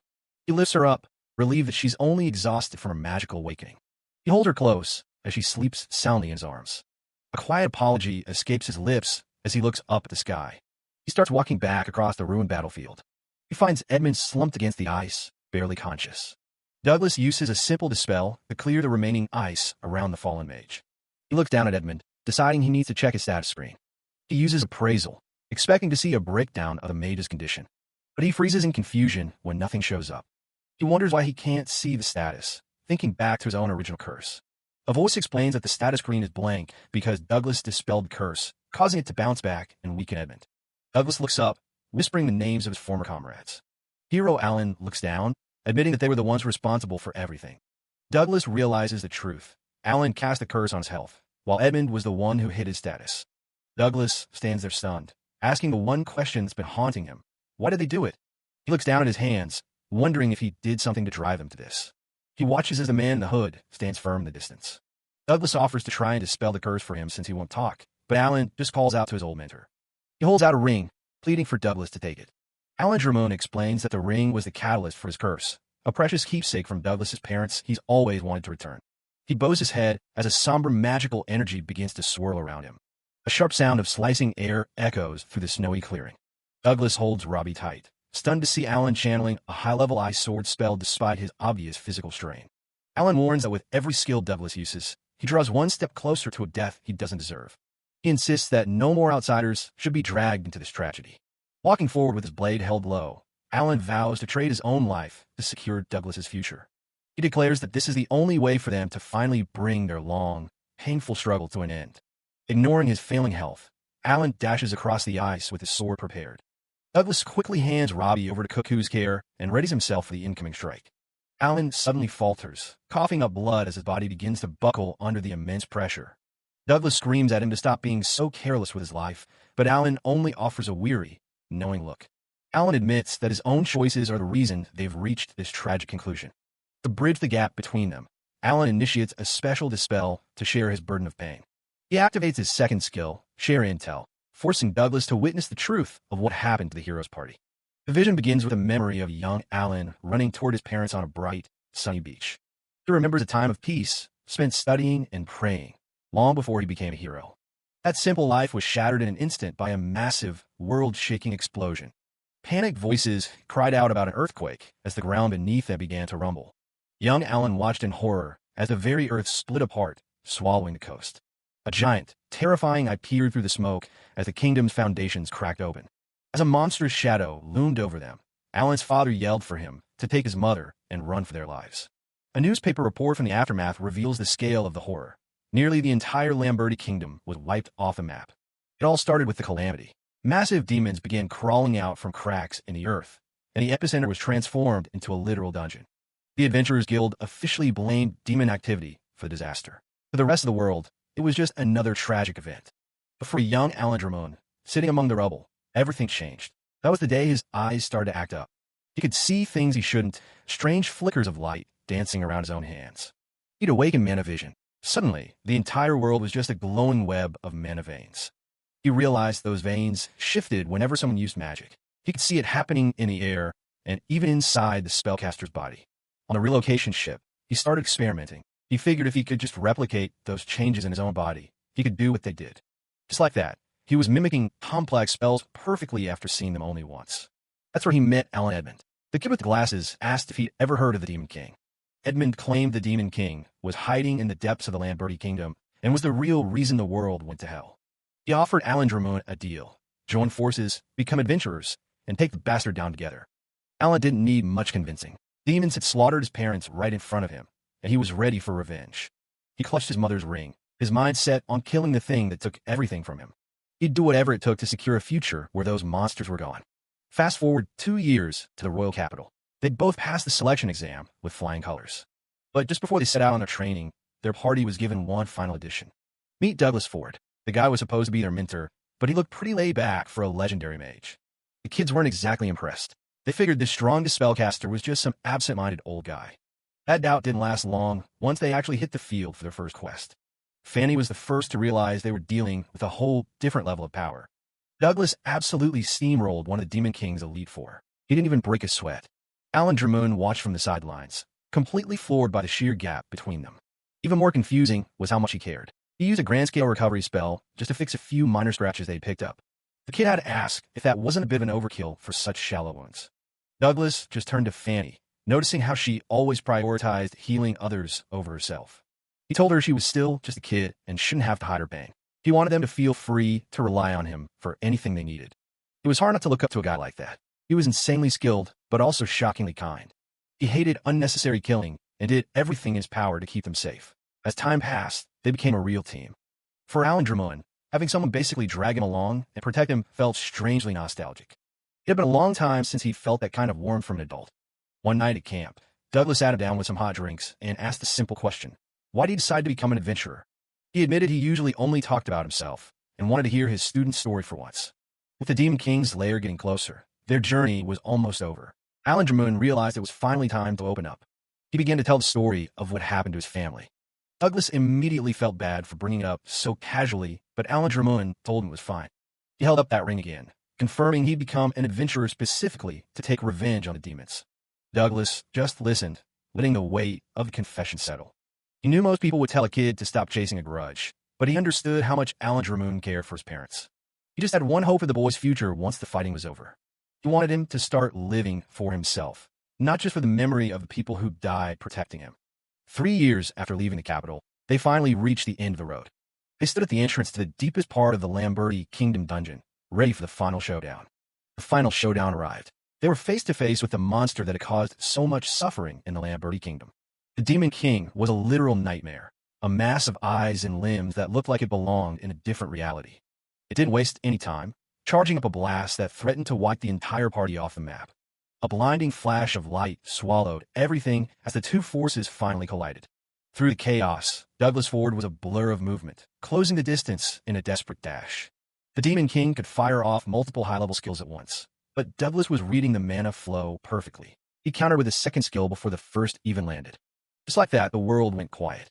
The battle that was supposed to define their lives ended in an instant. Alan Dramoon just stood there, staring at the ruins. He couldn't even process what had just happened. Douglas had single-handedly ended the war. The Demon King was gone, and Alan Dramoon was left feeling completely hollow. The news spread like wildfire, and soon every city in the land was throwing a parade. Alan Dramoon was officially crowned a hero, though the title felt heavy and unearned in his hands. They were the talk of the town. Alan Edmund was hailed as the sage, and the world seemed to have a bright future again. Not everyone was happy, though. Dario was denied a title for his attitude, while Fanny and Douglas didn't even want one.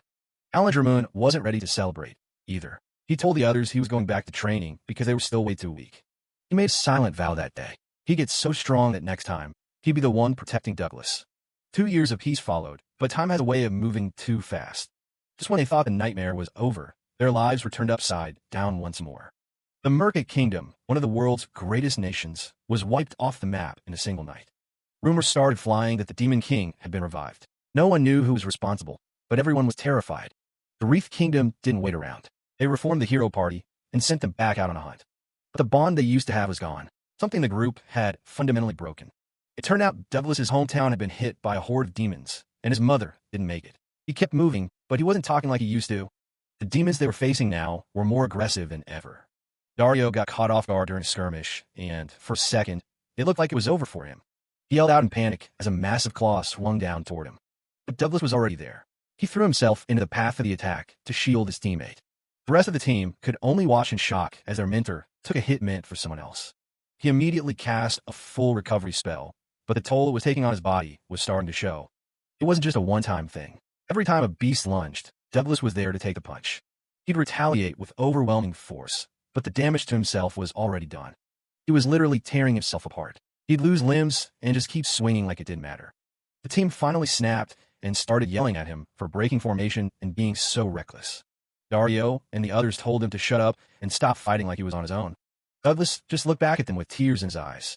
He admitted he just couldn't stand the thought of any of them getting hurt. He looked completely exhausted, like he was carrying the weight of everyone's lives on his shoulders. Alan Dramoon realized then that Douglas wasn't just being a hero. He was terrified of losing anyone else he loved.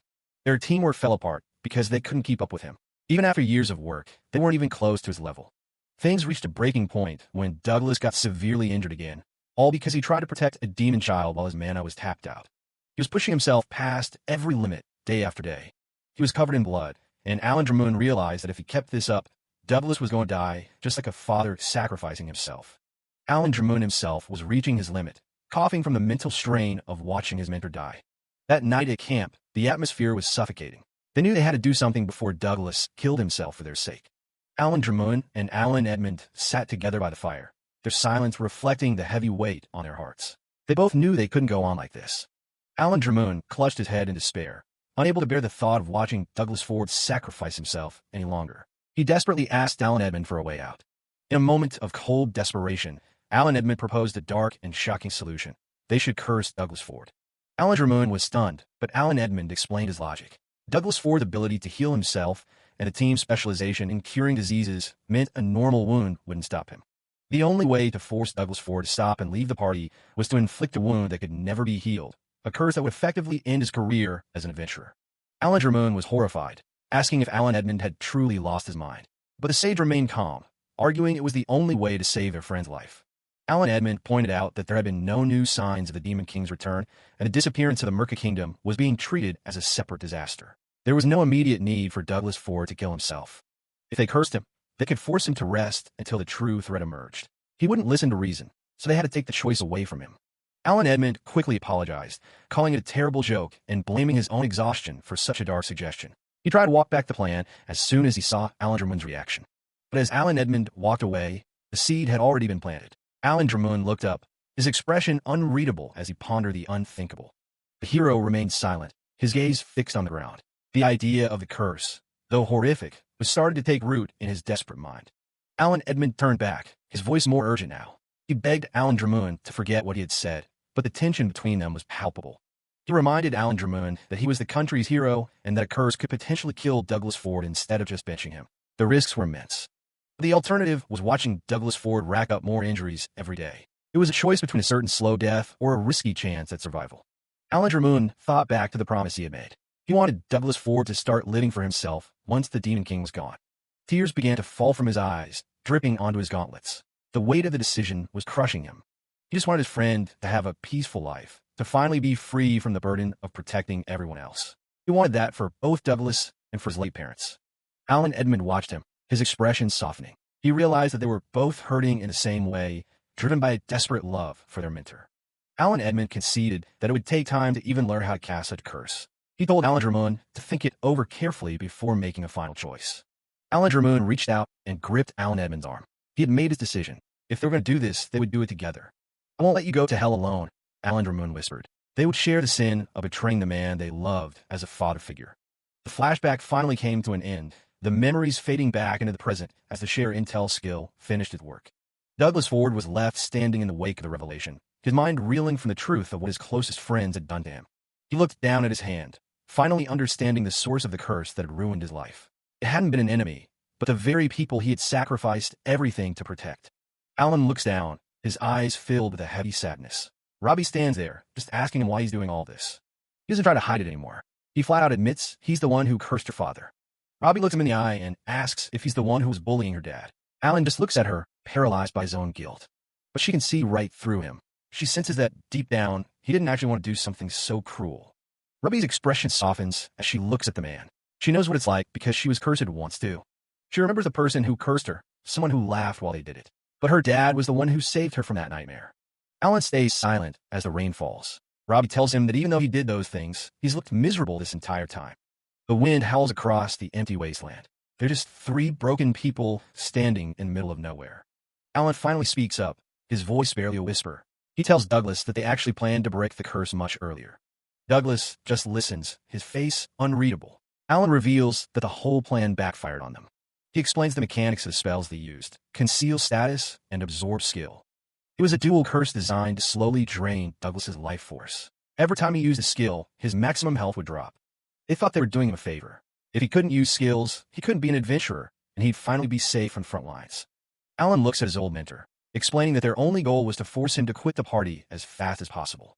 But Douglas didn't quit. He just kept fighting and fighting, even as his body started to fail him.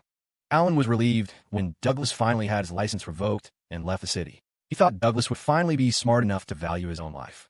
The power kept flowing. Every time Douglas used magic to save someone else, Alan could feel the stolen energy entering his own body.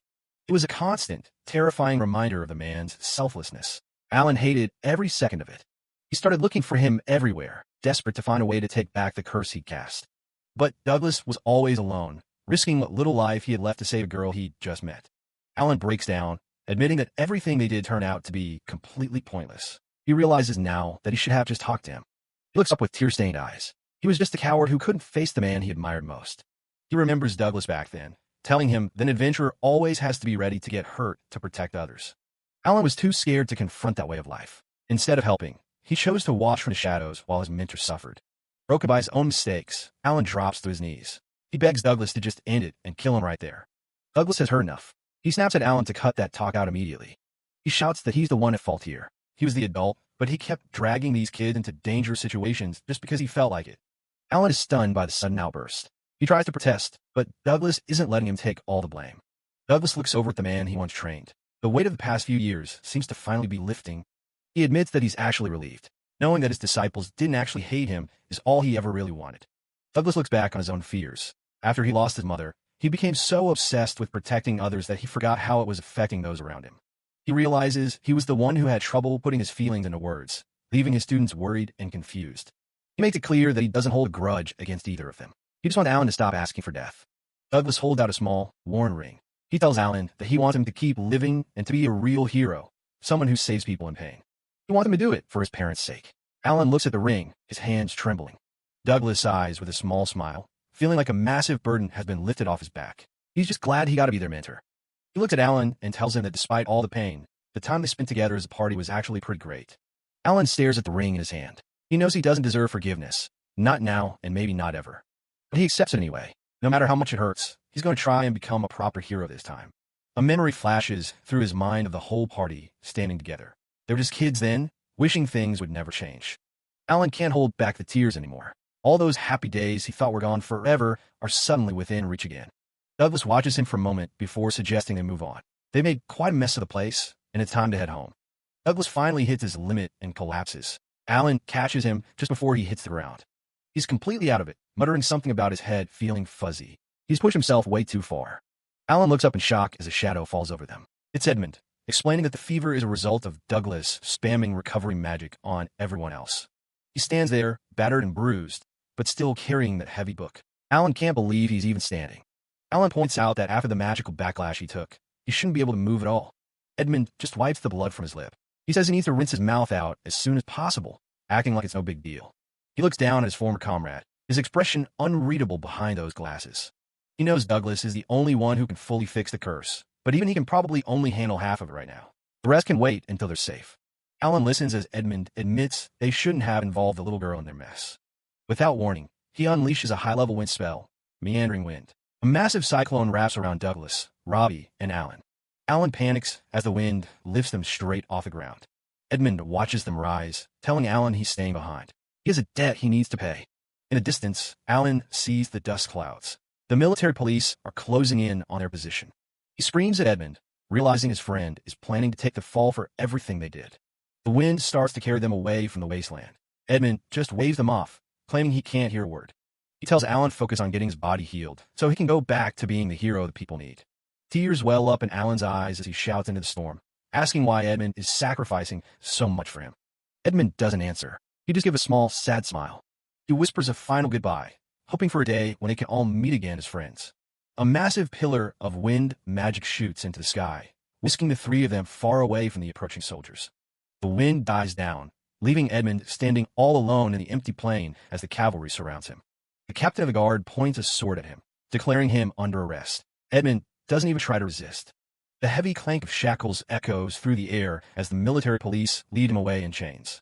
As he's being dragged off, Edmund thinks back to why he did it all. He remembers the days when they were just starting out. He didn't care about fame. He just wanted a friend who was his equal. He watched Alan grow into a legendary hero, wielding fire and sword with a talent Edmund could never hope to match. No matter how much he studied or how many spells he learned, he could never bridge the gap between them. He spent many nights staring at the fire, feeling more and more isolated as the others reached new heights. But seeing Alan happy was enough to make him smile back then. He realized that if he couldn't be Alan's equal in power, he could at least be his equal in sin. Now he's perfectly fine with heading to the depths of hell if it means the friend he cared about is protected. He knows he's going to spend the rest of his life in prison and be cast out of the hero party forever. But seeing Alan and Douglas both alive and moving forward makes it all worth it. He throws his head back and laughs hysterically, his voice echoing across the plain. He has absolutely no regrets. Back in the present, the wind finally sets the unconscious Douglas down in a safe place. His mind drifts even further back to a time before the curse, when he was walking through the royal palace. King Gwendal was walking beside him, asking him to take up the mantle of hero and lead the party to kill the Demon King. Douglas turned him down without a second thought. He didn't think he had the right personality to be a world-saving hero. The king was baffled. He couldn't believe someone with that much power would refuse to fight for his country. Douglas looked out from the balcony at a group of young recruits training in the courtyard below. Gwendal explained that those kids were the 4th Squad, a special group selected for the final push against the demons. Douglas watched them with a heavy heart. They looked so young to have the weight of the world placed on their shoulders. In a vision, He sees the three of them, Alan, Edmund, and Fanny, trained together in a courtyard. Their eyes aren't like normal kids. They're filled with a terrifyingly deep hatred. Young Alan's gaze is especially piercing, his vision completely clouded by a strong desire for revenge. King Gwendal watches them with a somber expression, noting that they won't last long if they set out like this. Douglas makes a sudden decision. He tells the king that he'd be willing to form an adventuring party with those three children. Gwendal is taken aback by the proposal, questioning if Douglas is sure about taking on kids with such unstable futures. Douglas explains that it's his duty as an adult to guide them back on the right path if they ever lose their way. Gwendal eventually agrees, leaving their training and well-being in Douglas's hands. Deep down, Douglas makes a silent plea to the world. Please, let me save these children. Slowly, Douglas begins to regain consciousness in the present day, his vision blurry as he stares at an unfamiliar ceiling. He finds himself lying in a comfortable bed, with Alan and Robbie also resting in their own beds nearby. He sits up with a start, his heart racing as he tries to figure out where they've ended up after the escape. A familiar voice calls out in relief from the doorway, thanking goodness that he's finally awake. Douglas looks up and is shocked to see Fanny, the hero party's former healer, standing right there in front of him. They are in a quiet, secluded house surrounded by an orchard. Fanny is horrified as Douglas explains how Alan and Edmund were the ones who cursed him. Fanny bows her head in deep apology, though she had no part in a conspiracy. Douglas tells her not to worry about it, as it wasn't her fault. He blames his own leadership, feeling that he ruined the party by dragging everyone along on his own terms for so long. Fanny continues to apologize profusely until she realizes someone is missing. She looks around the room and asks where Edmund is. Douglas has no answer, but Alan, who has also woken up, speaks from his bed across the room. With a bandage wrapped around his head, Alan explains that Edmund was arrested by the military police after helping him escape the wasteland. Alan reveals that he knew what Edmund was doing in the city, disguising himself as Douglas to lead the authorities away. He explains that Edmund didn't want any suspicion falling on Alan while he was recovering from his injuries in the city. But even then, Edmund knew he wouldn't be able to lift Douglas's curse before the police caught up to him. Edmund's true goal wasn't just to hide, it was to find Douglas and bring him back so the party could finally be whole again. Alan recounts the brutal approach they took, forcing Douglas to use his skills to confirm if the curse had truly rebounded from him. Tears prick at Alan's eyes as he admits that no matter how much he apologizes to Edmund, it'll never be enough to make up for his actions. Douglas reaches out, telling Alan to stop. He knows Edmund was only trying to protect them, even if his methods were questionable. He smiles kindly, suggesting that they all go to see Edmund together once the curse is finally lifted. A small moan comes from the next bed as Robbie finally begins to stir. Douglas immediately turns his attention to his daughter. Robbie rubs her eyes and looks around in confusion, asking her dad where they are. The group sits together in the quiet room, the tension finally starting to ease after their long ordeal. Robbie looks up at Fanny, clutching her blanket as she shyly addresses the woman she doesn't recognize. She softly asks if her father is okay now, her blue eyes wide with concern. Alan gives her a weary but genuine smile, telling her that she's very kind to worry about them. Douglas leans in and apologizes to Robbie for putting her through such a terrifying experience, promising her that it's all over now. Seeing her father's familiar, gentle smile, Robbie feels a wave of relief wash over her. A bright, happy grin spreads across her face as she realizes they really are safe.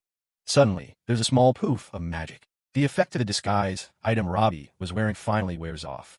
Her hood falls back and the magic fades, revealing her true form and her striking silver hair.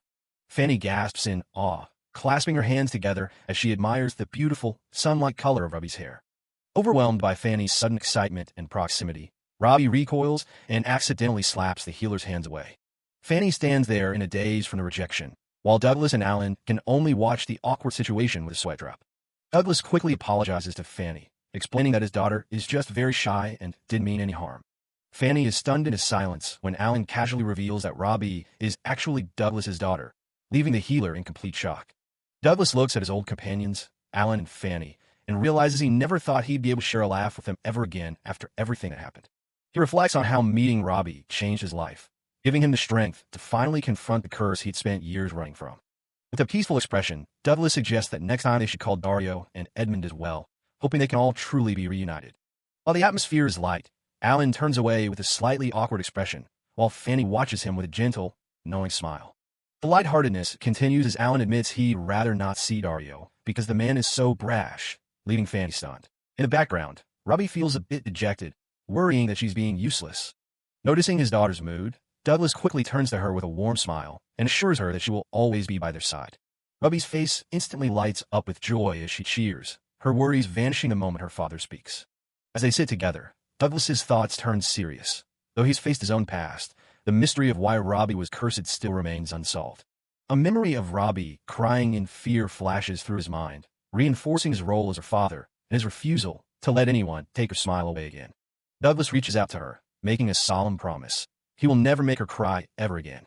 He looks her in the eye and vows that no matter what happens, he will protect her. Robbie smiles back brightly, trusting him completely. He knows the path ahead won't be easy, as the only clues to Robbie's curse involve a mysterious sorcerer, the deadly assassin, and a necklace that acted as the catalyst. Douglas gently pats Robbie's head as they prepare for the future, knowing that their long journey together is far from over. Back at Fanny's place, everyone is finally settling down for the night. Douglas asks for a status report on Alan, and Fanny admits his curse is way more intense than anything Douglas ever dealt with. It's a heavy blow, and Douglas realizes they can't just ignore it. Fanny offers to take charge of the healing herself. She thinks it'll be easier on Alan if his former mentor isn't the one constantly reminding him of his mistakes. As a neutral party, she can give him the space he needs to heal emotionally. Douglas realizes he was only thinking about the magic, not Alan's feelings. Fanny tells him not to sweat it. After all, she's part of the team too. She gives him a reassuring smile, glad to be helping out. Douglas reflects on how he kept trying to protect his party like they were kids. He sees now that they've grown into real adventurers who can stand on their own. He thanks her and leaves Alan's recovery in her capable hands. Suddenly, Robbie runs in demanding some water from her dad. Fanny watches them, amazed at how close they're despite not being related by blood. She mentions that she was also raised by a foster father, so she gets the vibe. Douglas is surprised to hear she has a similar background. He brings up Robbie's situation and how she was cursed to be a Finra when he found her. He shows her the necklace they found, hoping it's a clue to the spellcaster's identity. Fanny asks if he's planning to take revenge once he finds them. Douglas drops the bombshell that an assassin is currently hunting Robbie. He keeps a smile on his face for Robbie, but the situation is dead serious. As her father, he's determined to wipe out every single threat to her safety. He focuses back on cooking, his mind set on finding the person responsible. He's looking for closure, not just for Robbie, but for himself. Fanny watches him, seemingly touched by his dedication. Douglas asks her to use her skills to peek into his memories and identify the hooded man. He reaches out and grabs her hands to start the mental link. Fanny's heart skips a beat from the sudden physical contact. He tells her to stay focused and channel her consciousness into her palms. She tries to act normal, but she's definitely blushing. He triggers the share intel skill, and the kitchen is filled with a bright flash. Fanny sees the vision of the creepy guy from Robbie's memories clear as day. As the light dies down, the reality of the situation sets in. Fanny pauses, wondering if that man was actually the one who cast the spell. She explains that high-level curses usually require the caster to touch the target. In a memory, the hooded man does exactly that, touching Robbie's head. Douglas is confused. The guy clearly touched her, so what's the doubt? He adds that he could only break the curse because he took on that man's specific appearance. But Fanny has a theory about a second person being involved. She thinks an accomplice might have used transformation magic to look like the real culprit. If that's true, the person Robbie saw was just a decoy. Douglas stares at her, realizing the real enemy might still be hiding in shadows. Back at the clinic, Fanny is busy scrubbing the tub. Alan finally wakes up and asks where the other two went. Fanny tells him they're checking on Friend. He realizes he's been completely out of commission for a while. Fanny just laughs it off, teasing him for being like a little kid who passes out right after eating. Elsewhere, Douglas is lost in thought as he walks. He's stuck on Fanny's theory that the man who cursed Robbie might have just been an accomplice. He and Robbie are making their way through the dark woods. He wonders why anyone would choose to turn Robbie into a Fenrir specifically. It's a terrifyingly powerful creature. It doesn't make sense if they just wanted to hide her or keep her quiet. His mind drifts back 3 years to when the Merca Kingdom suddenly vanished from a map. That disaster was the spark that started the rumors about the Demon King's revival. He remembers Robbie telling him she was a cursed child meant to be fed to the devil. Looking at her now, he realizes just how much weight she's been carrying on those tiny shoulders. Robbie looks up at him with those innocent eyes, oblivious to his heavy thoughts. Douglas forces a smile, telling himself he's probably just overthinking things for now. He's already told her she can wait until she's ready to talk about her past. No matter what secret she's hiding, he reaffirms his vow to protect her as they look over the town. He tells her he's glad he finally got to introduce her to everyone. Robbie beams, happy that everyone made up, and Douglas promises they'll visit again sometime. Back inside the clinic, the peace is shattered when a figure suddenly appears on the table. It's the assassin, and he's wearing a wide, malicious grin. Fanny is paralyzed with shock, dropping her cup as she realizes they're not alone. She tries to ask who he is, but he just tells her she'll be dead soon anyway. He reveals he's here to kill everyone close to Douglas Ford to isolate him. He claims he's got a debt to collect, while Alan struggles to move in the background. Fanny is horrified as she realizes he's a master of high-level poison magic. The assassin just laughs, telling her it's already game over for her. Bubbling dark magic starts to fill the room as he prepares his attack. He prepares his poison hand skill, looking ready to strike her down. Everything goes pitch black for a moment as the tension peaks. The assassin's face looms in the darkness, more menacing than ever. Suddenly, Alan bolts upright in bed with a panicked gasp. Fanny is right there by his side, looking concerned and asking if he just had a nightmare. The room is empty and quiet, with no sign of any intruder. Alan stares at the window, trying to convince himself it really was just a bad dream. Fanny hands him some water to help him settle back down. He takes it, feeling guilty for causing her even more trouble while he's sick. Fanny looks at him with a hidden intensity, her mind already elsewhere. She thinks back to the reports and papers she's been keeping hidden from Douglas. Her thoughts turn to Edmund Heathmaroy being arrested and the frustration it caused her. She remembers Edmund's cryptic words about Alan's return while he was still in power. She knows she has to carefully manage the hero's reputation to keep the public from getting suspicious. Her thoughts settle on the trace magic that started this whole deception. Fanny thinks to herself about trace, the high-level transformation magic that allows one to perfectly mimic another person's voice and appearance. She reflects on how Douglas became suspicious of a fake Alan, noting that people close to a person can always tell when something is off with their mannerisms. In a chilling revelation, she admits she was also assuming Alan's form, remembering a time when there were two Alans active at once. She recalls her time with Edmund, knowing that they were working toward completely different goals the entire time. Her thoughts drift to her father, Dario, and how she managed to drag him into her complex web of lies. Back in the room, Alan looks at her with concern, but Fanny remains confident that she can still make her plan succeed. She forces a bright smile, telling him that it's absolutely nothing and he shouldn't worry. Deep down, she knows the truth. The ritual to revive the Demon King is already well underway. She identifies the spellcaster who cursed Robbie as none other than her own father. She remembers seeing him in the woods, standing over Robbie while she was still trapped in her monstrous Fenrir form. Knowing the revival will take time, she stays focused on her mission, thinking about the subtle hints she's already planted. She sits quietly with Alan, convincing herself that she's doing exactly what she needs to do.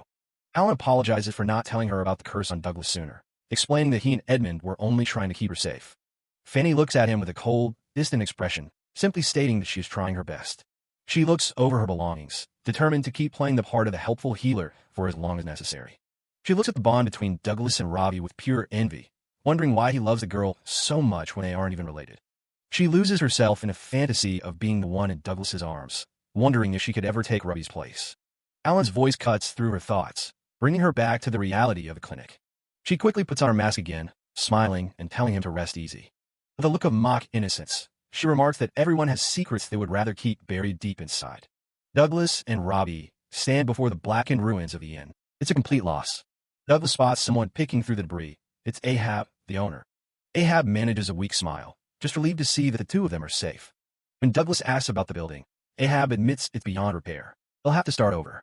He tries to stay positive, noting that Lisa's family is okay and the fire didn't spread to their house in the back. He goes quiet for a second, the weight of it all clearly sinking in. Ahab mentions he heard Edmund was hauled off to jail. Douglas immediately drops his head in a deep bow, taking full blame for everything that happened. The neighborhood sits quiet around the skeletal remains of the inn. Inside, Douglas explains the whole situation to Ahab and his wife, Mocha, how the curse dragged them all into this mess. Ahab asks if that means Douglas considers himself partly responsible for the fire.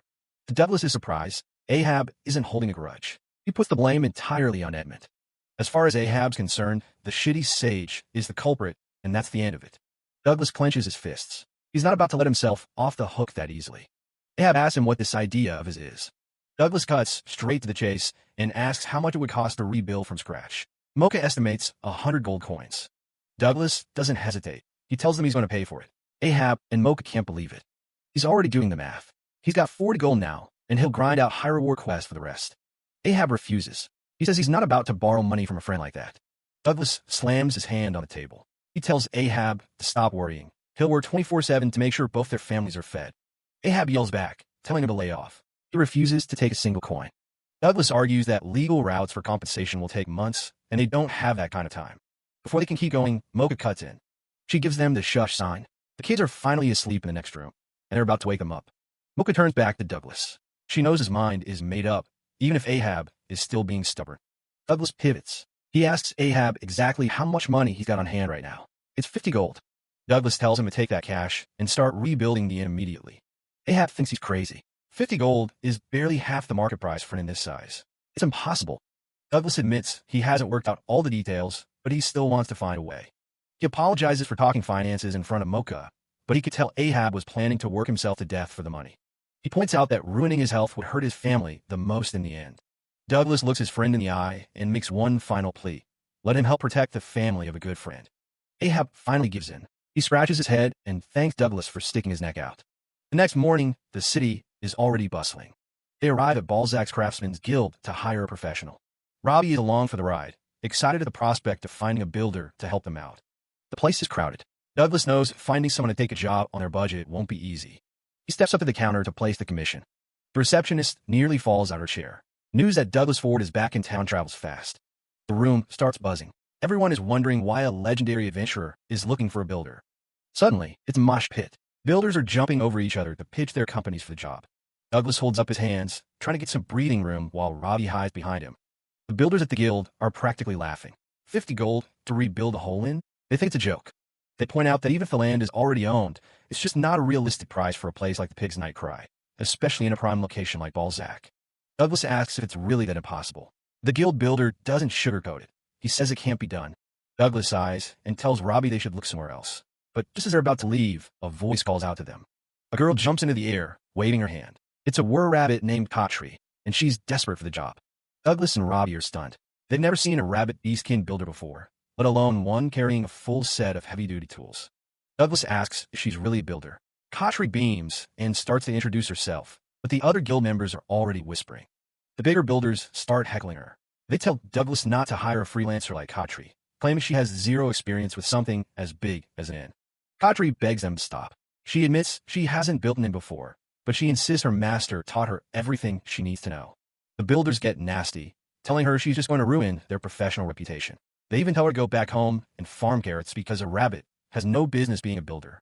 Robbie looks up and asks a simple question. Why can't Miss Rabbit build a house? One of the more arrogant-looking builders condescendingly tells Robbie it's a great question. He tells her that building requires real strength, which he claims rabbits just don't have. He tries to play it off like they just have different strengths and weaknesses. Robbie doesn't back down. She points out that the rabbit lady never said she couldn't do it. The builder is actually a bit impressed by her logic. Robbie keeps pressing him, asking why, over and over. The guy starts to sweat, realizing he doesn't actually have a good answer. Douglas places a hand on Robbie's head. He agrees with his daughter. She's absolutely right. Douglas turns to Kotri and apologizes. He admits he didn't expect a were-rabbit to be a builder either. Kotri tells him it's okay, since even people in her hometown felt the same way. She clenches her fists, determined. She's studied hard, and she's ready. She asks Douglas to tell her more about the job. Douglas is happy to give her a chance. The other builders are left in shock, wondering what they're supposed to do now that she's actually taken the contract. As they walk through the city, Kotri starts to understand why the budget was so tight. She tells Douglas she was moved by how much he cares about his friend. Douglas asks her if she really thinks it's going to be that difficult. Kotri gives him a big smile and says she won't charge a single cent for labor. She wants to help him save as much money as possible. Douglas stops her right there. He insists she takes her fair share of the pay. Robbie notices Kotri's expression change. Kotri finally admits the truth. She hasn't been getting any work lately. She was hoping that doing a good job for someone as famous as Douglas would finally change her luck. She's willing to overwork herself just to make this work. Douglas tells her that's even more reason for her to be paid properly as a top-class professional. Kotri is stunned. Douglas tells her to accept the pay she deserves, saying that the person who taught her those skills would want it that way too. Kotri is moved to tears by his kindness. She remembers when she first begged to be an apprentice. Every other company had turned her away because of who she was. Her master had screamed at her, asking how anyone so stressed about money could ever build something splendid. He had offered her the job and promised to pay her properly, telling her that money should enrich her heart so she could pass that kindness on to others. Kotri wipes her eyes and apologizes. She almost forgot that important lesson. She accepts the job, promising to work like a true professional. Douglas and Robbie look on, glad they found someone so passionate. They finally arrive at the wreckage of the inn. Kotri takes a long look at the site. Inside, the damage is even worse. Kotri says a repair is out of the question, but she can handle the demolition. They walk together as they talk shop. Douglas knows materials and labor are going to be the biggest expenses. Kotri estimates they'll need at least 3 strong people for the heavy lifting. Douglas offers to jump in and help out himself. With his help, Kotri is confident they can pull it off. Douglas is relieved, but he knows they still need to figure out where to get the materials. Kotri explains that wood alone will cost 1/6 of the entire budget. It's incredibly expensive in Balzac. She tells them most of the wood comes from the Siskaba forest, which is controlled by elves.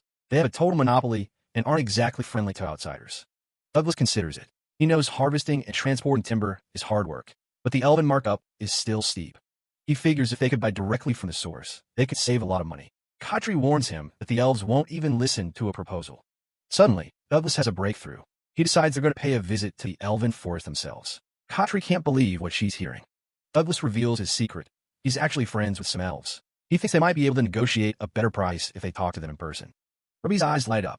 She asks if they're going to see Nikki, the young elf they met before. Douglas gives her a confident smile and says he's sure they'll hear them out. Khatri, meanwhile, is still in total disbelief. She has no idea how a human could ever manage to become friends with a reclusive elves. Before they leave, Douglas makes sure to explain the situation to Alan and Fanny. This side is split up for a while, and Khatri goes off to meet with Ahab and his family while they're away. 7 days later, they are well on their way. The sound of horse hooves on the road is constant as their wagon rolls through the countryside. Robbie spots some rabbits in the grass and leans out the car to get a better look. Douglas has to remind her to stay safe and not lean too far out. Khatri is having a great time, too. She hasn't been on such a long trip in ages. She asks Douglas if they're almost there yet. Douglas looks thoughtful as he remembers his first meeting with Rui and his tribe. They had just survived a massive forest fire caused by a lightning strike. After that incident, Douglas had helped them arrange for humans to install lightning rods in the forest. He even has a letter from them expressing their gratitude and their desire to open up to the outside world. Khatri is suddenly overcome with nerves. She asks if it's really okay for her to be coming along on such an important diplomatic mission. Douglas tells her not to worry. He warns her that the elves might be a little wary at first, but they don't mean any harm. He asks her to give him a fair chance. Khatri pumps her fist, determined to overcome her social anxiety and do her best for the project. Douglas can't help but chuckle at her enthusiasm. As they approach the forest, Douglas tells Robbie to come over to him so she doesn't trip while getting down from the wagon. Suddenly, a familiar voice calls out. It's Nikki, who has spotted them from afar and is waving frantically. Douglas and Robbie wave back, excited to see their friend again. Nikki is absolutely overjoyed. He can't believe Douglas and Robbie actually came back to visit them. He shouts for his dad and the rest of the tribe, telling everyone that Douglas has returned. Robbie is happy to see that Nikki is doing so well. Douglas and Robbie look toward the forest entrance, but they both freeze when they see what's coming. Douglas can't believe his eyes. A group of elves steps out to welcome them. But these aren't the slender, graceful elves they remember. These guys are absolutely massive. Douglas and Robbie are completely speechless. Every single one of the elves has somehow managed to get incredibly buff since the last time they saw them. Douglas and Robbie are staring at the elves like they've just seen a ghost. The whole tribe has clearly been hitting the gym, or they're just using way too much magic. The young elf Nikki explains they're using buffs, and the secret's finally out in the open. Rui says seeing Douglas in action inspired them to learn some strengthening magic of their own. Douglas finally gets what's going on, even if it's still a pretty shocking transformation.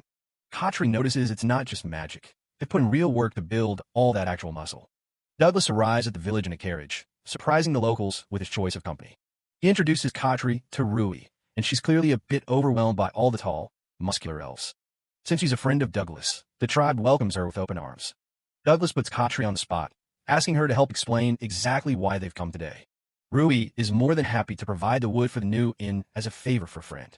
Douglas tries to pay, but the elves insisted on the house as thanks for everything he's done.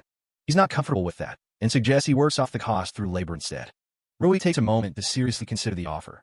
He leads the group to a massive clearing filled with old, stubborn tree stumps. Clearing this land for new trees is a nightmare, even for a bunch of jacked elves. Rui offers a deal. Help them dig out the stumps, and he'll lower the price of the wood. But he warns that with roots this deep, they're looking at a full month of backbreaking work. Douglas asks if just plowing the whole field would work instead of digging one by one. He tells everyone to stand back and begins focusing his energy on the ground. He places a hand on the soil, calling on the spirits of the earth to help. One cast of ground magic. Gnome later, and the entire field starts shaking like a massive earthquake.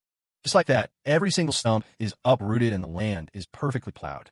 The elves are completely stunned. Ruby's ready to help out too, but the job's already finished.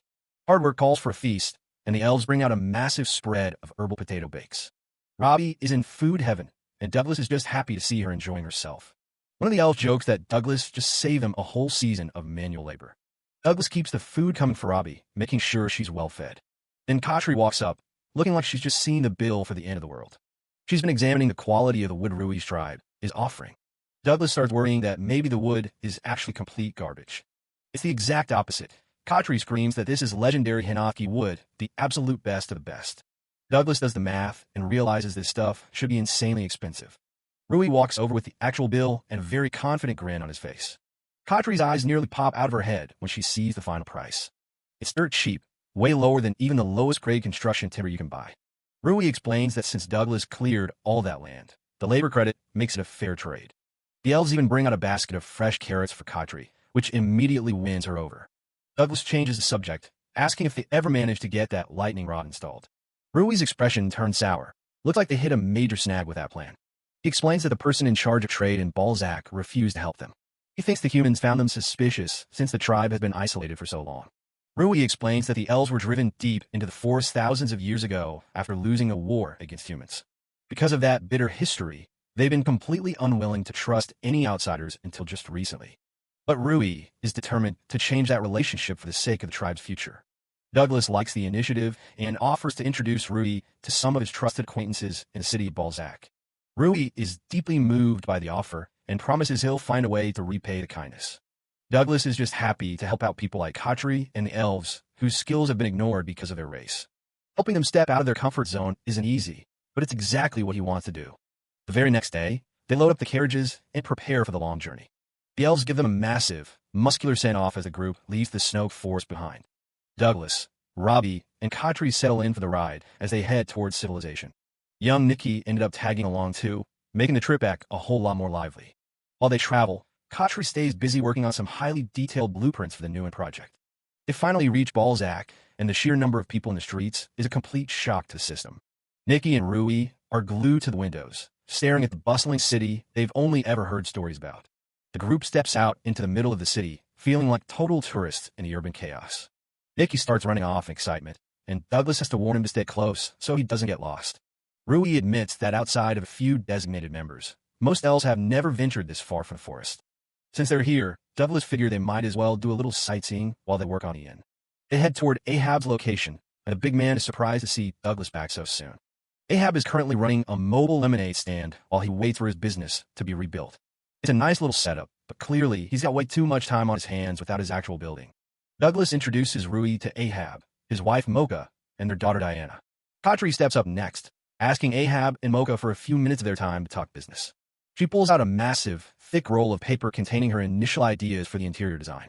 Ahab is impressed by the level of detail she's already put into these preliminary drawings. Katri explains that she wanted to have something concrete on paper to make the discussion easier for everyone. Ahab notes that unlike previous builders who were vague, Katri's plans are incredibly clear. He notices something odd, though. The kitchen sink in the drawing looks a bit higher than normal. Katri explains that since Ahab does most of the cooking, she raised the countertops to prevent his chronic back pain. She even added a specific area for gardening after hearing about Mocha's personal hobbies. Douglas just watches with a proud smile, seeing how much thought Katri has put into every detail. He tells her there's no need to be humble. Having a builder who cares about the client's needs is a rare thing. Katri is clearly moved by the praise, her rabbit ears twitching as she takes it all in. She vows to do her absolute best to live up to the high expectations Douglas and Ahab have for her. With the plan settled, Douglas asks Ahab if he's ready to get the actual construction work started. He tells the girls and Rui to stand back because things are about to get a little dangerous. They walk over to the ruins of the old inn, which is currently a complete death trap. Katri and Robbie watch from a safe distance, wondering exactly how Douglas plans to demolish the structure. Instead of smashing it, Douglas casts fortification magic to hold the entire structure together. He focuses his energy, knowing Ahab and his family are watching his every move. Then he triggers strengthening muscle power, bulk, and his physique starts to expand rapidly. With a massive roar, Douglas literally lifts the entire two-story stone building off its foundations.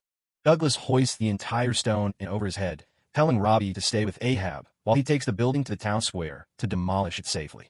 Watching his incredible display of strength, Robbie and Nikki can't help but feel inspired, both shouting that they want to help out with the work too.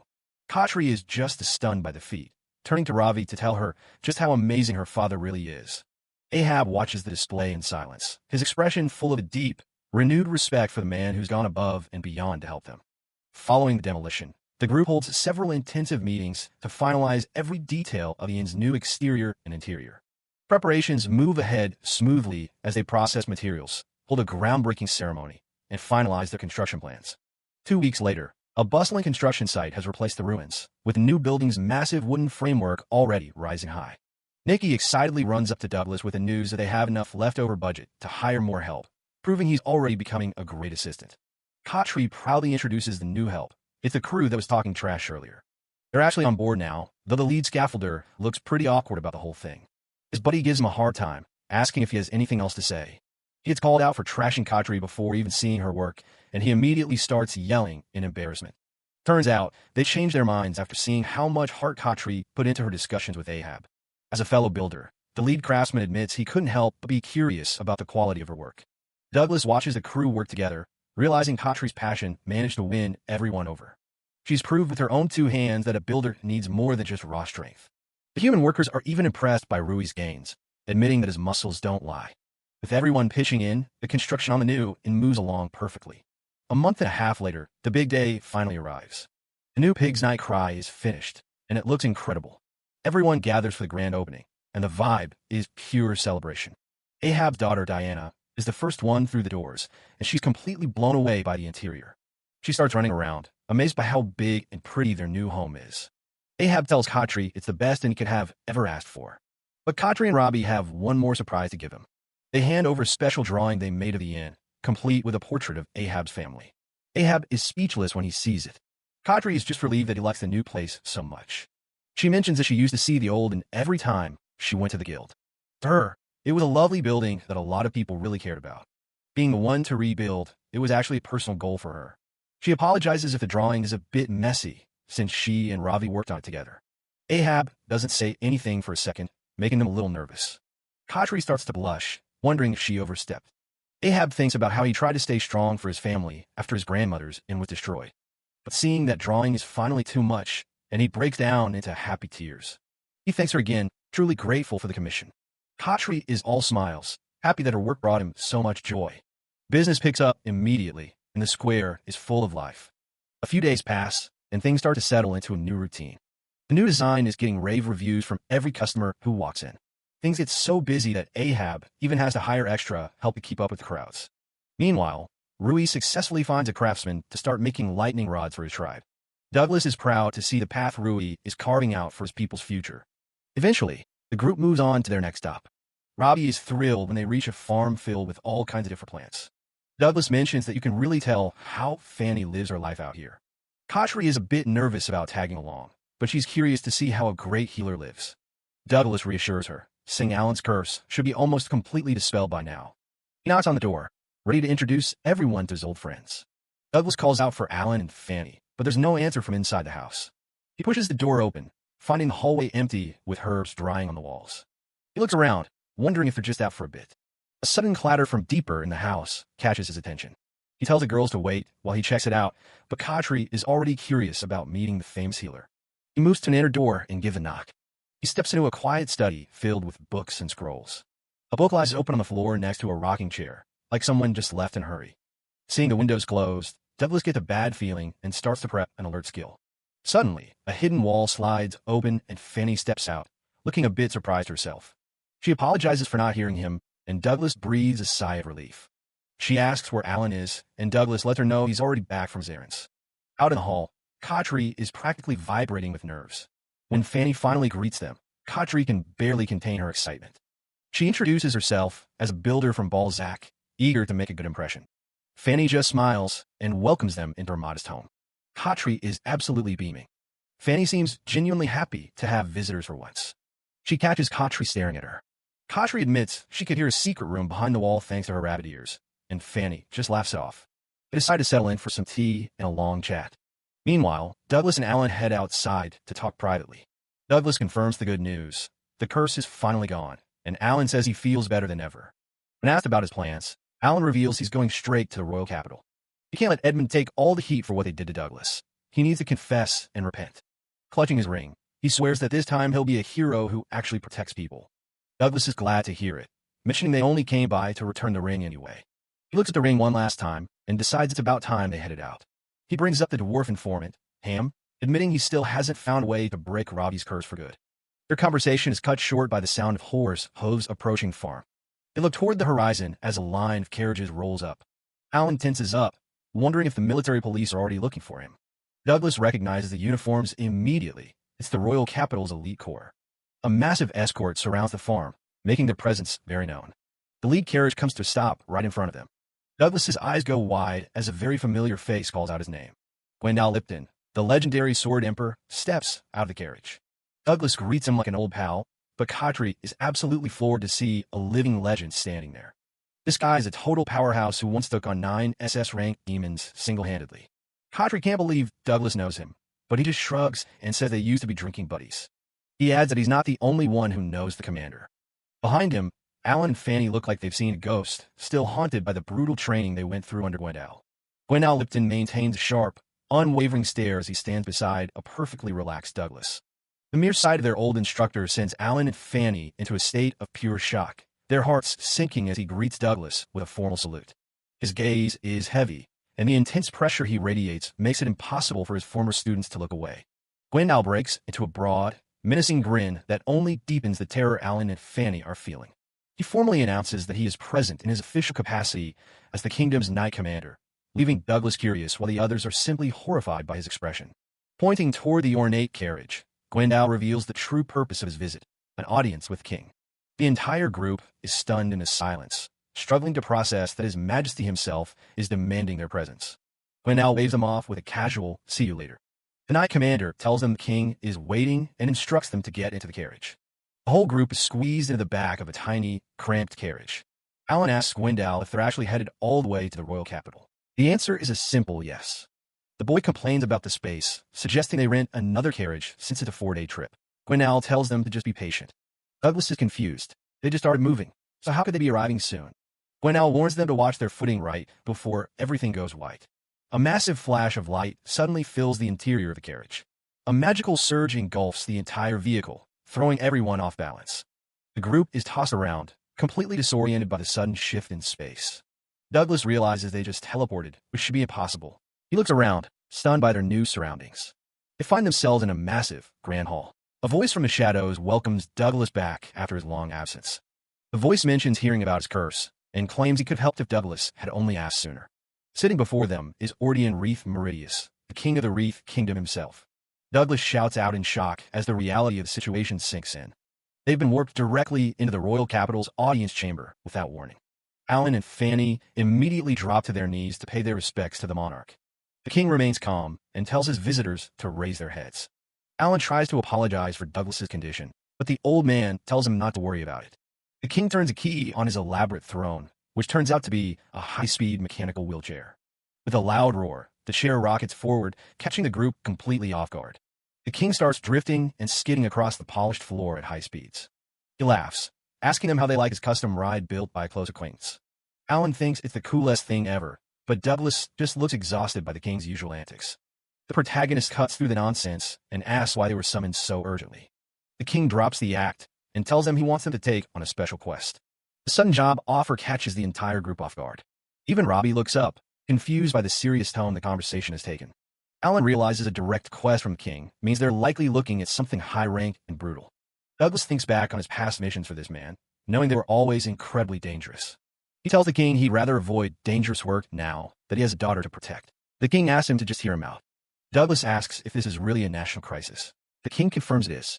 The monarch adds that the situation might actually concern Robbie as well. That single sentence completely changes Douglas's tune. He can't ignore something that might affect his daughter.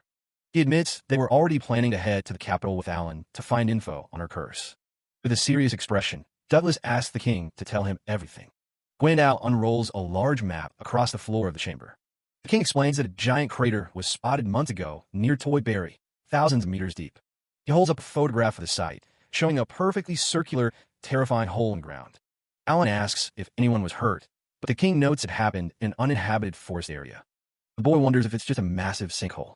Douglas listens as the king prepares to explain why it's not. The king points out that there's no rubble at the bottom, just like when the Merca kingdom vanished years ago. Douglas processes the king's words, asking if people involved with Robbie could really be behind this massive crater. He kneels to her level, gently asking if she knows anything about it. Robbie can only manage a quiet apology, so Douglas tells her she doesn't need to force herself to talk. Gwendal stands by stoically, watching the exchange with his usual unreadable expression. The king clarifies that it's just a hunch. The crater could be natural or even demonic in origin, and she might be completely unrelated. As they stand before his throne, the monarch says he's certain humans were involved this time. Alan is the first to ask why he's so sure. The king shows him an image of the massive scars on the landscape. Right now, there are 3 of these giant holes scattered across the Wreath Kingdom. He reveals they were alerted by an anonymous tip. The news clearly catches Douglas by surprise. Gwendal looks on sternly while the king admits it's a source of shame that they couldn't figure things out sooner. Gwendal details the evidence: a mysterious camera, a map, and a bottle of poison found with a member of Balzac's military police. They think the poison was left there specifically so people would investigate the other items. The camera held a photo of the very first crater, and the map was stained with liquid. The Night Commander points out that the liquid stains on the map perfectly match the locations where the craters eventually appeared. It was practically a broadcast of their next targets. The king admits they initially thought it was just a sick prank. But then a second crater appeared exactly where predicted, and though they sent scouts to the third, the cause remained a mystery. A few days ago, they received another map using the same method, this one predicting a 4th and 5th crater. Gwendal gives them their orders: head to the predicted location of the 4th crater and find out what's really going on. Douglas takes a second to think it over. Investigating these massive holes is a huge task, but he accepts the quest. He wonders out loud who sent the tip. Was it the culprit or some kind of prophet? The king admits they're just as in the dark. Gwendal weighs in, noting the methods used are far too complicated for a simple prophet. Douglas worries it might be a trap, but the king believes there must be a reason behind it all, even if it's a plea for help. Looking determined, the protagonist accepts the mission. If there's even a slight chance this is connected to Ruby's curse, he can't ignore it. He turns to the group to see if they're in. Fanny is all for it, but Alan seems to be having a crisis of conscience. The boy speaks up, surprising everyone by saying he can't take quest. He tells the king he came there to atone for his sins. Since Edmund is already locked up for his crimes, Alan believes he belongs in a cell too. King Orion listens with a slight smile playing on his lips. He explains that even Edmund is helping from behind bars. The teleportation spell they used earlier was actually his invention. The king asks Alan how a hero is supposed to face their sins while rotting in a dungeon. He tells the boy he wants to see him make up for his past through his actions instead. Alan is clearly moved, bowing his head and giving firm, "Yes, your majesty." He asks for a chance to talk to Edmund, even if it's just for a moment. The king promises to make it happen once this investigation is wrapped up. Douglas thanks the king and asks if they can bring Dario along for the job. The mood in the room shifts instantly. The king drops the bombshell that Dario is currently missing. Gwendal adds that he was last seen near Toyberry. Given the timing, there's a chance he was swallowed up by the very first crater. Douglas is hit with a wave of panic. That's right where they split up. He worries something terrible happened to his friend immediately after they parted ways. His hand starts to shake as the thought of Dario being dead crosses his mind. He immediately shuts that thought down, clenching his fist. He remembers his friend's grin and knows he wouldn't go down that easily. He's convinced Dario is alive and well somewhere out there. Now more motivated than ever, Douglas vows to give his quest everything he's got. The king tells them they'll head out tomorrow morning, and he'll arrange for a pickup from Balzac. Suddenly, the mechanical wings on the king's chair spring to life. He calls out to Alan, who looks like he's seeing a miracle. The monarch starts flying his chair around the room like a maniac. Alan is absolutely loving it, calling it the coolest thing he's ever seen. As they leave the chamber, Alan is still buzzing with excitement, while Fanny smiles as reaction. Gwendal watches them walk away, his expression as unreadable as ever. The king tells his commander to dial back the hostility for once. As Gwendal heads out, the king asks the empty room how much longer someone plans on hiding. A new visitor arrives at the palace. Him, an informant who clearly has a long history with the king, given how casually he addresses him.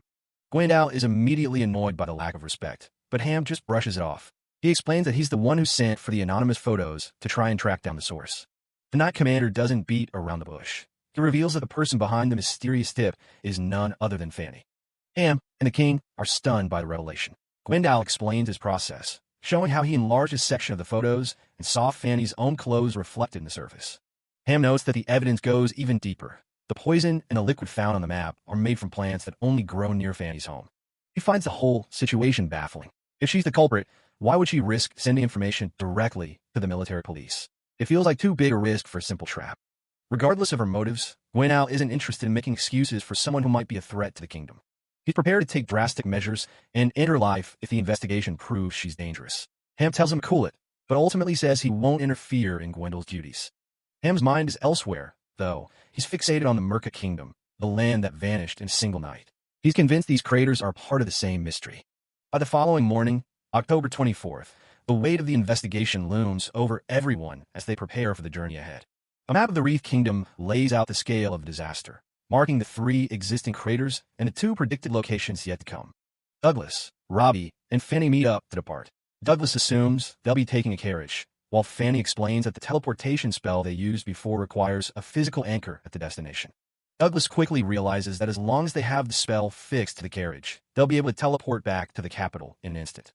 Just then, Fanny comes rushing toward them, breathless and offering a frantic apology for her lateness. Looking around, Douglas notices a glaring absence and asks about the missing member of their group. Fanny explains the situation. Alan won't be joining the investigation today because his fever flared up again during the night. The news takes Douglas by surprise, his brow furrowing as he processes the change in plans. He asks if she was able to heal him, but Fanny explains that she's left him to rest at her place. Given his recent recovery from a curse, pushing himself now would be too dangerous. Douglas does his best to keep Ravi's spirits up, telling her they'll just have to work twice as hard to make up for Alan's absence. Gwendal arrives to oversee the mission, his presence adding a layer of tension as they finally set off. The carriage rolls through a bleak, mountainous terrain, the silence of the landscape matched only by the heavy atmosphere inside. Fanny sits quietly, her pen scratching against a notebook as she wonders how Alan is faring on his own. She's meticulously writing down an update on her residence, a task that seems far more important than a simple diary entry. As she looks over at Douglas and Gwendal, she can't help but think about how quiet and lonely her home must feel right now. She can feel Gwendal's intense gaze boring into her, his suspicion almost palpable even though he hasn't said a word. She's certain he's already pieced together that she was the one who sent the anonymous pictures. The silence is agonizing. She wonders if he's testing her or waiting for her to slip up. The stress has her stomach tied in knots. Hidden beneath her collar, a magic item is embedded directly into her neck, a constant reminder of the leash she's on. She knows that every word she speaks and every move she makes is being transmitted through that device. A chorus of voices and sounds fills her mind, ordinary questions and idle chatter from the group that feel like a cacophony against her internal panic. She struggles with the weight of her secret, looking at the strange wooden dolls that seem to mirror her own lack of agency. The terrifying truth is that her father, a man with manic eyes and a twisted ambition, is listening to every single second of their journey from his dark workshop. She remembers the day she received the order through the neck implant, her father's voice commanding her to clear an area for a ritual. That ritual resulted in the first crater, and she can still see the image of Dario being swallowed by the earth, a victim of a plan he never saw coming. While she still doesn't understand the mechanics of how her father creates those massive holes, she knows his ultimate goal is the revival of the Demon King. She's resolved to stop him at any cost, her eyes flashing with a mix of fear and sheer determination. She knows the risks. If Gwendal arrests her and uncovers the connection, her father will kill her instantly by detonating the item in her neck to keep his secret safe. She desperately needs to find a way to warn someone, her eyes darting toward Douglas as he sits nearby. Seeing Douglas laugh, she considers her original plan, to have him use his unique share intel skill to read her mind directly. She had staged the fake Alan incident just to get his attention, but so far, her attempts to communicate without alerting her father have failed. Her father claims the fifth crater will be the last step in his ritual. Fanny is willing to let the fourth one happen if it gives her enough time to stop him before the finale. Time is running out, and she's terrified that she won't be able to get Douglas to look her way before the world is changed forever. Gwendal sits across from her, his lips curled into a silent, unsettling grin that makes Fanny's blood run cold. The pressure becomes too much, and Fanny nearly collapses in tears as she imagines Gwendal executing her on the spot. Douglas and Ravi look on in confusion, prompting her to wipe her eyes and insist she'll do her absolute best for the mission. Meanwhile, in the bustling streets of the capital of Balzac, the sun shines down on a city oblivious to the shadows moving within it. Suddenly, a small figure in a white hooded cloak collapses face first onto the pavement with a heavy thud, catching the attention of a nearby woman. The woman rushes over to help, but the boy, Alan Drummond, now reverted to his child form, can barely stay upright as his vision and depth perception continue to fail him. He ignores the offer of help, his mind focused on a single, urgent goal as he forces himself back onto his feet. With his heart pounding and his breath coming in ragged gasps, Alan sprints through the crowd, desperate to reach Douglas before the catastrophe his father has set in motion can begin. Alan is just hanging out outside the house, waiting for Fanny to finish getting ready. He decides to give her some space and waits by the door, but something feels a bit off. He notices something stuck in the doorframe, and then Fanny suddenly appears right behind him. Before he can even react, a massive jolt of magic slams into the back of his head. He collapses to the ground, paralyzed. Fanny stands over him, whispering how sorry she is. His vision starts to fade as he blacks out, wondering what the hell she just did to him. He hears her voice one last time, saying he looks a lot cuter like this. He snaps his eyes open, completely disoriented. He realizes he's buried under a pile of heavy clothes. His own gear is way too big now. He tries to figure out how long he's been out while checking his tiny hands. Looking at his reflection, It's clear he's been regressed into a little kid. Panic sets in. He's never heard of a skill that does this. It has to be a curse. He runs down the stairs, only to find every single exit completely boarded up. He checks the windows too, but they're all sealed tight with wooden planks. He's trapped. There's no way out for someone his size. He tries to summon his ice magic, but nothing happens. His sorcerer eyes aren't working either. He can't feel any mana at all. He wonders how Fanny even managed to get out if she sealed everything from the inside. He finds some food left out for him, but then he hears a rustling in a nearby cage. It's a mouse, and there's a note from Fanny asking him to look after it. He takes a closer look and sees something glowing on the mouse's back. It's a transfiguration curse mark, the exact same thing that hit him. He asks the mouse if it used to be human too, wondering if Fanny did this to it. The mouse just bites his finger and scrambles out of the cage. It starts scurrying across the floor, squeaking like it wants him to follow. He decides he doesn't have much of a choice but to see where it's going. The mouse leads him straight to a big bookshelf in the corner. It jumps onto a shelf and squeaks again, clearly trying to show him something. He notices a cold draft blowing right through the books. He clears the shelf and finds a hidden passage tucked behind it. He peeks through the opening, wondering what else is hidden in this house. It opens up into a secret room filled with light. The whole place is packed with toys and children's clothes. It's too childish for Fanny. This room was clearly built for someone else. He steps inside, the floorboards creaking under his tiny weight. And he spots a pile of bandages and gear, the exact same stuff the assassin was wearing. Everything clicks. This really wasn't a dream. He realizes the mouse is the assassin they were looking for and offers to help break its curse. He knows this is exactly how Douglas would handle things, giving an enemy a second chance. He looks back at the room, realizing just how much Fanny was hiding. He figures Fanny left him here because she didn't want the mouse to starve, and deep down, she didn't want to hurt anyone. He realizes that if Fanny kept this a secret, no one in the group would have suspected a thing. Fanny mentions that curses are a massive taboo, but she's clearly willing to cross that line. Alan thinks about how she might have cursed Douglas just to keep him safe, wondering if she's losing herself to her goals. Looking at the mouse, Alan knows he has to talk to Fanny about what she's done. He's banking on Douglas being able to dispel whatever curses they're stuck with. Determined to be the hero, Alan grabs the mouse and decides it's time to set out.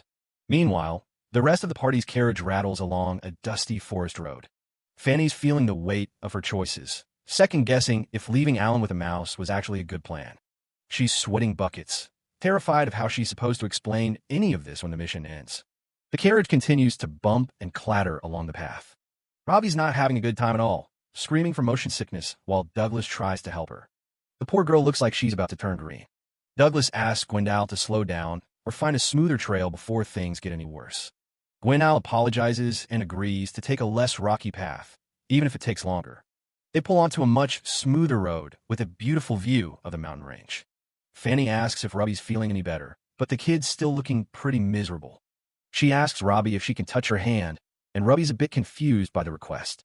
Fanny starts pressing on specific spots, pressure points to help calm her down. Robbie's eyes go wide as she realizes the nausea is actually starting to fade away. Fanny explains that there are plenty of ways to heal a body, and she's just using her knowledge of pressure points. Robbie's finally feeling okay again, and Douglas is just glad his daughter is back to her usual self. Robbie asks if there are other pressure points she can learn. But then she blushes and tells her dad to look away, leaving Douglas completely stunned. She even tells him to cover his ears, while Fanny laughs and calls it girls' talk. Douglas is left feeling totally excluded, moping in the corner of the carriage. He lets out a heavy sigh, wondering where he went wrong. They stop for a quick lunch, and the food actually looks surprisingly appetizing. They set up a little picnic on the grass to recharge before the next leg of the trip. Robbie seems to have something special planned. She walks up to Douglas and asks him to turn around for a moment. She reaches out and places her tiny hands firmly on his shoulders. Robbie starts giving him a shoulder massage, putting all her effort into it. Douglas is genuinely moved, looking at his daughter and Fanny while Gwendal keeps watch. He asks if she's hurting her hands, but Robbie explains that Miss Fanny taught her this just for him. He realizes Fanny went out of her way to teach Robbie how to help him with his stiff shoulders. Douglas thanks her and tells her she can use even more strength if she wants. Robbie takes that as a challenge and starts squeezing with everything she's got. It reminds him of the massages his mom used to give him, making him feel like an old man. He watches her, realizing that Robbie is growing up right before his eyes. Suddenly, a strange magical jolt hits him, catching him totally off guard. He looks over at Fanny, but she's just calmly watching the scenery as if nothing happened. 5 days after they left, we cut back to Child Alan, who's huddled around a campfire with the mouse. He's looking pretty miserable, realizing he managed to run out of money halfway through his journey. Alan tries to soothe his companion, a small gray mouse with a magical seal on its back, who is currently squeaking in rage over the measly portion of food he received. As the mouse finishes the snack, Alan wonders how they're supposed to survive when he's out of money and has the limited stamina of a child. He looks completely drained, his eyes losing focus as the fatigue of their journey sets in. After nodding off for a bit, Alan wakes up and decides they should probably move to a safer location to camp for the night. However, he's shocked to find that the mouse has vanished, leaving nothing but an empty apple core behind. Deep in the forest, the mouse is already scurrying away, thinking Alan was incredibly naive to ever help someone like him. The little assassin has a plan, knowing exactly which way Douglas and his party are traveling. He figures that traveling solo will let him sneak around more easily, so he can catch Douglas alone and demand he dispel the curse. Once he's human again, he plans to finally complete his mission and take Robbie away from the group. But his internal monologue is interrupted by a sudden sense of danger and a rustle in the nearby undergrowth. Before he can escape, a large three-colored gallow lunges from the bushes and chomps down on the unsuspecting mouse. A snake hisses right in the mouse's face. Being a mouse's natural enemy, it's pretty much a nightmare scenario. The mouse squeals and tries to bolt as things get worse. More of them are crawling out of the tall grass. Alan curses his luck. If he still had his skills, these monsters wouldn't even be a threat. A massive snake rears its head, letting out a deafening hiss. The mouse freezes, completely caught off guard. Just as another one lunges, the mouse barely manages to dodge. It's cornered from every side. Alan reaches out and scoops up the tiny creature before a snake can snap its jaws shut. He asks if it's all right. He grips the snake's neck with one hand, telling the mouse not to just run off without saying anything. The mouse squeaks in surprise. Alan guesses it was probably worried about whether it could ever return to its human form. He looks the creature in the eye and makes a promise. He's not going to abandon it. The mouse stays silent, just staring back at him as he sets it down on the dirt path. Alan checks the small bloom snake he's holding. They aren't particularly poisonous, but they have a nasty habit of hunting in packs. Suddenly, the forest floor comes alive. Dozens of snakes emerge, surrounding them with a giant queen at the center. The giant monster lets out a high-pitched hiss that echoes through the trees. It's much larger than the others. Alan grabs the mouse and tries to make a break for it, but his child body is already failing him. He feels faint, wondering if he's already been poisoned. One of the smaller snakes lunges at his face with its mouth wide open. He's completely surrounded. He falls back, cursing his useless state. It looks like the end for both of them. The Queen Bloom snake looms over Alan, ready to strike. It's a hopeless situation. Suddenly, a beam of energy pierces the gloom, slamming into the monster's side. Someone just used a lance-lag skill. A massive explosion of light called Booming Flash erupts, completely vaporizing the swarm of snakes in an instant. As the dust clears, a figure stands over the wreckage. Dario tells the lil brat to get back to bed. Alan can't believe his eyes. Dario stands there with a smirk, asking if Alan isn't scared of him. The shock of seeing him here is almost too much. Dario suddenly bursts into a fit of hysterical laughter, finding the whole situation absolutely hilarious. He mocks the group, pointing out how Douglas got cursed, and now Alan has been turned into a kid by Fanny. He thinks they're all out of their minds. Alan just sits there silently, while the warrior keeps laughing at the absurdity of it all. It's a pretty low point. Dario asks if he's actually talked things out with Douglas. Alan looks away, unsure of how to even answer that. The warrior's expression turns serious for a moment as he stares down at the boy. He's not just here to mock him. Alan says that the talking part will have to wait. Right now, he's done hesitating. He looks up with a newfound resolve. This time, he's going to face his problems head-on as the hero. Dario changes the subject, asking about the mouse. He reaches out and picks the tiny creature up by the tail. Alan panics, but the mouse is even more terrified. It realizes Dario is human and worries about what a guy like him might do. Alan explains that something happened to the mouse, and it was cursed too. He's planning on getting both of their curses broken. He asks what Dario has been doing this whole time. The warrior just shrugs it off, saying he's been busy with all sorts of things. The mouse watches Alan, wondering if he really plans to keep its secret identity safe. He seems surprisingly relaxed. It reflects on how it's been an assassin for so long, and yet this is the first time anyone has ever said they wouldn't abandon it. A vision of the future flashes through the mouse's mind. Everyone back in their original forms, standing together as a team. The image shifts to a darker thought. The mouse wonders what look would be on Douglas's face if everything was destroyed. a dark, twisted grin hidden behind fingers. It's the true nature of an assassin coming to the surface. The mouse imagines Douglas weeping in regret, wishing he had never saved anyone in the first place. People's true selves always show at the end. It can't wait to see him wallow in misery. Dario breaks the silence, telling them it's time to get moving. Alan asks if they're heading to find Douglas, pointing out that there aren't any carriages around to take them there. Dario just flashes a confident grin. He tells the boy that he's much faster than any carriage they'll find. He grabs Alan and takes off with a literal bang, creating a shockwave as they rocket through the forest. Alan can only scream in terror. Dario laughs hysterically, mocking how Fanny used her magic and curses to betray them. He says he's not done with that woman yet. He grits his teeth, looking absolutely deranged. He says he won't be satisfied until he can tell her off himself. 6 days pass since the group set off. They finally reach the cliffside overlooking their destination. Douglas listens as Gwendal explains the timeline. The craters appear every 40 days, and they only have 3 left before the next one hits. Douglas looks out at the vast mountain range. It's hard to imagine that this whole landscape could just vanish in an instant. The path ahead is steep and dangerous. Gwendal notes that they're currently at a high point overlooking the mountains where the crater is predicted to appear. Before they head out, Gwendal pulls out an envelope. He's been holding onto it from the king and was told to hand it over once they arrived. Douglas takes the letter, thinking that a SSS rank quest is definitely going to require some serious preparation. He starts to open it. Robbie and Fanny watch as Douglas reads the contents. He's completely silent, which is never a good sign. He looks down at the paper in disbelief. It's a quest for a mushroom hunt? It makes 0 sense. Douglas is completely baffled. Even Gwendal doesn't know what to make of it, suggesting they just don't think too deeply about the king's whims. Robbie, however, seems intrigued. She's just happy to see some colorful mushrooms on their journey. She spots a large, dripping mushroom and points it out to Douglas. It's certainly unique looking. Robbie walks over to take a closer look, her hand reaching out to touch the strange fungus. Then, a voice screams out a warning. A sudden jolt of electricity strikes a nearby tree. The group is on high alert, wondering where the hell that voice came from. Douglas rushes over and pulls Robbie back just in time. He's shouting her name, frantic after that sudden explosion of energy. Fanny explains that those mushrooms are extremely toxic. Just touching them would be enough to melt your skin right off. Everyone is shaken. Douglas checks on Robbie's hand. She says she's okay and didn't touch it. Gwendal looks around, still on edge about the mysterious voice.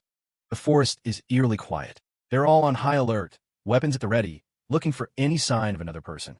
Gwendal uses his scout skills, but comes up empty. There's absolutely no presence of humans or monsters nearby. It's like the voice came from nowhere. Robbie apologizes for being reckless. Douglas tells her not to worry. She was just trying to help with the quest. But he's still thinking about that voice. Gwendal warns them that nature is full of dangerous traps. He tells Robbie to check with him before touching anything else. She quickly agrees. He suggests they split up. He'll stay behind to scout and call for an evacuation if he finds anyone. It's better to be safe. Douglas agrees and prepares to head toward the target mountain. There's no time to waste with the crater prediction looming. He tells Robbie and Fanny to hold on tight. They're going to take a shortcut to the top. Robbie's eyes go wide at the suggestion. Douglas confirms it with a smile. They're going to walk. They're going to fly. Fanny looks completely caught off guard. With a sudden burst of magic, Douglas activates his flight and acceleration skills. The world starts to blur around them. Robbie screams as they're lifted off the ground, her face a mix of shock and pure adrenaline. They're moving at an incredible speed. They rocket through the air, leaving a massive shockwave in their wake. It's a hell of a way to travel. Gwendal tells them to take care. Douglas carries both of them with ease as they soar over the landscape. He tells Fanny to hold on tight as well. They're really moving now. Suddenly, the scenery changes. They're flying over a vibrant autumn forest. The leaves a sea of brilliant red and gold. Robbie is in awe. The sheer scale of the beauty is breathtaking. Robbie can't help but shout that it's the prettiest thing she's ever seen. Even Douglas and Fanny can't help but smile. Once they land, Douglas gets back to business. He notes that the anonymous map doesn't show the exact location of the crater. It's going to be a lot of ground to cover. With only 3 days left, they need to investigate every suspicious area. Douglas decides to start from the peak and work their way down. Fanny is completely silent, looking incredibly tense. She mentions getting a chill, like someone is watching her every move. She's really on edge. Douglas notices her distress and calls out her name. She lets out a sharp gasp, completely lost in her own dark thoughts.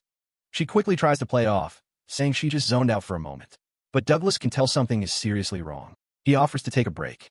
As they walk, Douglas casually asks her if she knows anything about what causes these craters. He's watching her reaction very closely. Fanny's eyes widen as she remembers her father's words. He can hear everything she says. She's trapped in a nightmare. Douglas reflects on how strange she's been acting since they started the quest. He suspects she's hiding a major secret from the rest of the group. He worries that she's bottling up her problems just like he used to do. Back then, it caused his friend a lot of pain. He doesn't want that to happen again. Douglas wants to be there for her, to at least be able to hear her out when she's ready to talk. Fanny just stands there, her hands shaking. Fanny is consumed by anxiety. She knows her father is watching her every move through a magical item, and she's already on thin ice for telling Douglas about Robbie's curse. She fears that mentioning the giant craters will be the final straw. Douglas notices her distress and asks what's wrong, but Fanny quickly deflects, insisting it's nothing. He simply watches her, knowing she's hiding something heavy. Fanny realizes Douglas has finally picked up on her strange behavior. She wonders if there's any way to share the information she has without alerting her father. She tells herself that since there's one more crater left, she might have another chance to speak up later.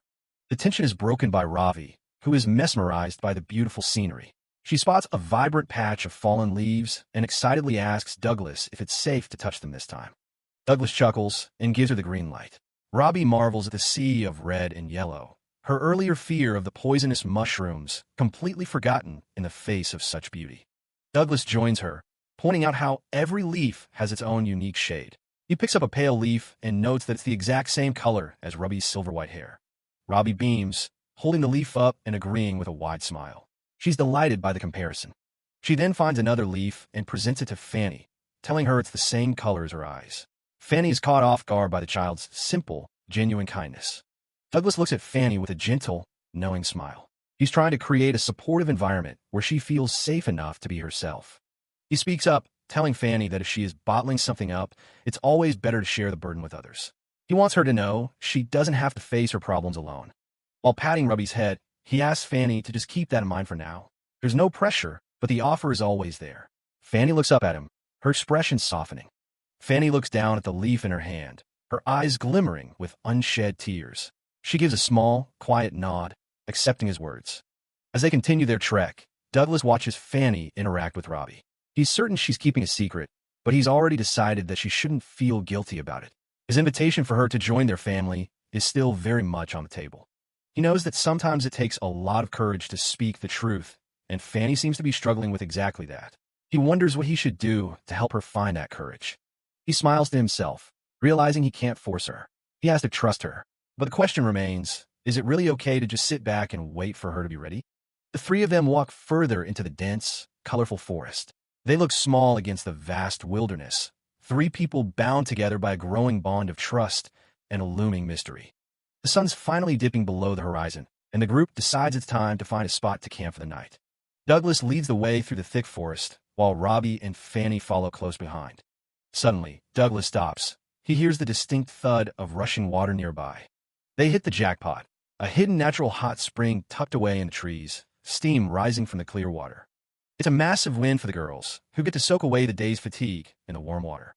Robbie's a little confused why they're bathing with clothes on, but Fanny reminds her they have to stay ready to move in case anything goes wrong. Fanny goes quiet for a second, looking over at the kid with a thoughtful expression. She thinks about how today felt more like a hike than an investigation, and they really owe Douglas a thank you for being so considerate. Suddenly, Robbie drops a heavy question, asking Fanny if she's keeping a secret from her dad. It catches Fanny completely off guard, especially when Robbie mentions she looked like she was in pain earlier. Fanny looks away, admitting that she does have things she can't tell him yet, no matter how much she might want to. Robbie tries to reassure her, saying her dad told her she can just speak up whenever she feels ready. Looking at the young girl, Fanny can't help but notice just how similar Robbie and Douglas really are. The mood shifts instantly when Robbie excitedly claims she's got a brand new secret of her own. She wants to keep it quiet for now, but she's sure it would make her dad happy to hear it. Fanny smiles, a little jealous of their bond, but Robbie promises she'll show her the secret one day too. Night falls over the mountain, and Douglas takes his post by the fire while the others get some rest. He runs an alert scan of the area, but everything seems peaceful. No demons, no monsters, just a quiet forest. While scouting for ingredients, he spots some high-class holy mushrooms growing on a fallen log. He figures they'll make a fragrant meal and gets to work cooking before the girls return from the spring. They get back just as the food is ready, and Douglas welcomes them to a fresh dinner. He's whipped up a massive pot of stew, telling them not to worry about not helping out with the chores. Robbie takes the first bite, and her eyes light up immediately. It's a hit.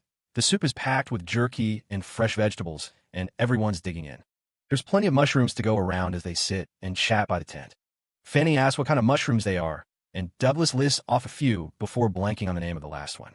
He laughs it off, assuring her he appraised everything before harvesting, so they're definitely not poisonous.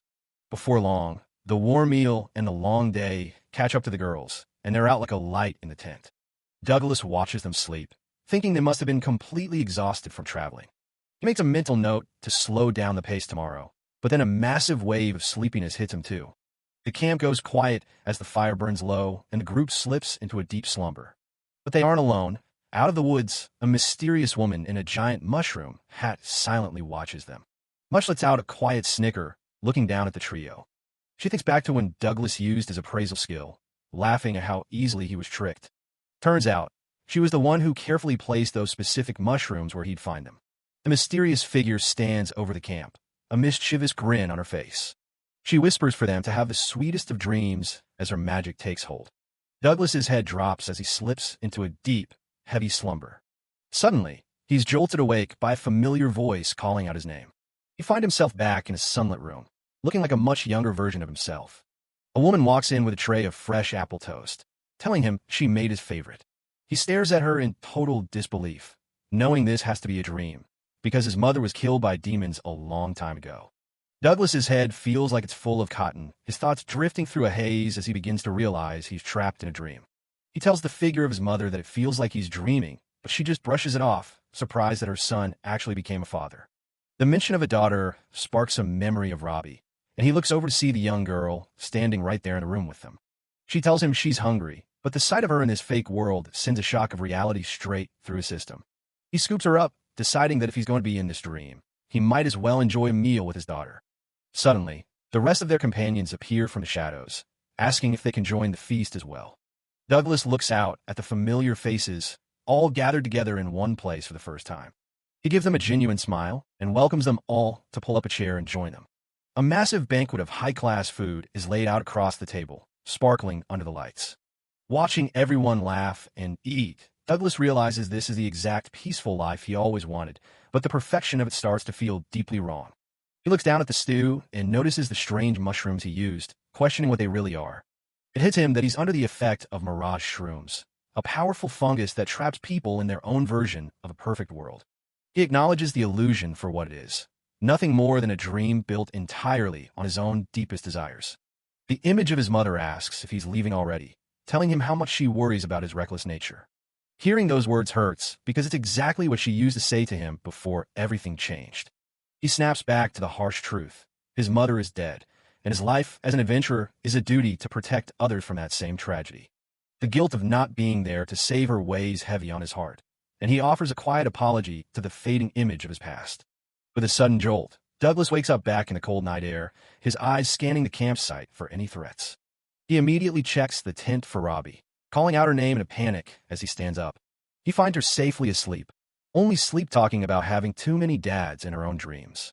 He realizes the mushrooms he cooked really were mirage shrooms, wondering how he could have made such a rookie mistake.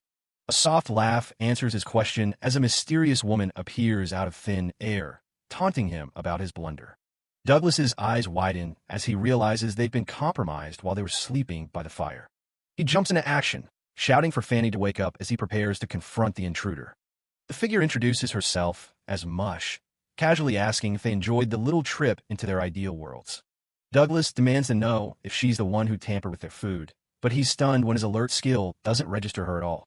Realizing she's not physically there, he casts Dispel Illusion to break whatever spell she's using to project herself. The woman vanishes in a puff of smoke, leaving nothing but a single, strange mushroom sitting on the forest floor. Fanny is totally bewildered, staring at the fungus as they try to make sense of what just happened. Douglas explains it was a mirage shroom all along, but the woman's voice echoes through the clearing, telling them they're only half right. The mushroom begins to glow again, releasing a new wave of mist as she explains that her body and voice are being projected by the fungus. Douglas and Fanny watch in shock as the illusion begins to reform right in front of them from the glowing spores. The mist thickens and Mush steps back into view, showing off just how easily she can control her phantom form. It's a level of remote magic that Fanny can barely wrap her head around as she watches the illusion solidifying. Douglas cuts straight to the point, asking why she went through all this trouble just to trick them into a dream world. Mush offers a sincere apology, explaining that she was in a panic and needed to test the limits of her powers for one final wish. She reveals the tragic truth. Her body was infested by the mirage shrooms during a visit to the mountain, and now her mind is all that's left alive. A horrific vision of her true physical form shows her rotting away under layers of fungus, and she tells them she'll soon lose the ability to speak. A heavy silence falls over the camp as Mush prepares to ask them for a massive favor. She looks them in the eyes, begging them to track down her original body on the mountain and end her life while she still feels human. Douglas and Fanny exchange a long look, the weight of Mush's tragic story finally sinking in. They realize their simple investigation into the giant craters has turned into a grim mission of mercy to help a woman who only wants to die as a human. Douglas lays out the situation plainly. The woman standing before them is just an illusion controlled by the real Mush, who is trapped somewhere on the mountain, infested by mushrooms. A dark silhouette reveals the grim reality of her condition, a body slowly decomposing as the fungus prepares to swallow her consciousness whole. Her voice carries a deep sense of urgency, knowing that if they don't act soon, there will be nothing left of her human self. With a somber expression, Mush delivers her final request. She wants them to track down her physical form and end her life before it's too late. Douglas stares back in silence, the gravity of her plea weighing on him as he processes the upsetting nature of the task. Fanny's empathy is momentarily eclipsed by worry as she realizes Mush knowingly fed them the shrooms, and she frantically begs Douglas to heal them before they're infected too. Mush is quick to ease their fears, explaining that heating the mushrooms neutralizes their harmful properties and leaves no lasting side effects. She admits that the pleasant dreams they shared were meant to be an advance payment for the mission, a final parting gift from someone who has lost everything else. Mush is slumped over, apologizing for all the trouble she's caused Douglas and Fanny. Douglas asks her why she even came to this forest before her body got infested. Mush stays cryptic, saying it's a secret. Douglas and Fanny aren't exactly buying the mystery act. Douglas reminds her they're on an urgent mission and don't have time to waste on games. He offers a compromise. He can give her 2 days of help. Mush looks completely caught off guard. She's stunned he's actually willing to help. Douglas admits she's in a bad spot, and he can look for her while they investigate the mountains anyway. Douglas looks back as Fanny stands there with her gear. He's decided to trust his gut on this one. Looking up at the stars, Douglas doesn't sense any ill intent coming from the mushroom girl. Robbie watches Mush closely while holding on her cup. Mush introduces herself formally, but the campfire makes it look like she's literally on fire. Robbie starts panicking, shouting for her to look out. Mush doesn't seem to notice the flames, but Douglas has a few questions before they start the search. He wonders how she gets around if she's a mushroom and can't actually walk. She demonstrates by popping up as a tiny mushroom sprite. Mush explains the science. As long as she's connected to the mycelia growing from her body, she can zap her consciousness anywhere she wants. She can even make parts of the fungal network grow instantly to help her along. By using illusions, she can fake movement and look like she's sitting right there on the log. Douglas asks if that means she's still linked to her original body right now. She confirms it, but says she lost her way back once the mycelia started spreading out of control. Douglas asks what she saw before the infestation took over. Mush doesn't remember a thing. Fanny points out that since she doesn't trigger any alert skills, finding her in 2 days is going to be almost impossible. While the adults worry, Robbie just wants to know what a mycelium actually is. Douglas breaks it down. Mushrooms are fungi, and mycelia are like underground roots that spread out everywhere. Robbie's imagination goes wild, picturing Mush spread out over the entire mountain like a giant blanket. Mush is pretty impressed by her own size. Douglas, however, is looking at her with a serious expression. He tells her they might actually be able to do something about her body, which leaves her speechless.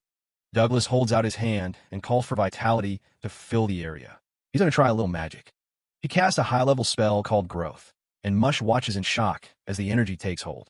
Suddenly, a massive mushroom erupts from the ground, lifting Mush high into the air as she screams. Douglas explains that the skill forces living things to grow. Mush looks down, but the trees are blocking her view.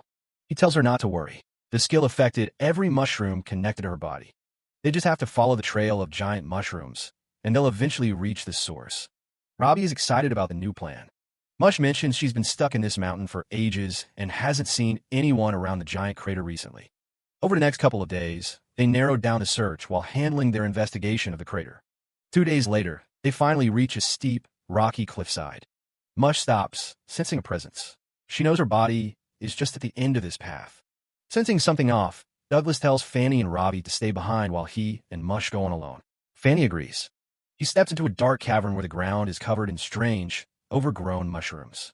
The air is thick with mirage gas. Douglas pulls up his scarf to keep from breathing it in. Aside from the gas, he starts picking up the unmistakable scent of rot. He finds a cluster of fungi at the base of a wall and realizes he's finally reached the source. Looking at the remains, Douglas notes that her heart has stopped. It's a miracle she's even able to speak through the illusion. Mush's illusion appears beside him, admiring the sight of her own decay. Douglas admits he kept the girls away to spare them from seeing this, and Mush calls him kind man. Douglas looks Mush in the eye, telling her he knows she's been hiding something. He gets straight to the point, asking Mush if she's actually a guy. Mush is stunned into silence, but Douglas just keeps his calm gaze on her. She laughs it off, saying she thought her feminine act was perfect. Douglas explains he cast a spell illusion on both her body and her voice. He realized the truth because her voice matched the man who warned Robbie about toxic mushrooms before they entered the forest. Mush is moved, admitting she's always wanted a chance to show her gratitude for that moment. She realizes Douglas has known her secret from the very beginning. Douglas doesn't seem to care about the lie. He's just focused on the person in front of him. Mush starts to apologize, worried that she's grossing him out, but Douglas immediately shuts that down. She opens up about the deep, incurable discomfort she felt in her own skin. Even though her body was male, her heart was different. She tried to tell her parents, but they wouldn't listen. A flashback shows her father shouting at her during dinner, completely rejecting who she was. Mush is clearly hurting, and Douglas can tell just how much weight she's been carrying alone. She tells him not to waste any more time and to just finish her off. Instead, Douglas calls her amazing. He sees through her mask and knows she just wanted someone to really listen to her. He admits that while exposing secrets is wrong, keeping the kind of pain bottled up only makes it grow. He asks her to share her burden with him, offering a kind of empathy she's never felt before. Mush is speechless for a moment before letting out a soft, genuine laugh. She's crying now, but she's smiling too, overwhelmed by his kindness. Douglas watches her closely, his expression softening as she speaks. Mush desperately asks him to just kill her already, but Douglas wants to know what she did that was so bad. She confesses that mirage shrooms were the only way to feel like herself, so she turned to theft just to afford them. She cries out that she's far from amazing. She was just a scared kid hiding behind an illusion. She couldn't stand the thought of anyone else condemning the way she lived. After being cast out of her village to die, she found a mushroom by accident and used it to dream of a better life. In those dreams, she was surrounded by people who loved and accepted her for who she was. Mush reaches out as if trying to touch that warm, impossible world one last time. She knew it was all a lie and that she was dying, but it was the only happiness she ever had. Mush stands in a clearing as glowing particles begin to swirl around her. She admits the one thing she feared most. She just didn't want to be alone when the end finally came. Douglas realizes that's the real reason why she asked them to kill her. She wanted someone to be beside her. Fanny and Robbie walk up, having heard the whole thing. Douglas tells Mush they didn't make the wrong choice in following them. Mush is shocked that the others were listening in this whole time. She immediately tries to hide her face, terrified they'll look at her with the same disgust she saw in her village. Fanny, however, is beaming. She tells Mush her transformation was so good she didn't suspect a thing. She explains that usually you can spot someone faking another gender, but Mush was perfectly natural. Fanny calls her ideal self way too good, while Robbie adds that she thought the mushroom lady was really pretty. Mush can barely believe what she's hearing. She asks if they really don't find her gross. Douglas adds that skill users changing gender isn't even that rare in their world. He asks her how she sees the world now that she's finally bared her heart to them. Mush looks around and sees a new vision, her old dream family standing alongside Douglas, Fanny, and Ravi. She smiles one last time, looking completely at peace as she finally fades away. Mush's illusion smiles as she slowly fades away. She admits that it feels strange, like she's seeing a dream she's always wanted to see. The real Mush is finally crumbling away, leaving Douglas, Fanny, and Robbie to watch in silence as the illusion disappears. Douglas watches the mirage shrooms crumble, wondering if Mush has finally reached her limit. Fanny and Robbie watch as well, Mush's final words echoing in their minds as she thanks Douglas. Mush admits that she hasn't been a good person, having lived a life full of lies and hiding herself whenever she could. She says she's happy that, at the very end, she could finally be honest and meet all of them. With those final words, Mush's body and the illusions surrounding her completely break apart. Douglas, Fanny, and Robbie stand alone in the middle of the crater as the last remnants of Mush vanish into the air. Fanny stares at the spot where the mushroom lady once stood, whispering her name in a final farewell. The forest is quiet once more, the mystery of the mushroom's spirit finally put to rest. As they walk away, Robbie looks back and asks Douglas if Mush was okay with how things ended. Douglas says he'd like to think so. They decide it's time to head back and regroup with Gwendow. Fanny looks down, clearly troubled by something. She thinks back to Mush's confession about being honest at the end. Douglas suddenly calls out to her, and Fanny jumps in surprise, her thoughts interrupted. Douglas stops and tells her there's something he really needs to ask her, promising it will be the last time. Fanny is confused by his serious tone. Standing under the trees, Douglas asks her point-blank what she's hiding about the giant crater. Douglas tells her he wants the truth, and Fanny looks at him with wide, shocked eyes, her own secrets finally being called into question. Fanny realizes she's keeping far too many secrets from Douglas. She remembers him telling her she could talk to him whenever she was ready. Douglas stops walking and looks back at her with a serious gaze. His heart is pounding as he tries to read her expression. He asks her straight out about the giant craters she's been hiding. The girl tries to force a smile, but Douglas isn't letting her off the hook. He tells her he can clearly see the weight she's carrying on her shoulders. Fanny is stunned that he's finally noticed after all this time. He asks her one last time, what exactly is she hiding? She tries to speak, but her throat feels tight. She knows she has to answer, but her father will hear everything through the magic item on her neck. There's just no way she can tell him the Demon King is being revived. Despair takes over as she grips her staff, wondering why it's all coming out now. She's desperate to prove she's not just a useless healer anymore. Douglas realizes she's physically unable to get the words out. He offers to use a share intel skill to read her memories instead. The suggestion catches her completely off guard. If he looks, he'll see the catastrophe that's threatening to end the world. She stops walking, her lips trembling. He'll find out everything she's done to keep her father from suspecting her. She's frozen in place, unable to take another step forward. The thought of Douglas hating her is scarier than the world ending. She hears a familiar voice, though she can't remember who it belongs to. The group continues walking through the forest in a heavy silence. Suddenly, the bird on Robbie's head starts screaming a frantic warning. Douglas looks up and sees a massive, dark object swirling in the sky. A giant black pillar begins descending toward them, crushing the air. The thing is solid and massive, falling right on top of their position. Douglas grabs both girls and shouts for them to hold on. They start running as the shadow of the pillar looms over the trees. A massive energy blast slams into the side of the falling object. Douglas is shocked. He wonders if it's an attack from someone else. Far off, Gwendow Lipton is unleashing a massive long-range slash. But even that powerful strike doesn't seem to slow the pillar down. Cuckoo suddenly takes flight, heading straight for the massive object. Robbie screams for the bird to come back, but it's already gone. The little creature slams into the side of the falling pillar with everything it has. A massive crack rings out as the impact forces the pillar to shift its trajectory. The bird falls from the sky, its small body chipped and broken. Robbie can only watch in horror as the pillar crashes into the ground nearby.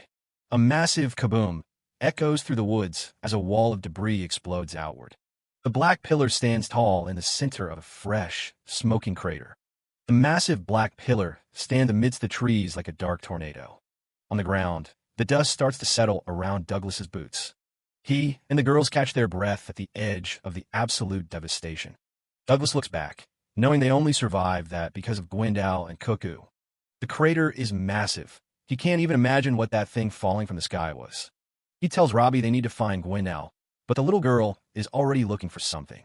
They watch as she picks up a small, fluffy object from the debris. It's the cuckoo bird, looking limp and lifeless in her palms. Robbie starts to tear up, whispering the bird's name as Douglas walks over. The little creature, giving a weak flap of its wings, is enough to give them a bit of hope.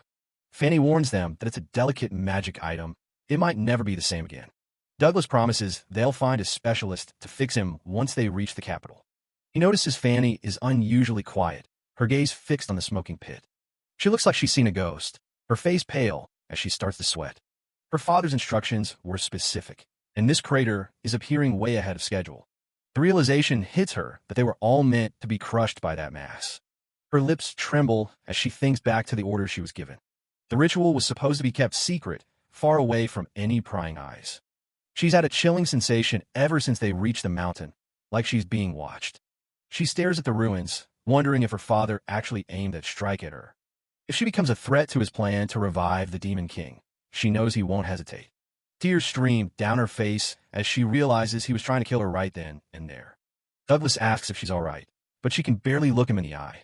She finally snaps, yelling that her father is using these craters to bring back the Demon King. She figures if he wants her dead, he'll just detonate the magic item in her neck anyway. She explains that the device allows him to hear every single word she says to them. A sharp click echoes from her throat, and she desperately begs Douglas to use his share intel skill. She starts to gag, her airway closing up as the device activates. Losing her balance, Fanny falls backward off the cliff's edge. Douglas screams her name, reaching out as she plummets into the abyss. He sees an ominous glow coming from her neck and realizes the collar is about to blow. It hits him that she might have jumped just to keep the explosion away from them. He doesn't think twice and dives straight off the cliff after her. Grabbing Robbie, he activates his flight magic and throws up an explosion-resistant barrier. He pushes himself to go faster, closing the distance as they fall. Gwendal can only watch in horror from a distance as the drama unfolds. Douglas wonders if his healing skills will be enough to save her body from the detonation. His focus is absolute as he prepares to land. He begs her to use a healing skill on herself while he flies toward her. Fanny knows it's no use. Her magic alone won't heal her in time before the explosion.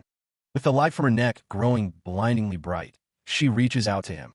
Instead of healing, she opens her mind, using share intel to pass her memories to him. Douglas screams her name in a panic as he realizes she isn't casting a healing spell. Fanny's mind begins to wander, the fear that once gripped her replaced by a strange, sudden calm. She knows she's about to die, but she can't bear the thought of leaving without telling Douglas the truth. With tears streaming down her face, she begs for his forgiveness as she activates her last resort. Douglas can only watch in shock as a brilliant light erupts between them. A flood of memories and information begins to surge into Douglas's mind as the skill takes hold. In the depths of her past, a mysterious man with long, wild hair stands before a group of children. He asks them if they remember why they are there, and one by one, they all give the same answer: no. Young Fanny stares ahead blankly, her mind a complete void, feeling as though there's a massive hole in her heart. They are all gathered in a large, cold classroom inside an underground facility, far away from the sun. None of the children can remember anything from before they arrived at this strange place. The adults tell them they were brought here for protection after a terrible accident in the outside world. They're told they've lost so many of their memories that they wouldn't be able to survive a normal life. Their dad uses his magic to bestow knowledge and skills upon these lost souls through the use of share intel. He stands before them like a savior, filling their empty heads with language, math, and manners. They are also taught the dark secrets of curses, and without any past memories, they have no reason to doubt his words. Children often collapse from the strain of the magic, and those who do are never seen in the facility again. The adults claim they've been moved to a different facility for recovery, and soon, new children arrive to take their place. A year and a half passes, and the rigorous training continues without any signs of letting up. Their dad continues to use share intel on the group, forcing more knowledge into their developing minds. The children stand in neat rows, their faces pale and expressionless as the magic light fills the room. Fanny's head begins to throb with a sharp, unbearable pain that she feels is about to split her skull in two. She watches as another child collapses with a heavy thud, unable to endure the mental burden any longer. Fanny feels her own strength failing and closes her eyes, certain that she's the next one to go. Suddenly, a young girl with long auburn hair raises her hand and calls out for recovery. A soft, warm light washes over Fanny, and she's amazed at how quickly the agonizing pain begins to fade. She looks up in surprise, wondering why someone would use their own magic to help her. It's the first time anyone has shown her such kindness in this hellish, underground world. They knew nothing and had no choice but to endure the suffering every single day. But this girl was different. Her eyes held a spark of life and hope that captivated Fanny. Fanny found herself desperately clinging to that faint glimmer of humanity in the darkness. She watched the girl from afar, drawn to her strength and her willingness to defy their dad's rules. Late one night, the dim lights of the dormitory flicker as a shadowy figure moves through the hall. Fanny wakes up to the sound of soft creaking floorboards and sees the auburn-haired girl sneaking out. She follows her down a dark, stone corridor, her heart pounding against her ribs with every step. The girl spins around, startled, and asks Fanny what she's doing in a place they aren't allowed to go. Young Fanny is caught off guard when another girl suddenly appears in the dim hallway. It turns out they both share the same name, Fanny, just like every other orphan kept in the facility. The smaller girl reaches out, rubbing her hands as she tries to thank her new friend for helping her out earlier. Ponytail Fanny tells her to keep their meeting a secret and head straight back to bed before they're caught. But the little girl isn't ready to let go yet. She's desperate to know more about the girl who saved her. Ponytail Fanny finally agrees to talk, but only if the younger girl makes a solemn promise to her. Her gaze turns sharp and serious as she warns her not to say a single word about what she's about to see. She leads the way through a massive, heavy door into a hidden section of the basement. They step out onto a balcony overlooking a vast chamber filled with rows of wooden mannequins. It's a nightmare come to life. Hundreds of dolls sitting in the dark, their mechanical arms moving in eerie unison. Ponytail Fanny lets out a weary sigh, muttering about how strange it feels to be awake at this hour. The younger Fanny is paralyzed with shock, unable to believe what she's seeing in the shadows. The room is dead silent, except for the rhythmic scratching of pens against endless rolls of parchment. Each quill moves with cold, inhuman precision, filling the paper with line after line of text. A terrifying realization hits the little girl. Every single thing they've ever said is being recorded right here. Her friend pulls out a scrap of paper she managed to swipe, confirming her darkest suspicions. She explains that the collars they're forced to wear are actually magic recording devices that feed their voices to the dolls. Then she reveals her own secret. She was born with a rare ability to never forget a single detail of anything she sees. Her eyes have witnessed the true nature of this place, and she's determined to find out why they're being watched. She suspects the man they call Dad has been planning this surveillance since the very beginning. She even remembers the moment she was first collared as a tiny infant, while the man laughed in the shadows. The younger Fanny is stunned. She's only been at the facility for a year and a half herself. Her companion clarifies that she's been trapped here since she was only 6 months old. Like all the other Fannies, she suddenly found herself in this body one day with no memory of where she came from. Looking down at the hallway of identical children, it's clear they are all just parts of a larger, twisted machine. She has a hunch that their bodies were magically forced to age at an incredible rate to suit their dad's purposes. The younger girl can't help but gasp at the sheer scale of the horror they've been living in. They look out over the endless scrolls of recordings, realizing their entire lives have been stolen and documented. The heavy thuds of the machinery echo through the hall, a constant reminder of their lack of freedom. That empty feeling she's always had starts to make sense. Her heart was being filled with artificial, unpleasant emotions. Ponytail Fanny is convinced that the stories they were told about the dangerous outside world are nothing but lies. Her calm demeanor is almost frightening, making the younger girl wonder how she can stay so composed. She grabs the stolen paper, her hands trembling slightly as she realizes how abnormal their situation is. They decide to take the evidence with them to ensure they don't leave any trace of their discovery behind. The younger Fanny pulls out a crumpled drawing of a happy family, asking if her friend was the one who drew it. Tears well up in her eyes as she explains she copied it from a book, hoping to one day find her real father. Seeing the little girl's despair, Ponytail Fanny decides it's time to share a secret of her own.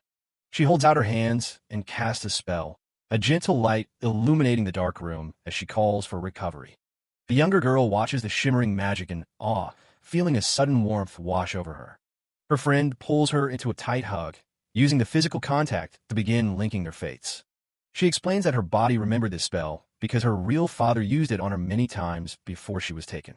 This magic will link their souls together forever, a promise that they will never truly be alone again. Looking into the older girl's eyes, the younger Fanny realizes they are only so beautiful because they've been touched by such a kind spell. With a gentle smile, the older Fanny promises to cast the spell on her right now. She explains that this recovery magic will create a bond so strong they will never be able to forget one another. They share a soft laugh together, the heavy tension of the facility momentarily forgotten. The older girl mentions a rumor she overheard. Apparently, an exam is held every 2 years to let the top students go outside. The thought of finally seeing their real families fills them with a renewed sense of hope. But 6 months later, the dream takes a darker turn as their dad calls them into his office.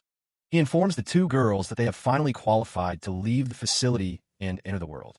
They thank him with 4 smiles, hiding the deep suspicion they both feel. However, he drops a cruel condition. One must go to the Wreath Kingdom, and the other to the Lamberti kingdom. The younger girl's heart sinks as she realizes they won't be allowed to stay together. She looks over at her sister, wondering what she could possibly be thinking in a moment like this. The older Fanny clenches her fist, her expression unreadable as she stares at the floor. Breaking the silence, she firmly states that she wants to be the one sent to the Lamberti kingdom.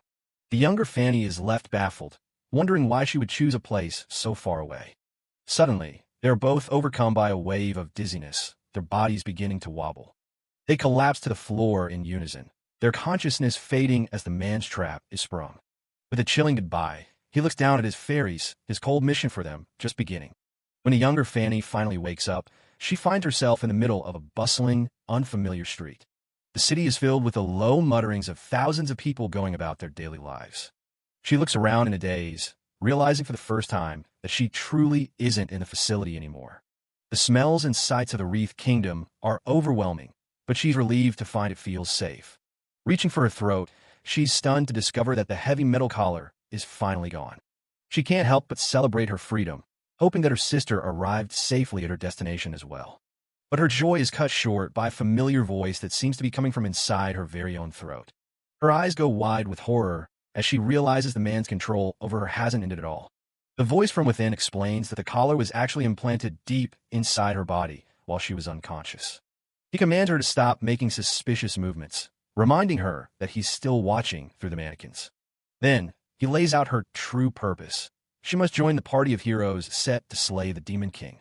She is to use her forbidden knowledge of curses to sabotage them and ensure the Demon King is never defeated.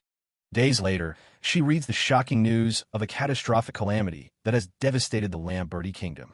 Over 200,000 people were killed in the blast, and the guild believes the Demon King is responsible. She stares at the report in a cold sweat, her mind immediately racing to the sister who was sent right into the heart of it. A wave of panic washes over her as she realizes she has no idea if the other girls survived the explosion. The voice in her head chimes in, mentioning a man with a similar collar who carried her to the kingdom.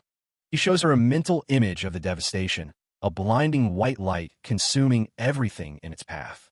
The city square is left in shambles, the ground scorched and cratered as citizens flee in a blind panic. Witnesses scream for help, unable to process the horrific sight of their neighbors being vaporized in an instant. The man's voice warns her that this is exactly what will happen to her sister if she dares to make another suspicious move. He tells her to never forget this lesson, cementing her role as a slave to his grand plan. She realizes with a sinking feeling that the older Fanny must have known about the plan and volunteered to save her. The truth of her father's cruelty settles in as she remembers the laugh he gave while collaring her as a baby. The soundless laughter of the man who ruined her life still echoes in the back of her mind. She walks through the rubble of the city, haunted by the memory of the sister who sacrificed everything to protect her once again. 2 months later, driven by a desperate need to save her, the younger Fanny passes the selection exam for the Royal Capital's party. After 2 long years of grueling training, the party finally sets off on their mission to slay the Demon King. Even as they march forward, she is consumed by worry, knowing her mission is to stop them from succeeding. She wonders if her sabotage will only lead to more innocent people dying, a weight that pulls at her soul. But a single thread of hope emerges as she watches the heroes fight, their strength and resolve giving her something to believe in. Watching Douglas Ford take down powerful foes with ease, she can't help but be amazed by his sheer power. She ponders if the father she never knew might have been a kind man like Douglas, instead of the monster she's known.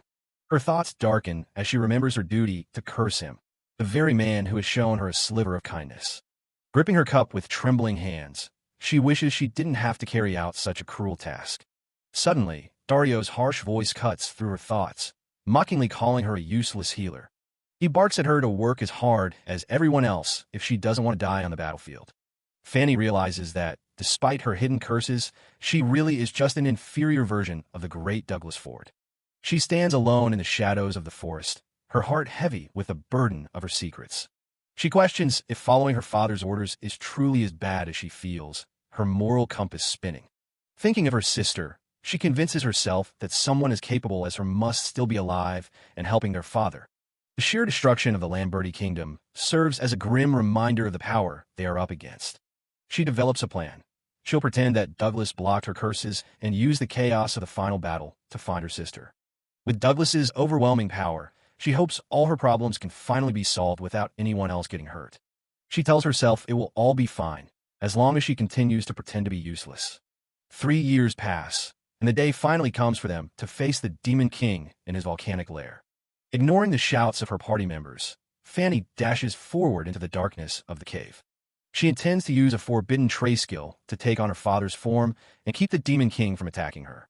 Deeper and deeper she goes, calling out her sister's name in the oppressive silence. She reaches the deepest level, her heart pounding as she prepares for the final confrontation. The massive form of the Demon King looms before her, its presence ancient and terrifying. But instead of attacking, the beast seems to be speaking to her, its voice a cacophony of lost souls. Using the knowledge her father shared, she has witnessed memories of countless people being cursed. The sheer amount of resentment, anger, and distress they felt is almost too much to bear. She knows that curses are amplified by the amount of negative emotion channeled into a catalyst. A horrific realization dawns on her. Her father didn't just teach her curses, he was preparing one himself. He gathered and raised all the children in the facility to ensure they would grow up deeply hating him. His ultimate goal was to make sure he, the catalyst for all that hatred, would finally appear in a physical form. The Demon King isn't just a monster. It's a living curse made of the suffering of all the children in the facility. She gazes up at the monstrosity, realizing that her sister and countless others are literally a part of its twisted body. The catalyst was their pain, and the result is a nightmare that can never be undone. Fanny stares at the destruction, completely paralyzed by what she's seeing. Inside the mindscape, Douglas watches the chaotic memories unfold. The massive, terrifying face of the first Demon King looms over the battlefield. Fanny is left alone in a wasteland of blood and smoke. She looks down at the ground, paralyzed by the sight of her fallen friends. Dario lies motionless nearby, one of the many casualties. Fanny is totally broken, her spirit completely crushed. Her father, Claude, stands over her with a look of pure disappointment. She feels like she's become a useless shell of a person. At her lowest point, she's ready to just give up on living. But then, a girl from her past appears and reaches out a hand. A man stops to ask if they're doing all right. Fanny can barely process what's happening through her tears. The world around her starts to go dark. A memory resurfaces, a question about a recovery spell cast long ago. She thinks back to the days spent eating and chatting with her old crew. Fanny and the other girl were once just talking about their shared traits. The girl points out that their eyes are the exact same color. She gives Fanny a kind, gentle smile. That one moment of kindness is enough to make Fanny burst into tears. The girl promises their recovery magic will always keep them connected. Fanny lets out a desperate scream, refusing to die just yet. Later on, her father acts like nothing happened and tells her to just keep going. But in secret, Claude is already working on reviving the Demon King. Fanny knows she's the only one who can truly stop him. She makes a vow to save the world, even if it means doing terrible things. Douglas watches the vision of her resolve finally come to an end.